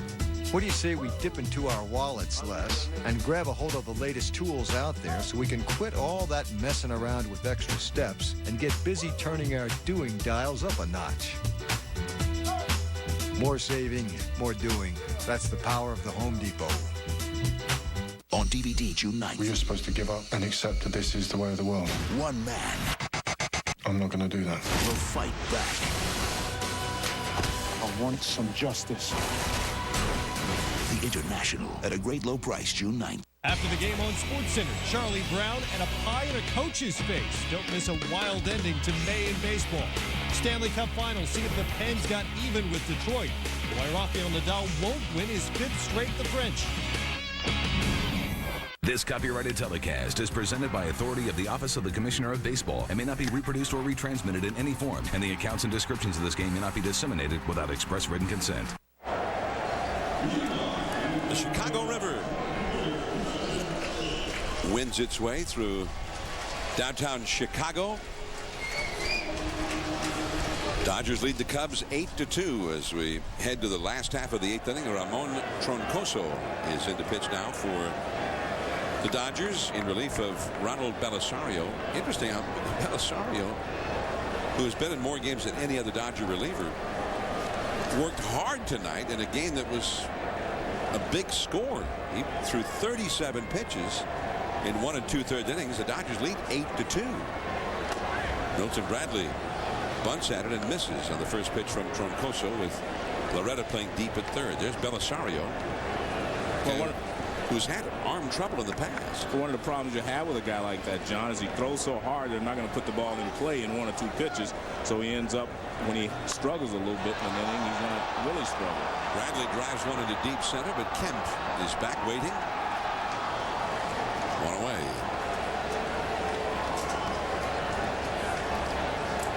The Dodgers were off to a fabulous start with Manny Ramirez in the lineup. 21-8. actually made the 6. The team average was 283, averaging 5.6 runs per game, nearly a home run per game. Since he was suspended, they've gone 13-9. Remember, they lost 4 out of their first 5 after he was suspended, however. In their last 2, for most of that time, they played real well without him, as Derek Lee takes strike 1. Their batting average has been better, and their runs per game almost equal, although their home runs per game almost cut in half without Manny. And I think that is kind of surprising. Up until the last couple of days, they actually were averaging a little bit more runs per game than they had with Manny there. Well, we talk about their offense. They have to lump hits together. Since 1981, there are only 4 teams that have made the playoffs who got a lower percentage of their runs from the home run than what the Dodgers are getting right now. That's a base hit for Derek Lee, who is now 1 for 3, plus being hit by a pitch. Hit number 8 for the Cubs. You know, those 4 teams that made the playoffs with a lower percentage of their runs coming from the home run were all in the early to mid 80s. Then we went into the era of baseball where the home run became the important thing. And the question is, can this Dodger team sustain this kind of run production with the type of offense that they have? You see the 20.4% of the runs from the home run, lowest in baseball. And we said since 81, only 4 other teams have had a lower percentage and made the playoffs. Well, one of the reasons they're always going to have a lower percentage, they play in a pretty big ballpark. Ball doesn't carry as well there at night as it does in some of these other ballparks. And all of a sudden now Yankee Stadium becomes a home run haven where it wasn't before. So I think that is handled at first by Loney. He gets the force out at second, making the throw from his knees to the shortstop for Cowell. Derek Lee out at second, but James Loney showing some Gold Glove skills over there at first base. Well, one of the reasons they can sustain it, I think, Steve, is because they have a good defense. They play very well on the infield. I mean, they've got some Gold Glove infielders, and Casey Blake's not in there now, but when you look at Rafael Furcal, who's an excellent shortstop, Orlando Hudson, Loney, Casey Blake, that's a good infield. Blake out of the lineup tonight with a hamstring problem. Here is Giovanni Soto with 2 down, and now Reed Johnson aboard. First time that Reed Johnson has not had a hit tonight. He had 2 doubles and a single earlier and had knocked in the Cubs' only runs. And there's ball 1 inside to Giovanni Soto. 1 ball and no strikes. Now, if you're not hitting home runs, you not only have to get a lot of base hits, and their team average 287. And most teams don't sustain that for an entire year. Not in this era of baseball. You've got to get a lot of walks, a lot of base runners. And you also have to do everything well. You have to play great defense. And so far they have played outstanding defense. Probably the best defense in the league so far this season as they near the 1/3 part of the season. But they are winning games at a pace to win 108, 109 games this year. Well, remember this. I think the home run is most important when you're trying to come from behind. If you fall behind 5 runs, it's hard to make up that 5-run deficit without hitting home runs. So the key is if they can keep from falling way behind a lot of times, then the home run is not as important to them as say it would be to some of the other teams who are falling behind. So it's back to the pitching that Joe Torre talked about. Giovanni Soto with his first hit of the night. 2 men on. And now Kosuke Fukudome will be the pinch hitter for Carlos Marmol. In an ideal situation, you'd love to have what the Dodgers have, plus Manny Ramirez and somebody else with some power in an ideal situation. But I don't know if you have that, because you have to look at what they're dealing with. You're in the National League West. National League West is the only division that hasn't won a World Series in the last 7 years. So look at this. I mean, you're in pretty good shape in your division. Now, if you're talking about winning a world championship, that may be a little different story, but I still think the Dodgers are the class of the American National League West, even if they do not hit a lot of home runs. Here's Fukudome hitting .311. Best batting average for the Cubs. 5 home runs and a check swing. And breaking for third is Reed Johnson, and he makes it to third. Reed Johnson's an aggressive base runner, isn't he? And you know what? He's a baseball player because he's down 8-2, and he's not giving up. I mean, he's out there playing the game, maintaining a focus and an intensity level, a good secondary lead off the base, anticipating the ball in the dirt. And that's what this is. This is anticipation. This is expecting something to happen and then being able to react quickly once you read it. So Reed Johnson now at third with Soto at first. There is Jonathan Broxton, the Dodgers closer. Now getting ready in the right field bullpen. And the Cubs closer, Kevin Gregg, is doing the same in the home bullpen along the left field line. Fukudome trying to knock in a run here or more. Fastball to strike. Fukudome 0 for 1 as a pinch hitter. And he is a guy who continues to get a lot of walks. He's walked 31 times. His on-base average is .441. But he didn't look very patient right there. 1 ball and 2 strikes now. With all the movement that Fukudome has, is he has to be perfect in his swing. Everything has to be right there. And I mean, because he's got so much movement, he actually pulls away. He needs to stay there. When he's hitting well, he stays there just a little longer. Did he swing? Yes. Third base umpire Jeff Kellogg said that was a swing. Strike 3. And 2 men stranded for the Cubs. 9th inning now. Matt Kemp will be coming up. He has a home run tonight. Stop by Subway restaurants. Buy a fresh value meal and play the meal ticket where everyone wins. Just scratch, enter online, and win. You could get free meals for a year, free movie rentals from Blockbuster.com, free cookies or other great prizes. Remember, 1 sub, 1 side, 1 drink. That's the ticket. So buy a fresh value meal, get a ticket, win a prize. It's that easy. Subway. Eat fresh. Did you know the Honda Accord holds its value better than any other car in its class? And the reasons are simple.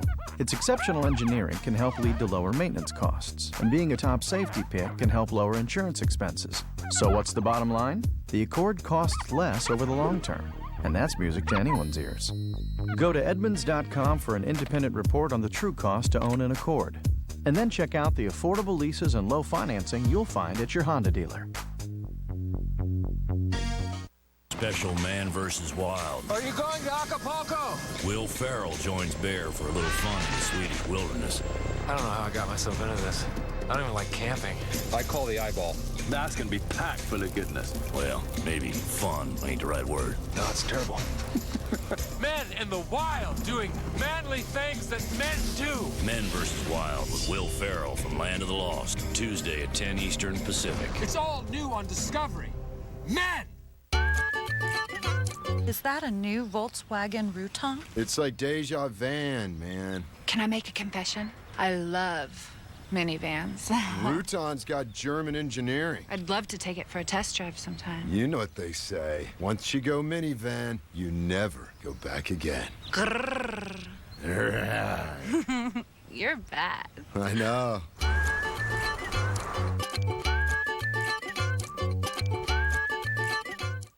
The defending champions Shock take on LA Saturday at 2:30 on ABC. In Chicago, and that was at one time the tallest building in the world. The Sears Tower in Chicago, no longer. Still pretty impressive, as is this ballpark, historic Wrigley Field. Kevin Gregg, the Cubs closer, comes on to pitch, the 6th pitcher of the night, used by Lou Piniella's Cubs. He throws ball 1 to Matt Kemp, who's had 2 hits, including a home run. Gregg has had 8 saves and 9 save opportunities, although his other numbers are less than impressive. He does have more than a strikeout per inning. And the breaking ball, a strike on the outside. You may ask yourself, well, why would Lou Piniella in an 8-2 game use his setup guy Carlos Marmol and Kevin Gregg as closer? Well, both pitched Friday. The Cubs have an off day on Monday before they play again Tuesday, and he just didn't want to let them sit for 3 days and not throw, so he has them throwing tonight to stay sharp, take tomorrow off, and be ready to go for Tuesday. A lot of those short relievers used to pitching maybe 1 inning at a time stay a lot sharper if they are used regularly. And the Dodgers have their closer, and they have a game tomorrow night in L.A. Jonathan Broxton is up. He has not worked since Thursday, and looks like Broxton is getting ready for the last half of the 9th inning. Matt Kemp hit a home run in the 3rd, a single in the 5th. He's 2 for 4. Mark Loretta and Jamie Hoffman to follow here in the 9th inning. And that's a called strike on the outside. 3-2. We were talking before the game with the general manager of the Dodgers, Ned Colletti, about the Manny Ramirez situation. Manny Ramirez, of course, was suspended for 50 games for the breaking the baseball rules in regards to the drug prevention and treatment program. And so Manny serving that suspension. He's eligible to come back on July the 3rd. That's barring any rainouts for the Dodgers between now and then that are not made up before then. But also, according to Ned Colletti, he is eligible to be able to go out on a rehab assignment as Kemp draws a walk here to start the 9th inning against Kevin Gregg.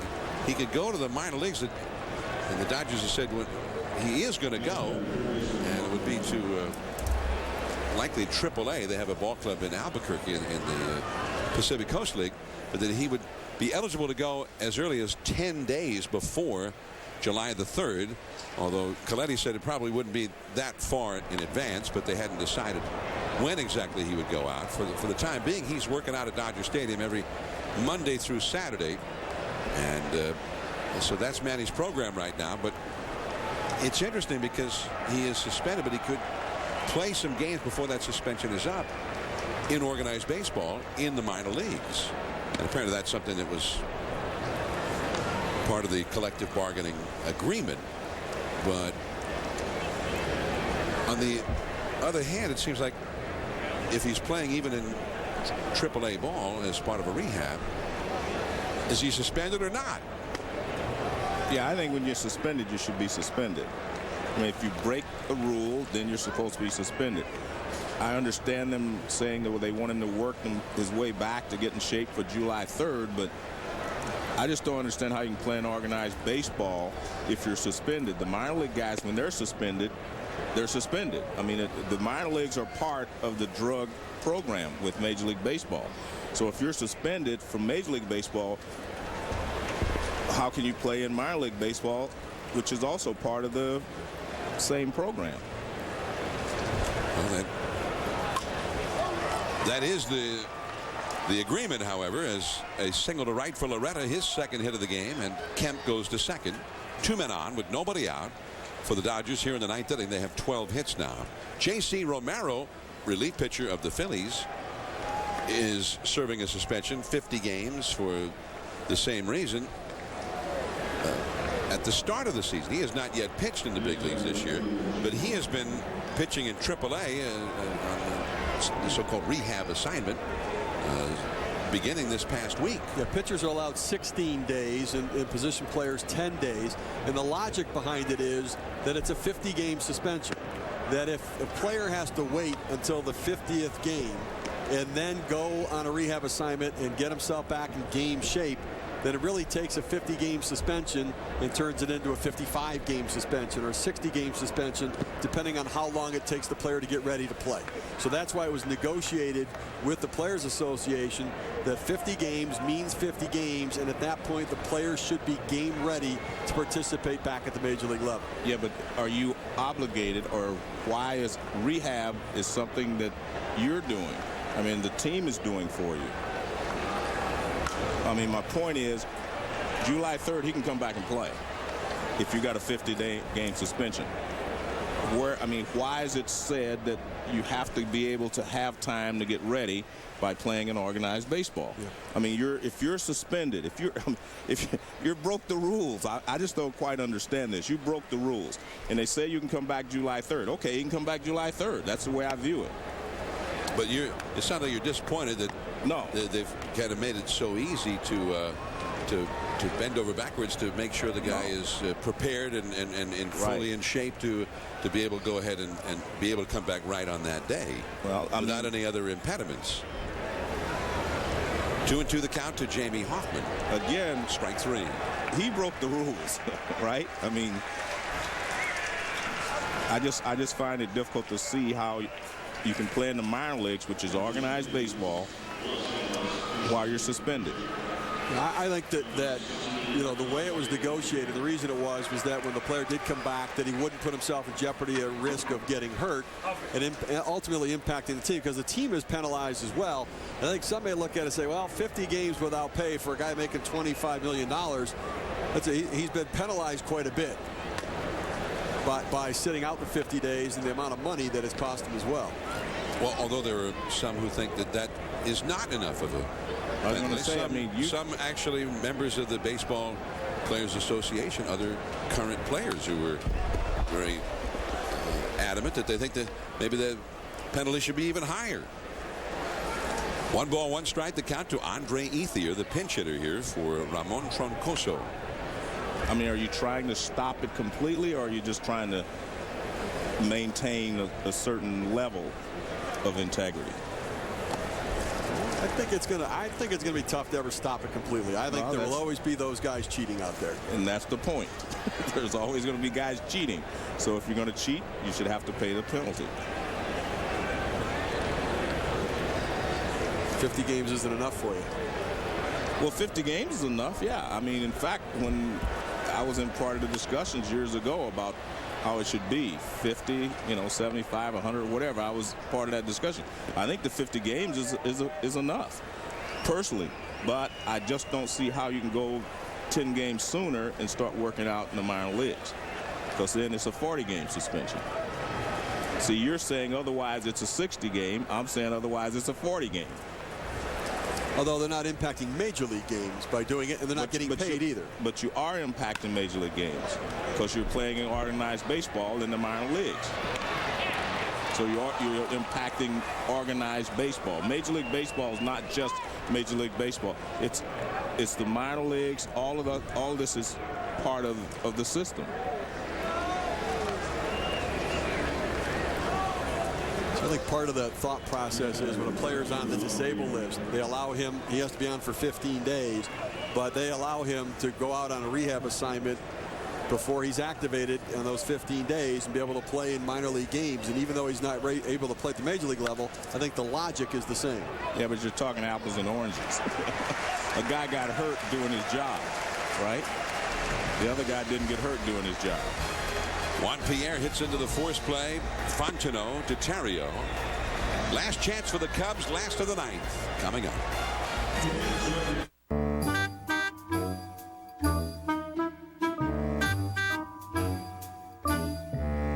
Change it up a bit, and you're sure to get a reaction. Don't let erectile dysfunction slow things down. Viagra, America's most prescribed ED treatment, can help you enjoy a more satisfying sexual experience. To learn more, cruise on over to Viagra.com.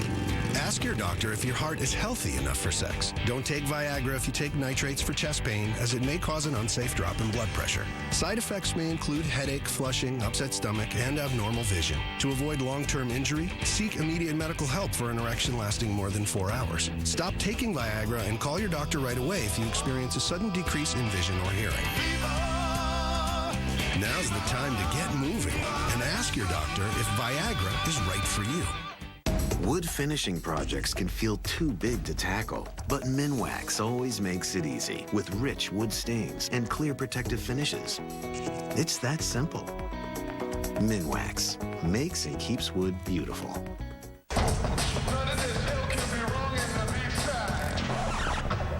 Listen up, dandruff on a guy is a turnoff. So get rid of all your flakes with new Axe Anti-Dandruff Shampoo and get girl-approved hair. A message from the Axe Hair Crisis Relief.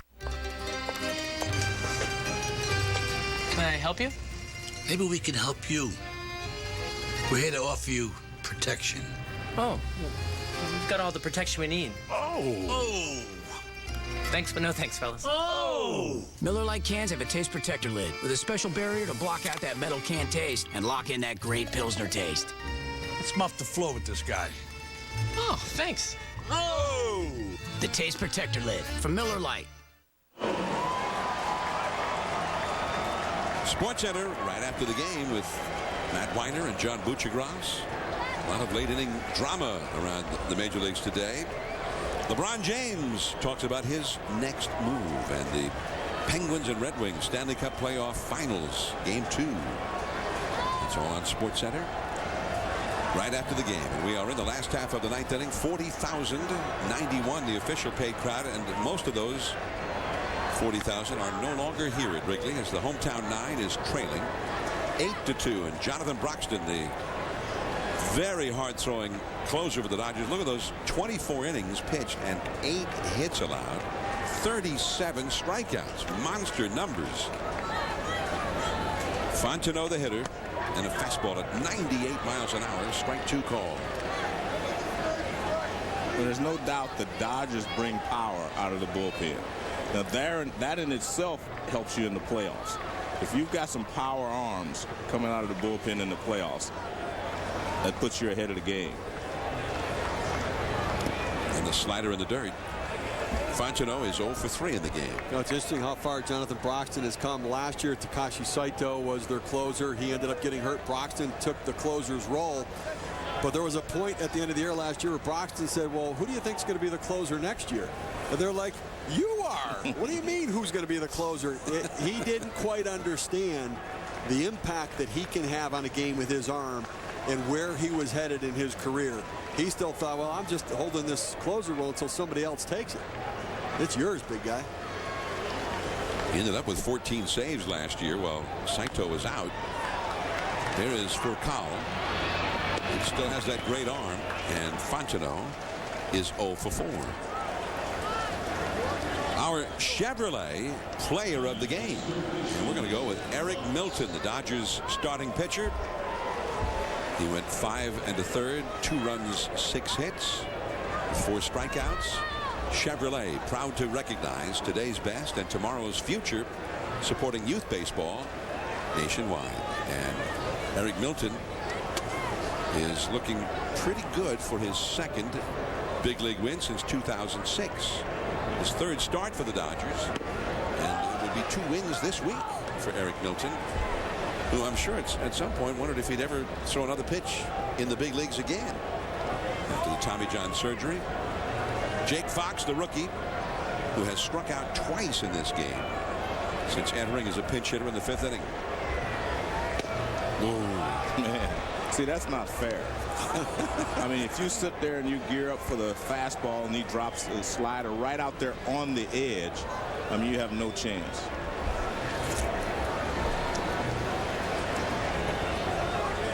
One out, nobody out. Fox hit .423 in AAA this year when they brought him up. And there's that 99-mile-an-hour fastball. See you later. But he didn't see pitches like that in AAA. 2 down. And Soriano coming up. An outstanding effort for the Dodgers tonight from Eric Milton. Working ahead in the count in this game. 18 of 23 first pitch strikes. A steady diet of off-speed pitches. You see the curveball getting ahead in the count. Hitters looking for the fastball. And then he changes his approach, going to the changeup late in the count.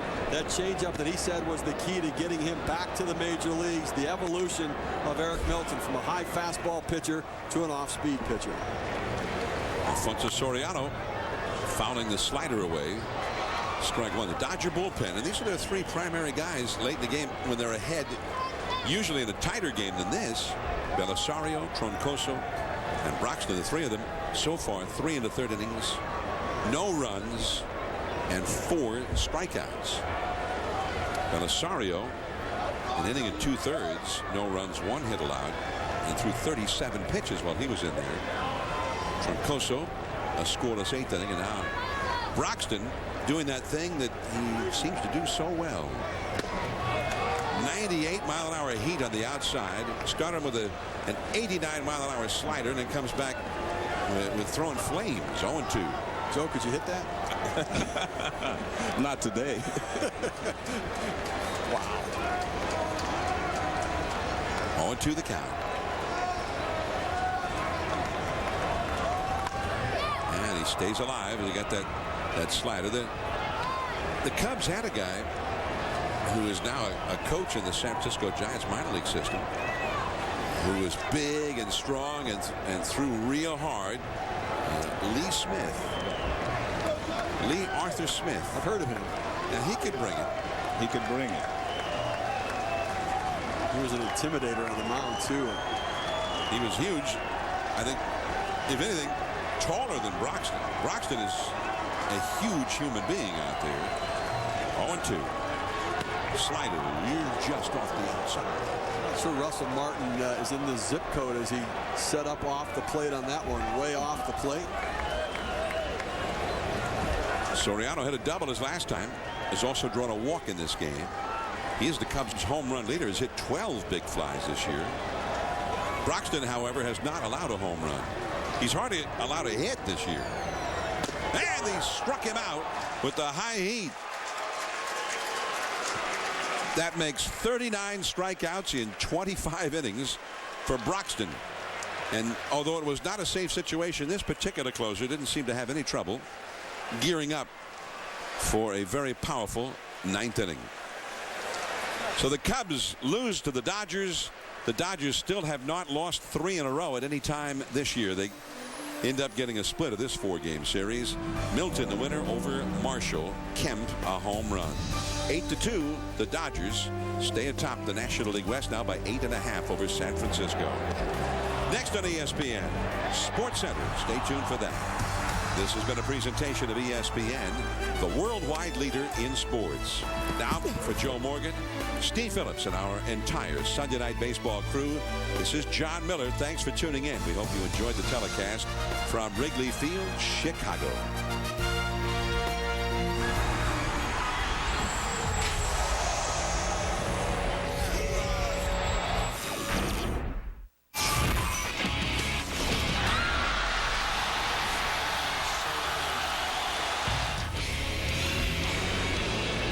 This is Sports Center. While baseball's top team shows the Bigs who's boss, late-inning drama ends the month of May, and how an attempt at a 9th win was upstaged by a base coach. Stanley Cup Finals already down a game. See if the Penguins mustered a major comeback in Game 2. A Grand Slam stunner. Why Rafael Nadal won't win a 5th straight French Open, and buckle up for a thrilling finish between a pair of NASCAR superstars. Kobe Bryant versus Dwight Howard for the NBA title. Superman reveals his plan for Kobe and becomes his head coach. Oh, run, move! Dwight, what are you doing?